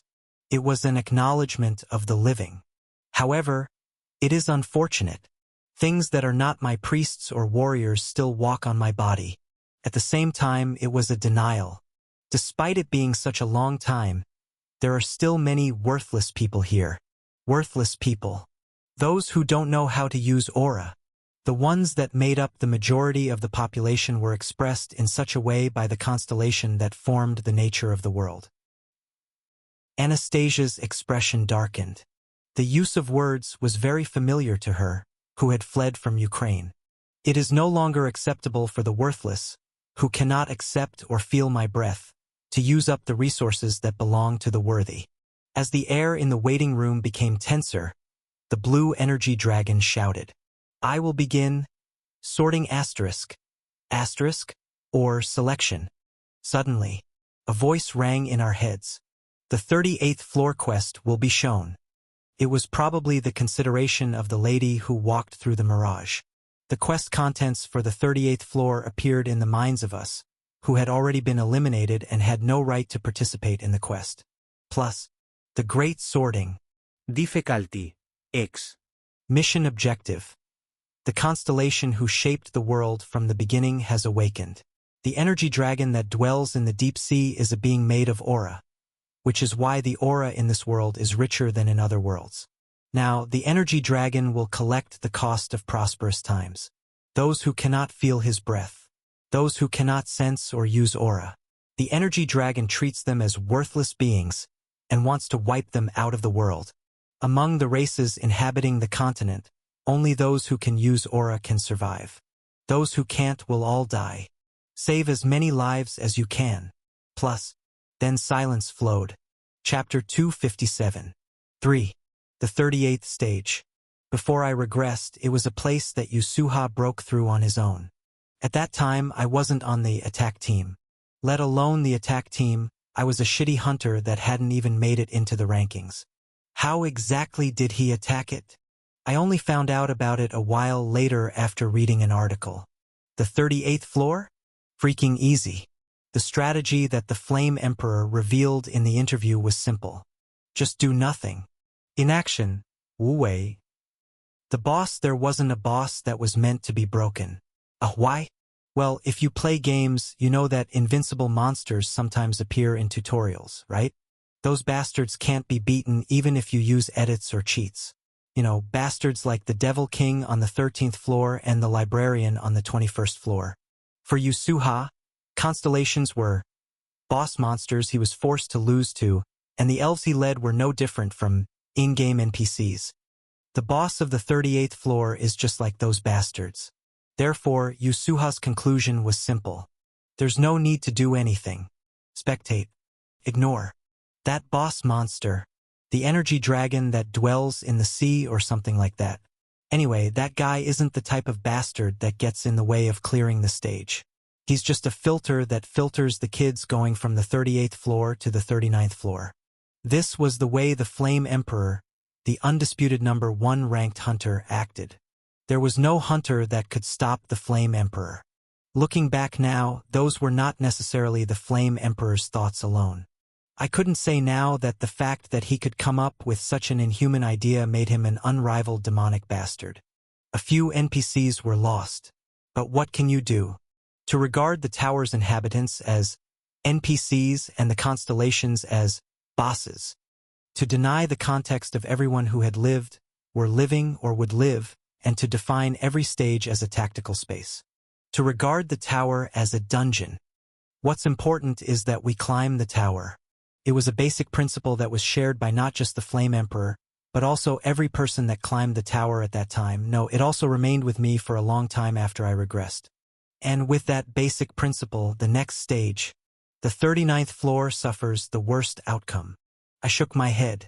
After I finished my recollection and returned to reality, I heard the sound of Anastasia's teeth.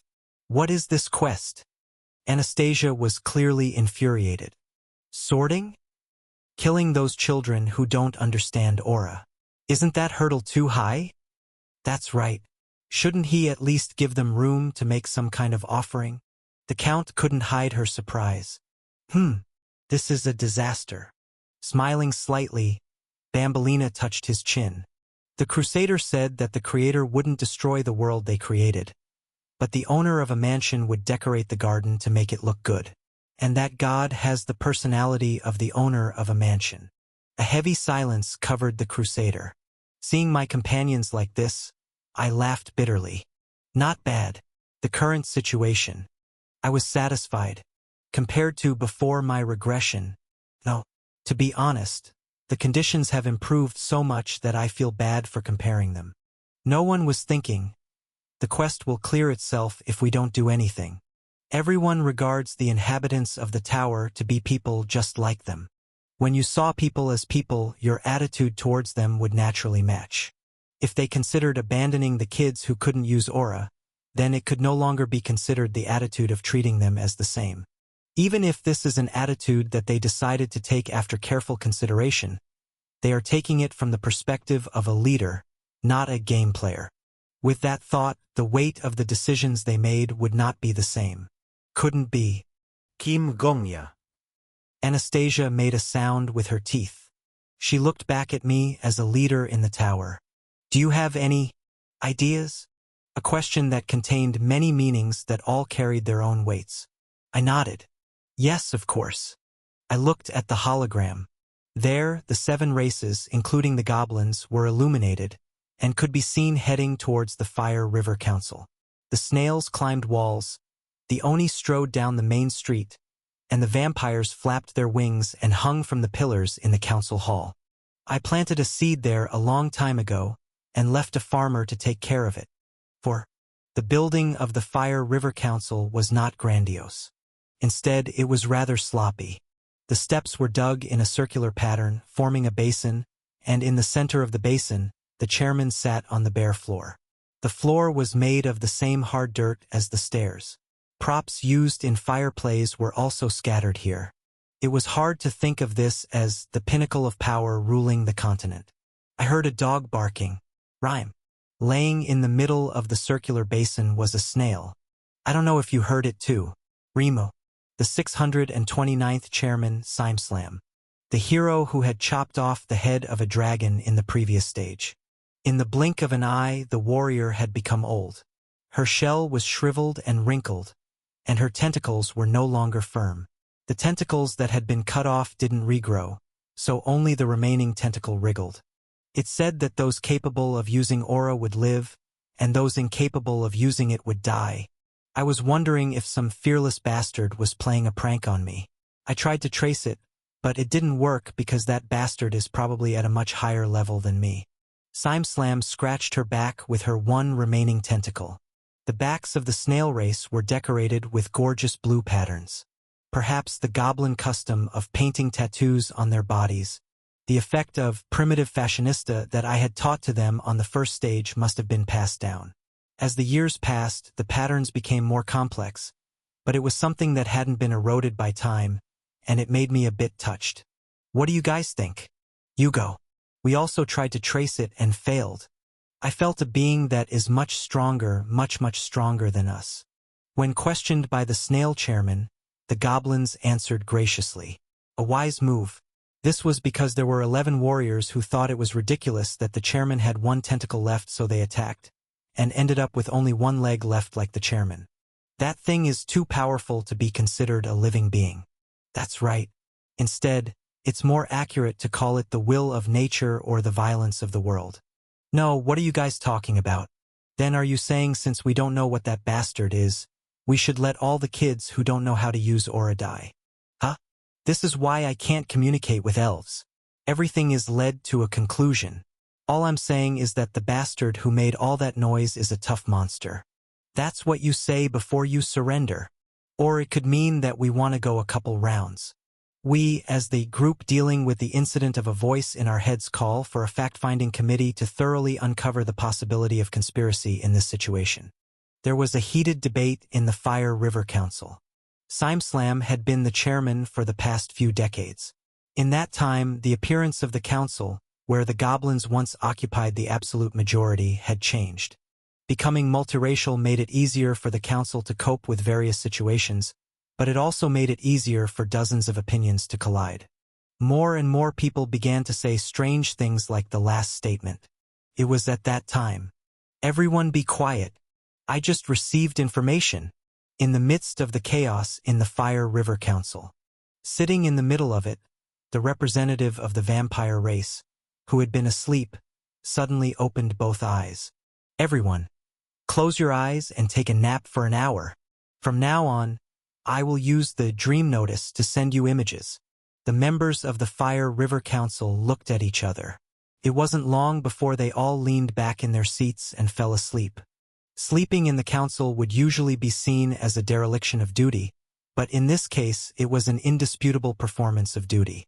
In the dream that they were welcomed in, the representative of the vampire race unfolded the dream notice. This was a power that was obtained by merging with the dream demons.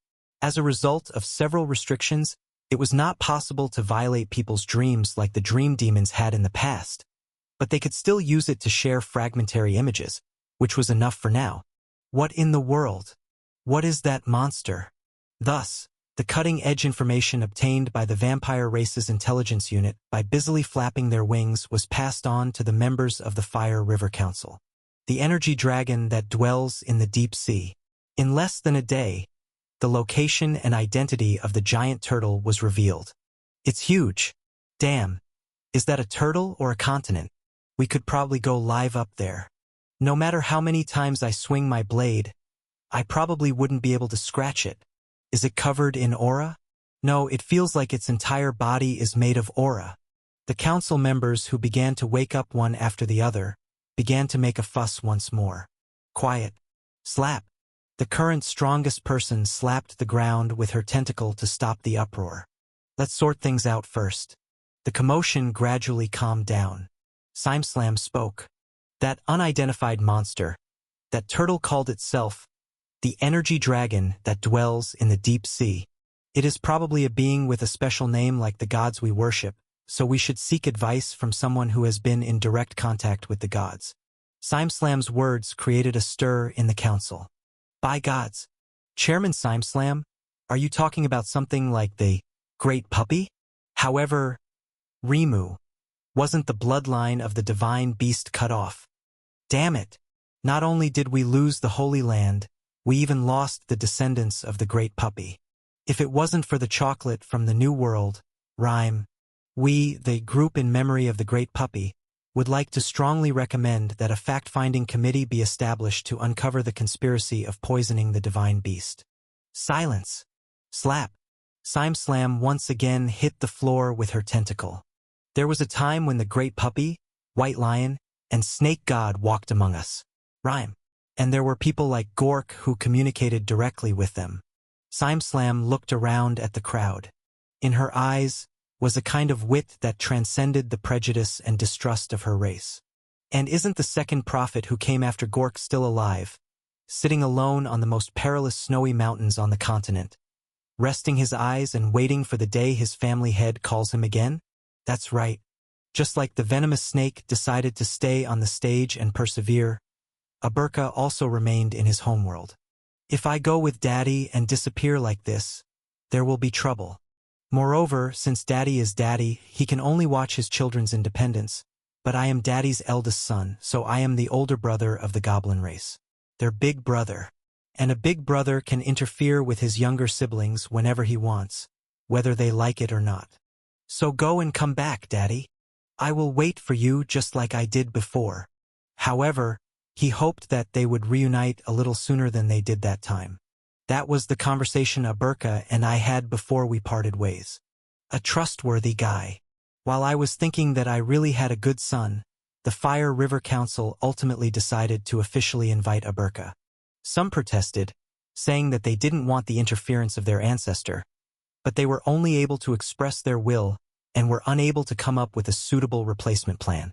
A will that cannot be proven is nothing more than a thunderclap. Breaking through all of their thunderclaps with her lone tentacle, SimSlam then shouted, "Summon Aberka, the 212th chairman of the Fire River Council." A summoning ceremony was then held.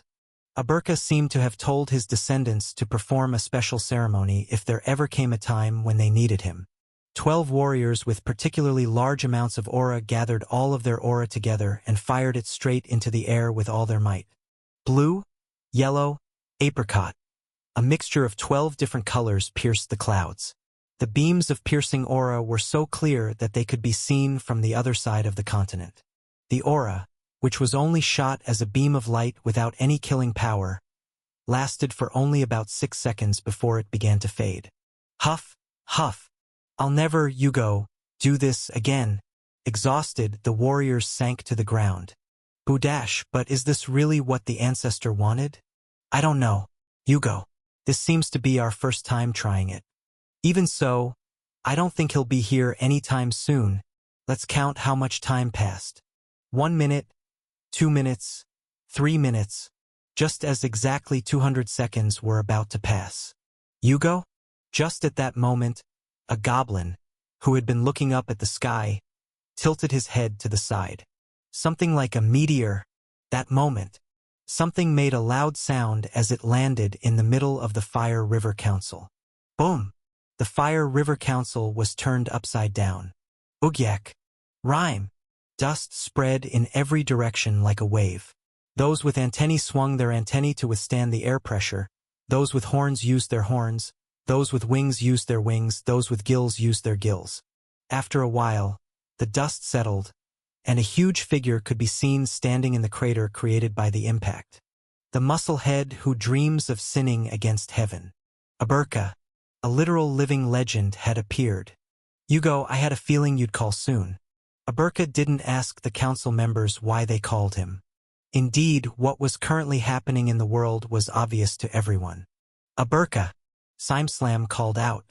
We wish to receive guidance from you, our preceding chairman. Do you have any advice for us on that turtle bastard's intimidation? Aberka smiled brightly. Seeing as you called it turtle bastard, it seems that you already figured out that monster's identity. Yugo, you guys really work fast. I appreciate the compliment, but does that matter? Of course it does. My advice to you is very simple. Aberka crossed his arms. Since you've already figured out its identity, then you should know that the energy dragon is a huge mass of aura. In itself, it can be called a pure crystallization of aura. Sitting in the lotus position, Aberka, the warrior who had reached the sky, took a deep breath. It was the basic aura training method. And, Yugo, if that is the case, a stream of pure white air was sucked into his nostrils and swept through his body before exiting. Isn't it enough to breathe it in like this? The members of the Fire River Council tilted their heads. Breathe it in?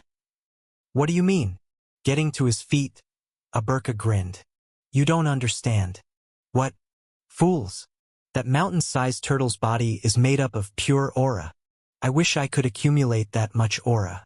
Yugo, that huge body is no different from a miracle elixir.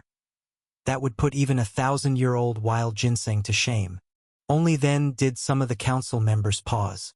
The council members who understood Aberka's words widened their eyes, or wriggled their antennae, and soon began to converse with those near them. Standing among them, Aberka then delivered the final blow. Gather the people, not just those who know how to use aura, yet even those who haven't embarked on the path of aura yet. Gather tens, hundreds, thousands, tens of thousands, hundreds of thousands, millions of people. Ugher. This is not a crisis. It is an opportunity. This is a golden opportunity that will never come again to let even those who are the lowest of low rise to the top. Dash. Collective aura training. No, what Aberka was suggesting could be called the Great Absorption Technique. Gather everyone and let them climb onto that turtle's back to carry out their training. The mouths of the council members opened wide. My companions were also looking at the hologram with wide mouths. And I, on the other hand, was smiling brightly. As expected, I have a good son. Yasuha attacked the 38th floor by doing nothing. My attack strategy, which I had vowed would be different from the Flame Emperor, was a bit similar. Now, even if I leave them alone, they can take care of things on their own. Good job. In action. However, even if Yasuha allowed millions of kids to die by doing nothing, I would achieve a very different result by doing nothing. Within the hologram, my son was detailing the different result. With an evil smile on his face. Let's drink that turtle bastard like rice soup and all become peak masters. Chapter 258. Seal the Dragon. 1. Energy Dragon or whatever. In any case, it's just a lump of aura. Let's just suck it up like an elixir and strengthen ourselves. An absurdly simple assertion. However, it was this simplicity that shook the members of the Fire River Council. The council chamber, which was hollowed out like an amphitheater, was instantly filled with the buzzing of many murmuring voices. Sucking the aura out of a monster like that? Is that possible? It's ridiculous. However, if the monster really is made of pure aura as we were told, then there shouldn't be any reason why we can't suck it up. Slap. Chairman Simslam smacked the ground with her tentacle. Quiet. Everyone immediately fell silent. The Fire River Council was a place where respecting the strong was still prevalent, so the chairman's behavior could be roughly translated as, "Excuse me, but I hope all of those weaker than me would kindly shut up." Simslam was the strongest, and thanks to that, a graceful silence hung around her. Let me ask you, Aberka, can we really get rid of that monster with aura training? Ugher. I think so. Although the snail, who was much younger than him, spoke informally, Aberka didn't pay it any mind. He just grinned like an evil brat playing a cruel prank. Think about it. When we eat something, doesn't it become a part of our bodies? In the same way, even if it comes from that guy's lungs, the aura we suck will become our aura. Aberka banged his clenched fists together. That's why I'll take a bite, and you'll take a bite too. if we gather everyone and share every bite with each other. Ugger, that turtle will disappear without a trace, and all that will remain is we who have grown stronger. SimSlam pondered deeply. The members of the snail race were naturally small in size. They were similar to or smaller than goblins, but now that the members of the goblin race had evolved into hobgoblins, they couldn't compare at all. Even now, the one sitting next to SimSlam with his arms folded was Aberka, the greatest warrior in the history of the goblin race. Rhyme.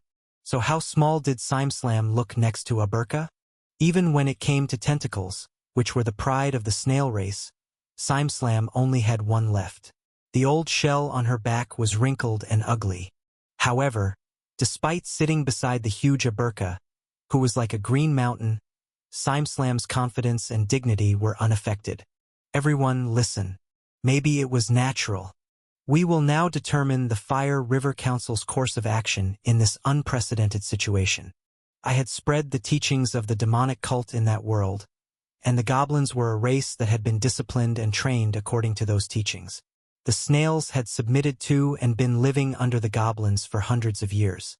The teachings of the infernal heavens had also penetrated the Fire River Council. Therefore, if Aberka could be considered the first heavenly demon, then SimSlam was the 417th heavenly demon. Under the doctrine of the infernal heavens, the wound of having all their tentacles cut off was not a shame but a pride. As the number of wounds increased, so too did the sword path increase, and as the depth of the wounds increased, the infernal heavens' demonic art became freer. We will listen to the advice of former Chairman Aberka and absorb the aura of the energy dragon that dwells in the deep sea. That was the moment the Fire River Council decided on the course of action for the energy dragon incident. Before long, several council members jumped up as if they had been waiting for that signpost to be put in place. Chairman, I will send a summons to all elves. Why are the elves trying to get ahead? The snake god should go first, which means those with horns should have precedence. Ooh, everyone is so lively. Do you think we'll be able to get there without a boat? Oh, everyone is overflowing with greed. We, the group that firmly opposes the exclusive use of the energy dragon, would like to strongly recommend the establishment of a committee for the fair and equal use of the energy dragon. Everyone be quiet. SimSlam smacked the ground again. I know you all want to represent your own races. Rhyme. However, we are all the same. Everyone is gathered here to represent their respective race. The council members paused. SimSlam continued.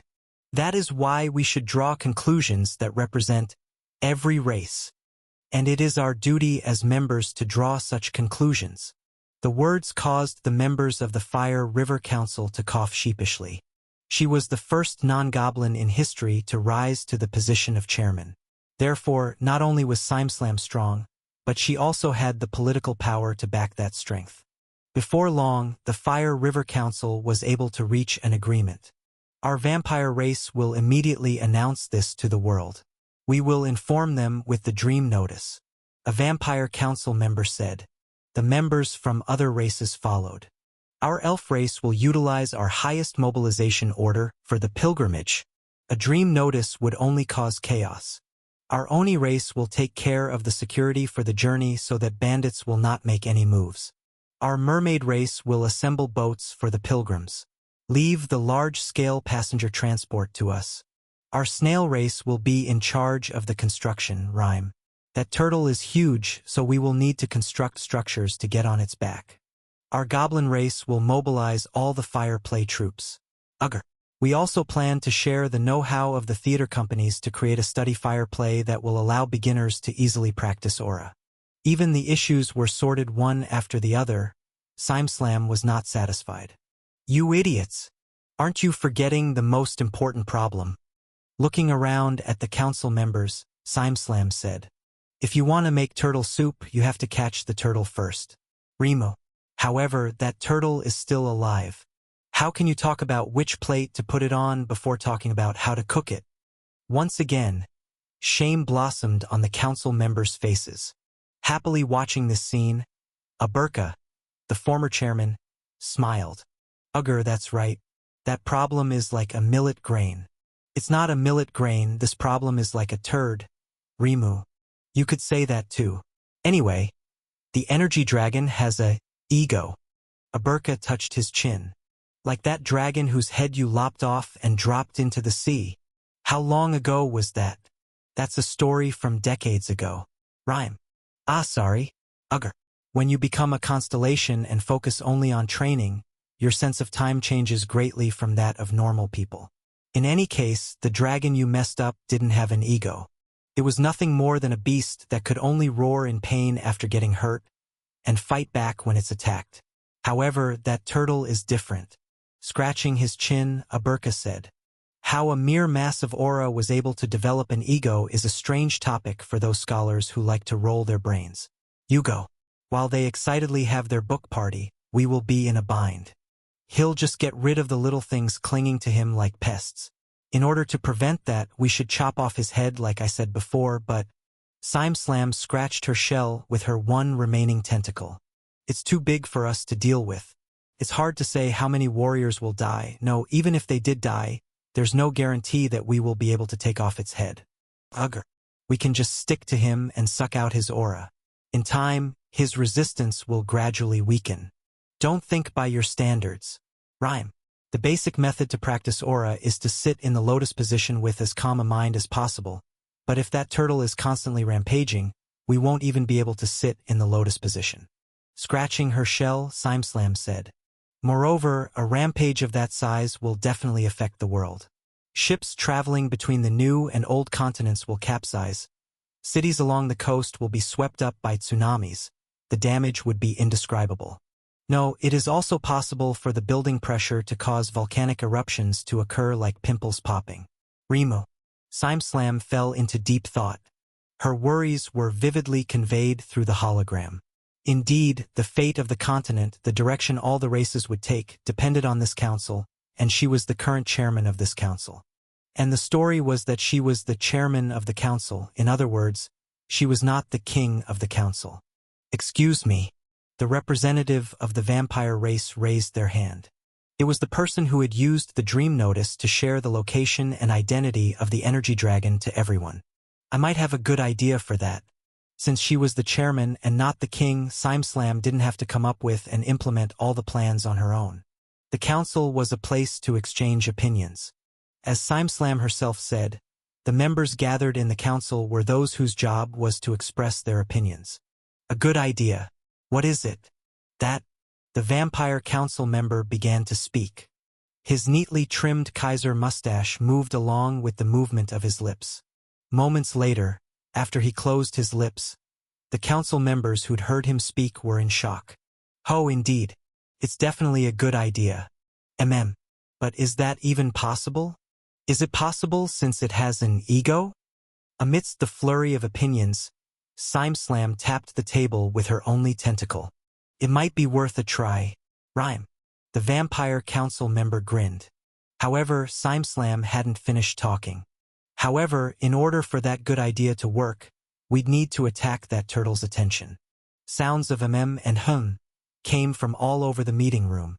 It was a topic that was equivalent to putting a bell around a cat's neck. So their reactions were natural and SimSlam didn't mind. I'll be the first to volunteer. The council members paused. Perp. Chairman SimSlam looked at them and let out a laugh unique to the snail race. Think about it, you pieces of athlete's foot star. Won't the kids who come into contact with the energy dragon first and manage to start meditating be the ones to suck up the most honey in the end? Dash. I, of course, am not willing to surrender such a lucky position to someone else. That's why I, the 629th chairman, declare that I will stand on the front lines. Chairman SimSlam turned her head to look at Aberka. What will the ancestor do? You go. I'm the only one with the confidence to sit on that turtle's back and suck honey regardless of if it starts burping or going insane. Aberka smiled, baring his fangs. As the firstborn, if I just shamelessly coveted the honey, I wouldn't qualify to be the big brother. Ugger. However, as the younger siblings, wouldn't it be embarrassing to always cling to your big brother whenever something happened? In fact, the Fire River Council had rejected mine and Aberka's help before. Even on the 37th floor stage, Aberka hadn't stepped forward, and the venomous snake called the snake god also refused to participate. The things of this era were for the people of this era.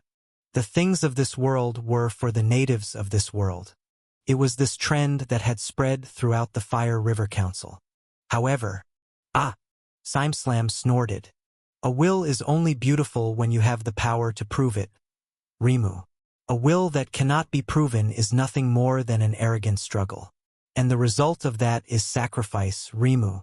In the end, it is the powerless that end up shouldering that arrogant struggle. Bang! SimSlam slapped the desk with a whip-like sound. TL. Author loves to add things randomly. First a table, now a desk. Lol. That turtle bastard said. He would kill everyone that couldn't use aura. Seemingly reminded of the Energy Dragon's declaration, the expressions of the council members became menacing. That is tantamount to saying that he would not only kill those who failed to awaken their aura, but also all the newborn babies who aren't even capable of understanding speech. Bang! SimSlam slapped the desk again. I don't know if there is any beast that doesn't get angry when their young are threatened, but we are definitely not those kinds of beasts. Yuo. That's right. The council members raised their voices. That's right, Chairman. We are not those kinds of beasts. Not. We are not. We, the group who are not those kinds of beasts, strongly support the chairman's declaration. Silence. SimSlam hit the table again. After the council members shut their mouths, SimSlam turned to look at Aberka again in disgust. So, even if it's dog shit, as long as it can be used, we will use it. Will you help us, ancestor? Ugh. It's a bit harsh to treat me like dog shit, but fine. Aberka smiled. I'll help. Good. SimSlam nodded. Then, let's organize a special operations team to attract the turtle's attention centered around the ancestor and me. Rhyme. As mentioned before, those who volunteer for the special operations team will be the first to obtain the right to climb onto the turtle's shell and sit. The special operations team was quickly formed. Like ants clinging to honey snacks that fell to the ground, there were countless requests to join. After all, not only was the Fire River Council a meeting of council members, it was also a gathering of warriors. With the chairman volunteering to be the front line, there was nothing to fear. It's a bit short. Nevertheless, SimSlam frowned. To be honest, apart from me and the ancestor, the level is a bit low. I don't know if 200 or 300 more powerful guys could fall from somewhere. Kukuku. Suddenly, the door of the Fire River Council opened. We were waiting for those words. As the large door opened, the sunlight poured in. The sunlight didn't get far before long shadows were cast on the ground. The shadows stood in a line, the single horns on their foreheads looking exceptionally sharp. We are the worshippers of the snake god.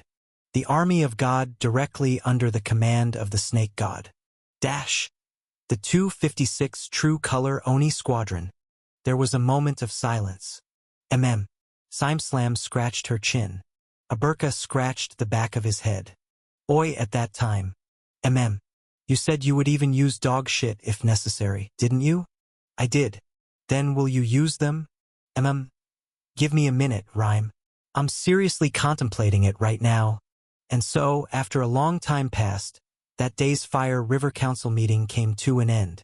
And after a while, those with a mission began to move towards the energy dragon that dwells in the deep sea.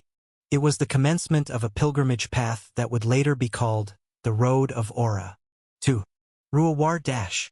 The energy dragon that dwells in the deep sea, the strongest energy dragon, howled. The energy dragon that sank to the deep sea was strong enough to be called the strongest in the world. Yuk! Kaya! It defeated Aberka and the 256 True Color Oni Squadron as well. It defeated all that came at it. The energy dragon who sank to the deep sea was the #1 in the world. Wah, we're doomed. Damn it, run away. All the worthless beings that failed to awaken their aura fled. However, the energy dragon still smashed them. Damn it. Aura. If only I had studied aura hard. So their regrets came too late. Ruhar Dash. The energy dragon that dwells in the deep sea. It was the moment when he killed off all those who hadn't awakened their aura. Very simply, completely and irrevocably. 3. Big bro, is the turtle laughing? Leave it be. It must be having a good dream, the head of the vampire race said as he lit a cigarette. Behind him, hundreds of thousands of vampires, who had merged with the dream demons, flapped their wings while releasing psychic waves. Chapter 259. For energy dragon that dwells in the deep sea falls asleep. The giant turtle slowly slammed his head into the dense forest. Thud. Gritty dust scattered among the palm trees that the giant felled. Energy dragon that dwells in the deep sea falls into a deep sleep.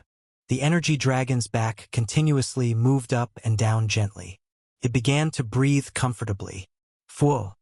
The sound of its breathing was great. And every time the energy dragon's breath flowed in and out of its nose, the vegetation in the forest shook as if caught in a gale. Beneath the palm trees swaying beneath the dragon's breath, a person shook their wings. We selected only the most elite Dream Demon unit at handling, leading, and guiding in our race. There is no need to worry. It was a vampire race executive. The executive didn't blink a single time while talking. Their posture was strange, and their language pronunciation was clumsy and awkward as if they were using a translator. This was natural. This vampire was a kind of connection window. They had been completely possessed by the Dream Demon race and their memory, mind, and even body had been completely taken over. Yugo. In front of them, Yubukra had a somewhat perplexed expression. I'm sorry, but what is your name? Dash. We do not have a name. TL. We are Legion. The handsome vampire said expressionlessly. We are we us. That assertion is as useless as Daddy is crazy. We do not have you, nor I. Just a dream. In that dream, anyone can be you, and anyone can be I. Therefore, we are we us. Aberka shrugged. Well, I'll understand it as you just have a lot of pages. Is that okay? Dash. Since you're not saying anything, I'll take it that you don't mind. Ugger. So, Dream Demon gentlemen, no gentlemen. How long will the energy dragon be asleep? Raising his hand, Aberka pointed towards the monster. The energy dragon was unimaginably huge. It would not be wrong to call it an island. Every 20 minutes or so, the peerless island breathed in, then 20 minutes after, it breathed out. A true heaving mountain. Now, quickly finish the construction. Rhyme. Snails climbed along the sides of this very mountain. All tasks must be completed before the dragon wakes up. Cover the entire body in supports. We have to create enough space so that as many people as possible can gather and train. Remo. This guy's body is constantly moving, so take that into account as well. Finish the construction in 1 day, today. They were the members of the snail race who were in charge of the construction in this operation. As many as 4,000 snails climbed onto the monster's body. Unlike most races who had to stick to walking on the ground, members of the snail race could walk on walls through the use of their sticky mucus. It was the same now. The heaving mountainside was nothing more than a light picnic course for the snail race, with their 4 or 5 tentacles gripping various tools and pieces of lumber. From a distance, they looked like the tiny Lilliputians climbing the giant body of Gulliver. Those kids shouldn't get hurt during the construction. Aberka spoke. At this very moment, hundreds of thousands of people are coming from all over the continent, perhaps even over 1 million. I wonder what that dragon will do when it wakes up and finds everyone stuck to it and sucking its aura. -7 days. The Dream Demon-possessed vampire said. The cheeky expression on Aberka's face was instantly erased, and he turned to look at the vampire with a serious expression. 7 days? Can you really make it sleep for 7 days? Ugger. That's amazing. If we were to classify the number of our Dream Demon race according to your standards, it would amount to 800,000 people. As many as 800,000 Dream Demons are working together to imitate the sea, use illusions to display the cool texture of the waves, and show the energy dragon whatever it wants to see, from illusions of simply killing the impure, to illusions of tearing them apart and torturing them. 800,000 individuals. We are satisfying the energy dragon's happiness, comforting its unhappiness. encouraging it to overcome its trauma by leading it to the root of its unhappiness, questioning why it exists, and what is the purpose of its existence. That is what 800,000 dream demons are doing together. The vampire let out a small sigh. In any case, until the 7th day, we will let that monster sleep so soundly it won't even snore. It will depend on how much of that monster's aura in those 7 days. If possible, it would be good if we can absorb enough aura so that it would become shriveled like a puppet. As if that was all it had to say, the vampire flapped its wings. Suddenly, Aberka reached out and grabbed the vampire's leg. Flap, flap, the sound of flapping wings continued, but the vampire was unable to fly into the sky. What is it? The vampire, dream demons, asked as if dumbfounded. I'm sorry, but, Hugo, I still have something to ask you. Ask. As far as I know, from hundreds of years ago, when my daddy went to your dream world or whatever it's called and came back, weren't you guys just a bunch of selfish bastards? That, as long as it was to expand your world of dreams, you didn't care if a mermaid, goblin, or any other race died or not. You were happy to just live in dreams forever and enjoy endless performances. So why would you cooperate in such a major event that will put the fate of your species at stake? Because of a change of heart. Silence fell for a moment. It seems you don't believe in the good intentions of people, Chairman of the Fire River Council. Unfortunately, I only believe in my own good intentions. You are half right and half wrong. Aberka tilted his head to the side. Looking down at the largest goblin in history, the corners of the dream demon's lips rose slightly. You not only believe in your good intentions, but also the good intentions of your father. Tell your father. Next time he visits our world, it won't be as easy as last time. Even the creator of the continent was put into such a state by us. Your daddy, who you worship as a god, will be no different. For the first time, the dream demons let out a laugh. And when Aberka's grip loosened, they pulled away their foot and flew into the sky without regret. Flap. As the single dream demon flew away, hundreds, thousands of vampires flew after it. It was as if they had been waiting in the shadows of the forest for the conversation to end. Countless vampires flapped their spread wings, covering the sky like the leaves of a palm tree, and they soon disappeared. Hugo. Aberka smiled wryly. Daddy, you're catching people regardless of their race. What a sinful human. Clang, clang.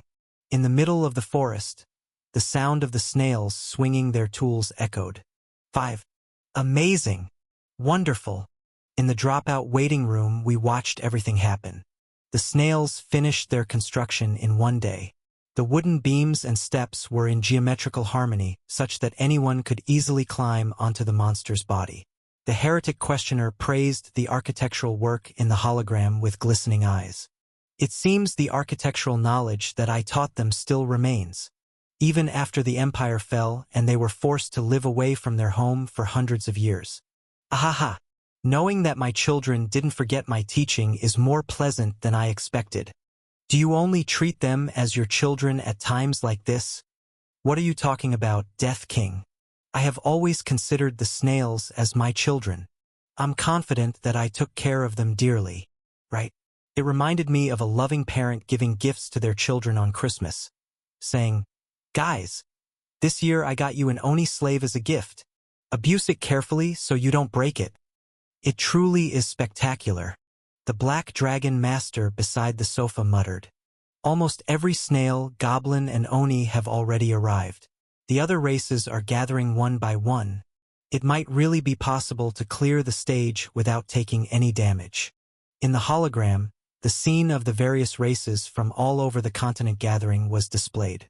Many of them were capable of using aura. With the warriors in the lead wielding their swords, the wild trees in the dense forest fell like stalks of sorghum. The place where the trees were cut naturally became a road. In this way, roads and alleys appeared throughout the forest like hundreds of thinly spread veins, and the various tribes walked on them without hesitation. Without a doubt, every race was pulsating in that jungle at that moment.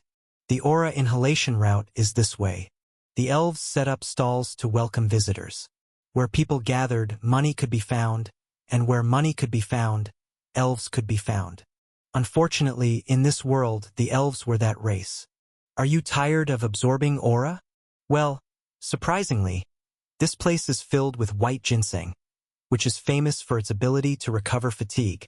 What accumulating aura, it's accumulating fatigue.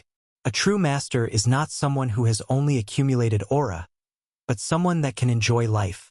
Drink a bowl of white ginseng soup and keep going.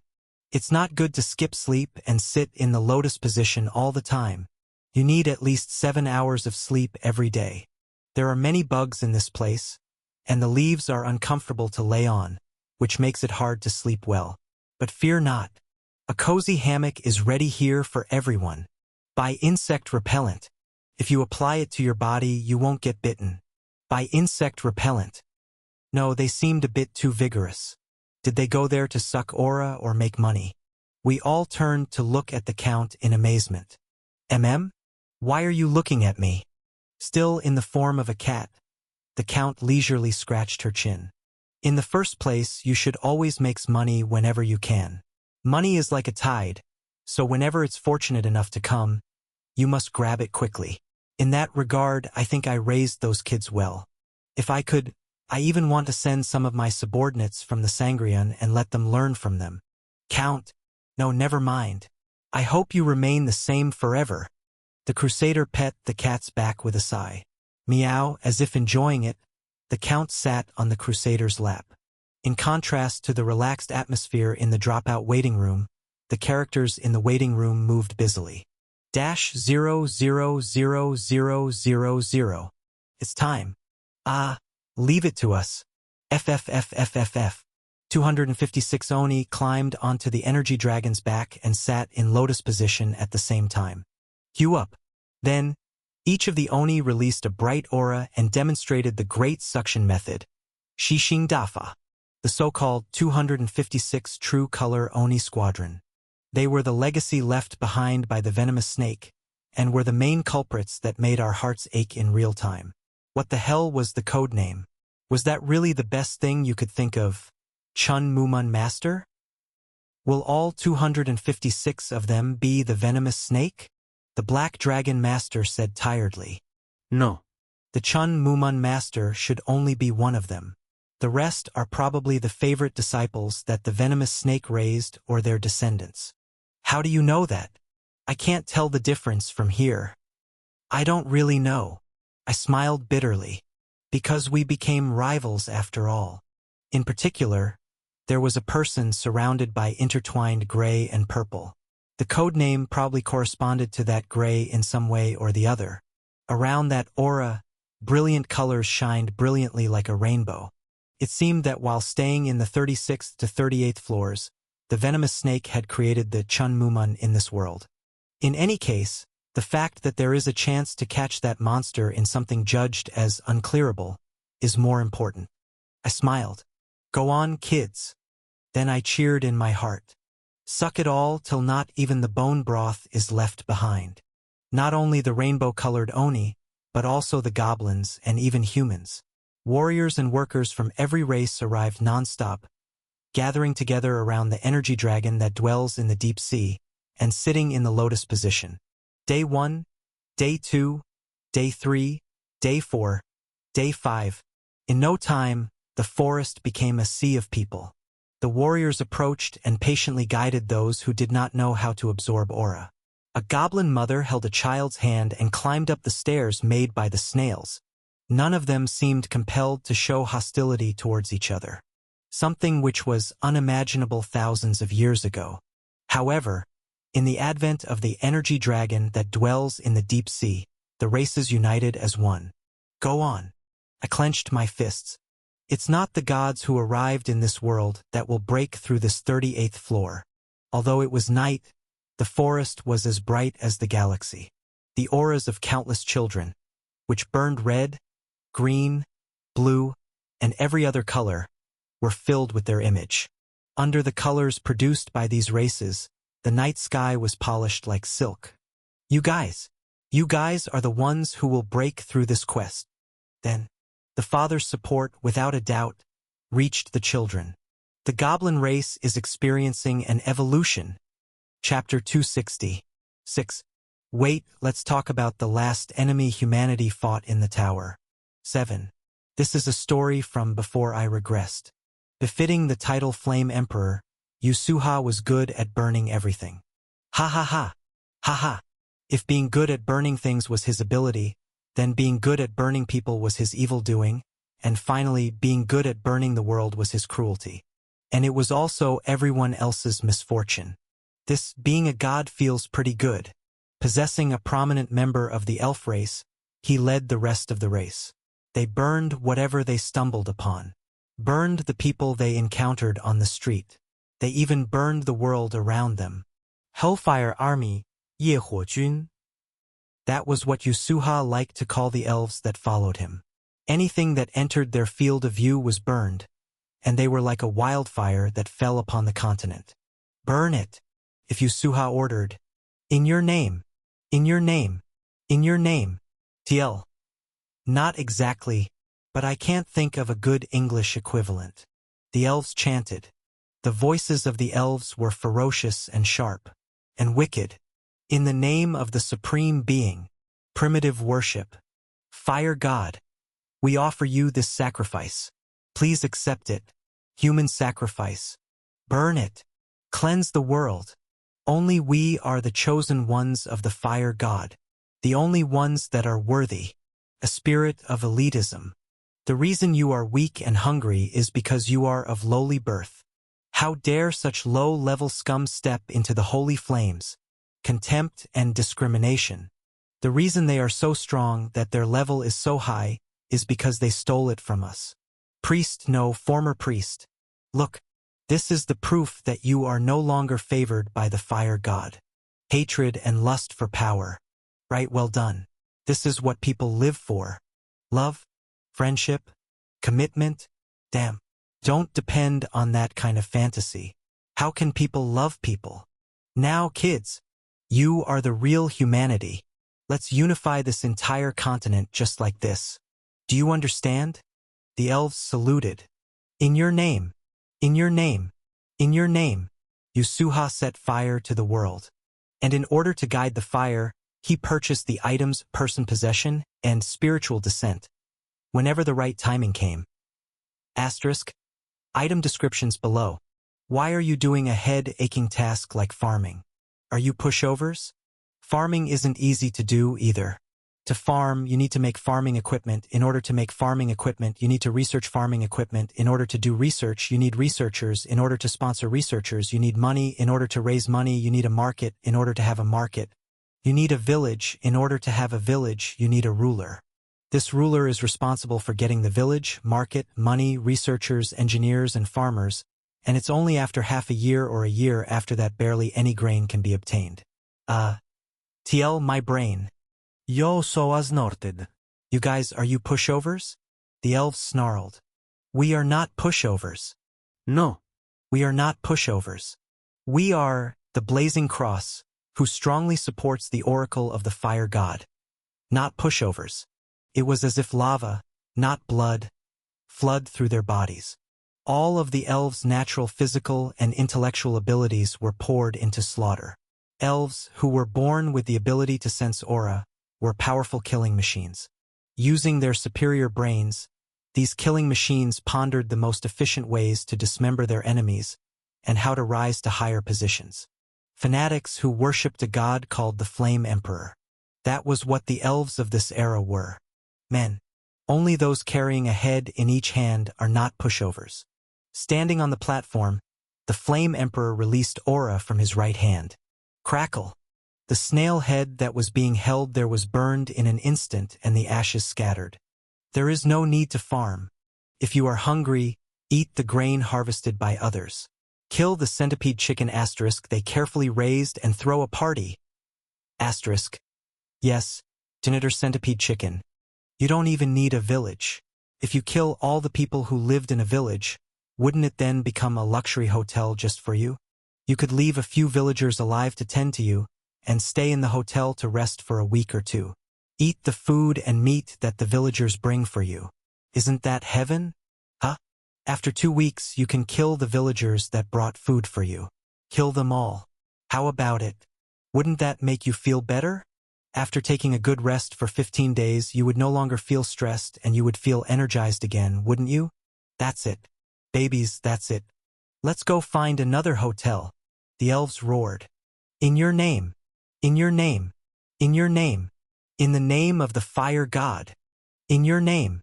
In the places where the Hellfire army blazed, there was nothing left. The painstaking year-long farming was burned down, and the cows that were carefully reared in the barns were burnt and roasted. Everything that the people who once lived there had built step by step while thinking about tomorrow, the next year, and the future, collapsed into ashes overnight. All that was left was an unbearable reality. Every time they plundered a village, they would intentionally leave 5 or 6 people alive, but they always spared them only after breaking their hands, legs, or spines. The surviving villagers could only look dumbfoundedly at the past that had disappeared and the future that was broken, and the corpses that were piled up on the edge of the village. They say it all. After the Hellfire army left, ropes were silently hung on the trees that lined the road. The survivors hung themselves there. The tyrant who burned the world, the Flame Emperor. Yo-Soa. But when he passed through the 39th floor, he encountered a crisis, and when he reached the 40th floor, he faced an unprecedented danger. In fact, the fact that there was a crisis in the first place was a mystery. After all, the Hellfire army had already exterminated many races a long time ago. They tore the snail race apart, nailed the Oni race, beheaded the human race, burned the mermaid race, and imprisoned the vampire race. Asterisk. All of these end in to death. Where or who would dare to put the fire god in danger? Ugh.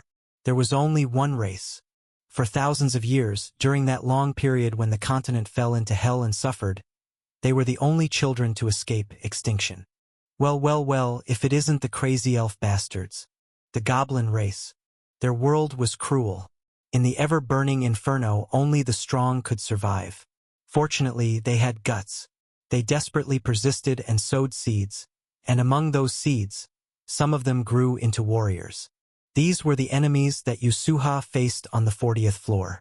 The goblin race. What the hell, you guys? How did you survive the 38th floor? No, even if I said that, NPCs wouldn't be able to understand. Right? How did you survive the energy dragon that dwells in the deep sea or whatever it's called? We survived. It's amazing. Do you want to know how? The dozen or so of us knew how to use aura. This dozen or so clung to the energy dragon and absorbed as much aura as the time allowed. Oh, in that case, that's right. Thud. 14 goblins took a step forward. We are the last of the goblin race in this world. That. Not only did we survive despite all of our kin dying, but we also became much stronger than ever before. Yasuha let out a short laugh. A cannon fodder race with only 14 members left. I'm so speechless. Come, you beggar bastards. I'll comfortably take you guys to see your 1,000,000 compatriots today. But on that day, Yasuha's subjugation quest was not completed. Instead, Yasuha had no choice but to back down and admit that he was unprepared to deal with the enemies this time. Normally, he would have easily won if he brought out his Hellfire army and let them rage against them. But for some reason, on the 39th floor, Yasuha had completely lost the faith of the elves. Not only did he lose it, but he also became the enemy of all elves. Damn it. Yasuha had no companions. There were rumors circulating about a romantic relationship with the Saintess, but after thinking about it, it was probably just gossip being spread by irresponsible media. Even the elf race, who could be called his subordinates, had turned their backs on him. The term, completely alone, could be used for Yasuha. You fight like a bunch of cowards. Small. Damn. I'll prepare and come back. Got it? Withdraw from the 40th floor stage. Failed to complete the quest. Please try again next time. And so, the Flame Emperor, who had been forcibly attacking the tower anytime and anywhere, stopped for a while. It wasn't that he had been defeated by the boss on the 40th floor. He just retreated. Therefore, few people mocked this as the Flame Emperor's failure. After all, the fact that from the 11th floor to the 39th floor, Every stage had been cleared by the Flame Emperor Yasuha, had already created a legend of excellence. Breaking news. Yasuha wasn't the only one that failed on the 40th floor. The Black Dragon Guild attacked the 40th floor. Were they trying to show the skills of the best guild this time? Unfortunately, they came back empty-handed. Although they were overshadowed by Yasuha's reputation, she, who wielded the most power in the tower, had set out this time to regain the honor of her guild. She took all the elites of the Black Dragon Guild and launched an attack. Withdraw from the 40th floor stage. Failed to complete the quest. Please try again next time. She also failed. They could only retreat after failing to defeat the 14 remaining members of the Goblin race. The Black Dragon Master was able to kill 6 of the 14 enemies and wound 4 more. But that was the limit of the power the Black Dragon Master could squeeze out. In the end, the first ranked hunter, the Flame Emperor, single-handedly defeats a boss once again.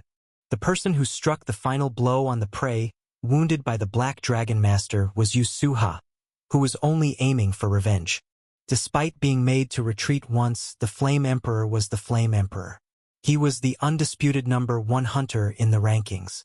6 corpses, 4 wounded, and 4 warriors could not handle Yasuha. Damn! Freaking annoying, beggar bastards. Pouring out curses, Yasuha burned the heads of the goblins. As a result, the last of the goblin race on this continent were slain, and another race perished. A goblin opened his mouth. He was the last of the goblin race. His head was in Yasuha's grasp, but he remained expressionless as his entire body burned. Will be cursed. Huh? You are no god. You are a devil. You pretended to be a god and caused the elves onto the path of the devil. You burned and destroyed the world. It is all you're doing. If there is a god in this world, a god who is not a devil like you, what are you trying to say, you monster bastard? Vengeance will surely fall upon you. Whoosh! The goblin's head was burned to the end of his brain. Only then did the goblin's words come to an end. Even though his throat had been scorched, his tongue burned to ashes, and his bones melted, the last goblin used his aura to leave a final word. Bastard! Yasuha brushed the ashes off both of his hands. Nobody can say anything about revenge. Cook. And just like that, Yasuha cleared the tower's 40th floor. Media companies fought a war to obtain an interview with Yasuha. On the internet, the people were divided into those who praised Yasuha and those who mocked him, but either way, both sides proved that Yasuha played a very important role in their lives. The hunters laughed at the incompetent Black Dragon Master, and a guy like me longed to be Yasuha. It was such an era, such a day. Talk? Talk. Sure. It's the courteous thing to do. However, I'll decide the rules of the conversation. That same night, the Saintess died. However, Hyung knows that I am the Flame Emperor. You also saw me kill the Saintess. That's why you have to die. An F-ranked hunter also died. In other words, the highest stage that humanity had conquered normally was the 40th floor. I had briefly gone up to the 50th floor to meet the Constellation Killer, but that was just a trick using a bug. It wasn't officially recognized. So even before my regression and after my regression, the last stage humanity had stepped onto was the 40th floor. It was the beings on the 40th floor that defeated the Flame Emperor once and made the Black Dragon Master retreat once. That was why I chose goblins as my race despite the ridicule of my companions. 14 of them alone was enough to leave a deep impression in my mind. The goblin race is evolving. Now those beings were about to enter my sight. The change started with a smallish hobgoblin kid. Yugo? The little goblin was sitting in lotus position with his mother on the left and his father on the right. Squirm, squirm. His little toes, befitting of his small size, twitched. Rather than building up their own aura, the child's mother and father wanted to pass their aura to their young child. They were both warriors with seats on the Fire River Council, and the aura softening method that the two united to use was fairly outstanding. This was why their child received the honor of evolving first. The little child's body began to shine. At first, the mother and father were startled. But they soon realized that it wasn't just their child that experienced a change. Ugger, swoosh. The goblins, who were sitting in lotus position atop the back of the energy dragon, those who used all manners of means to sit on its knees, and those who were too lazy to climb so they simply sat on its claws, all began to shine after a slight delay. What is going on? Why is my body suddenly ominous? This is ominous, Hugo. Just as the goblins were hurriedly trying to get out of lotus position. Do not panic. A lion-like roar came from the head of the energy dragon. The constellation, the muscle head who dreams of sinning against heaven reprimands his own kind. It was my splendid sinner against heaven. Aberka was sitting on the giant monster's philtrum, right between its two nostrils. Every time the energy dragon that dwells in the deep sea exhaled, Aberka's body moved up and down like he was on a pendulum ride. In terms of intensity, it was the most violent course, but Aberka looked as comfortable as if he was leaning back in an armchair. No matter what, do not leave the lotus position. Continue to absorb aura. However, this is by no means an ominous sign. It is a phenomenon similar to what you call refinement and rebirth. The goblin's eyes rose sharply. Refinement and rebirth?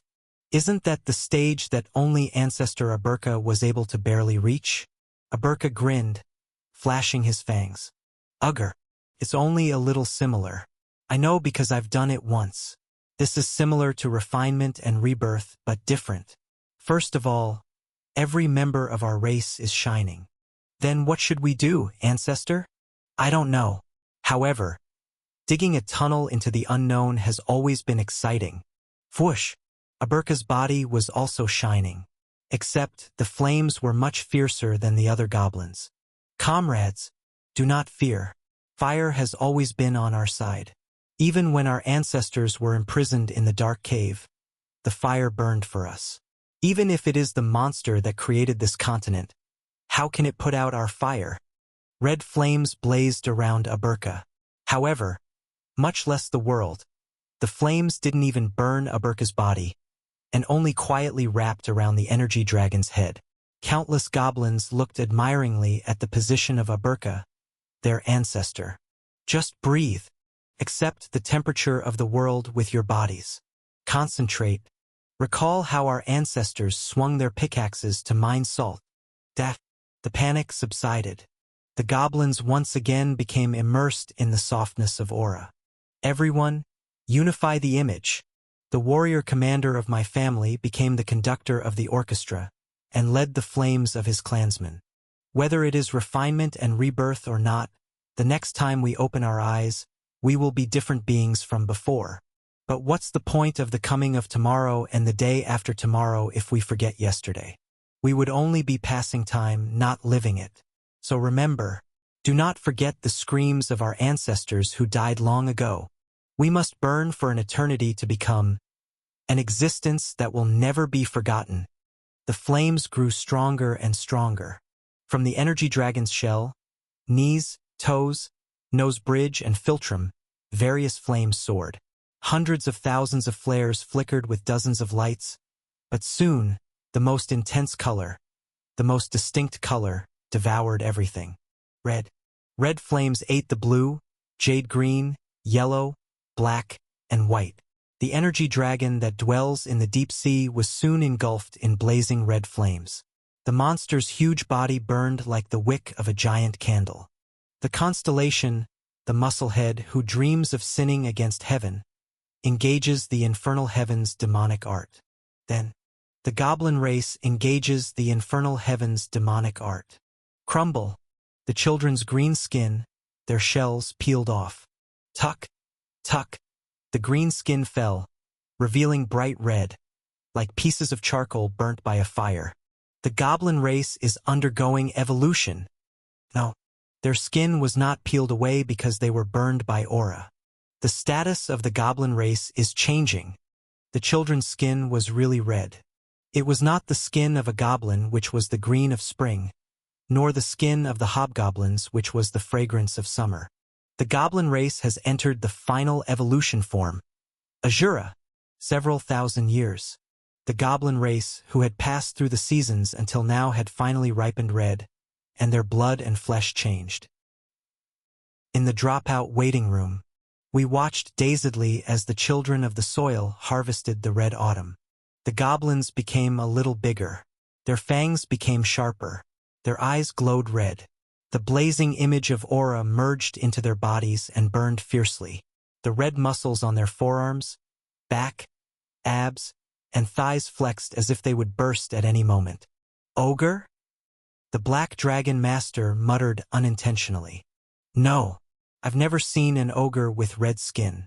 They're not as big as ogres, and the purity of their aura is ridiculously high. Those guys. Yes, it's not. We couldn't take our eyes off of the holographic image.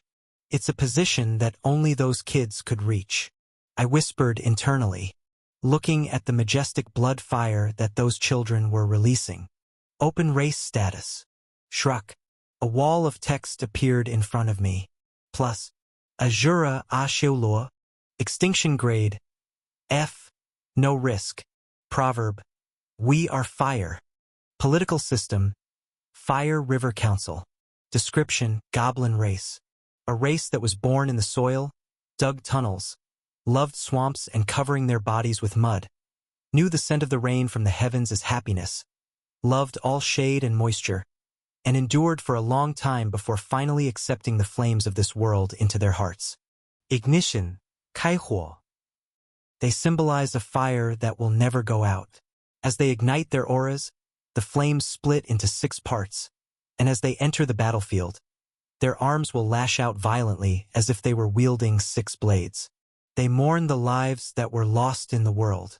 They transfer those lives that have already disappeared onto a dark, gloomy stage and act out the gestures and expressions of the dead. At any time, they can be others, they can be themselves, or they can be us. Therefore, people have likened them to having 3 faces. According to the legend of Azura, they love the waterways shed by humans and take pride in the flames they have nurtured. Even in a world that has become hell, the Azuras will gallop freely. If someone were to call the goblin race demons, it would only be because they are willing to stay in hell. Their beloved father is still laughing in hell. Where else would they call their home? Everyone, may good luck be with you. Traits: Fire River Council, Fire Plays, Demonic Cult, Infernal Heavens Demonic Art, Infernal Heavens Formation, Bad Friend Doctrine, Legacy of Records, Competitive. Nature, Multiracial Culture, Hegemon of the Continent Asterisk. This could also be Loser of the Continent, but I'm assuming the author means Peja ruler/hegemon and not 패자 루저 defeated one. Evolutions, Final State, Aliases. The Azuras will only be called by their own names. Plus, I nodded. That's right. When all my companions in the dropout waiting room fell silent, only my voice flowed out gently. It is said that, by nature, people cannot hear their own voices very well. I'm not sure if it is because of that, although to my ears it seemed like I was happy. It also seemed like I was suppressing some emotions that I couldn't say. Those are my children. Nevertheless, I said what I wanted to say, what I could say, what I should say. All of them, every single one, are the children I am proud of. Stage clear. The 38th floor stage has been cleared. You did not participate in this stage. You will not receive a reward. Those were very happy words. TL. Apologies for the delay. This chapter actually killed me. Word count, 3779, not counting my own comments. Person possession. Rank, effect, possess the person of your choosing. The original owner of the possessed body will become a mental body that stays with you. When the person dies, or when you declare the end of your possession, the mental body will return to its original body. Price 2,000 race points. However, the item can only be used if the person agrees to the possession. Spiritual descent. Rank A. Effect. The player themselves obtains a body and descends. Price 10,000 race points. However, the effect only lasts 5 minutes.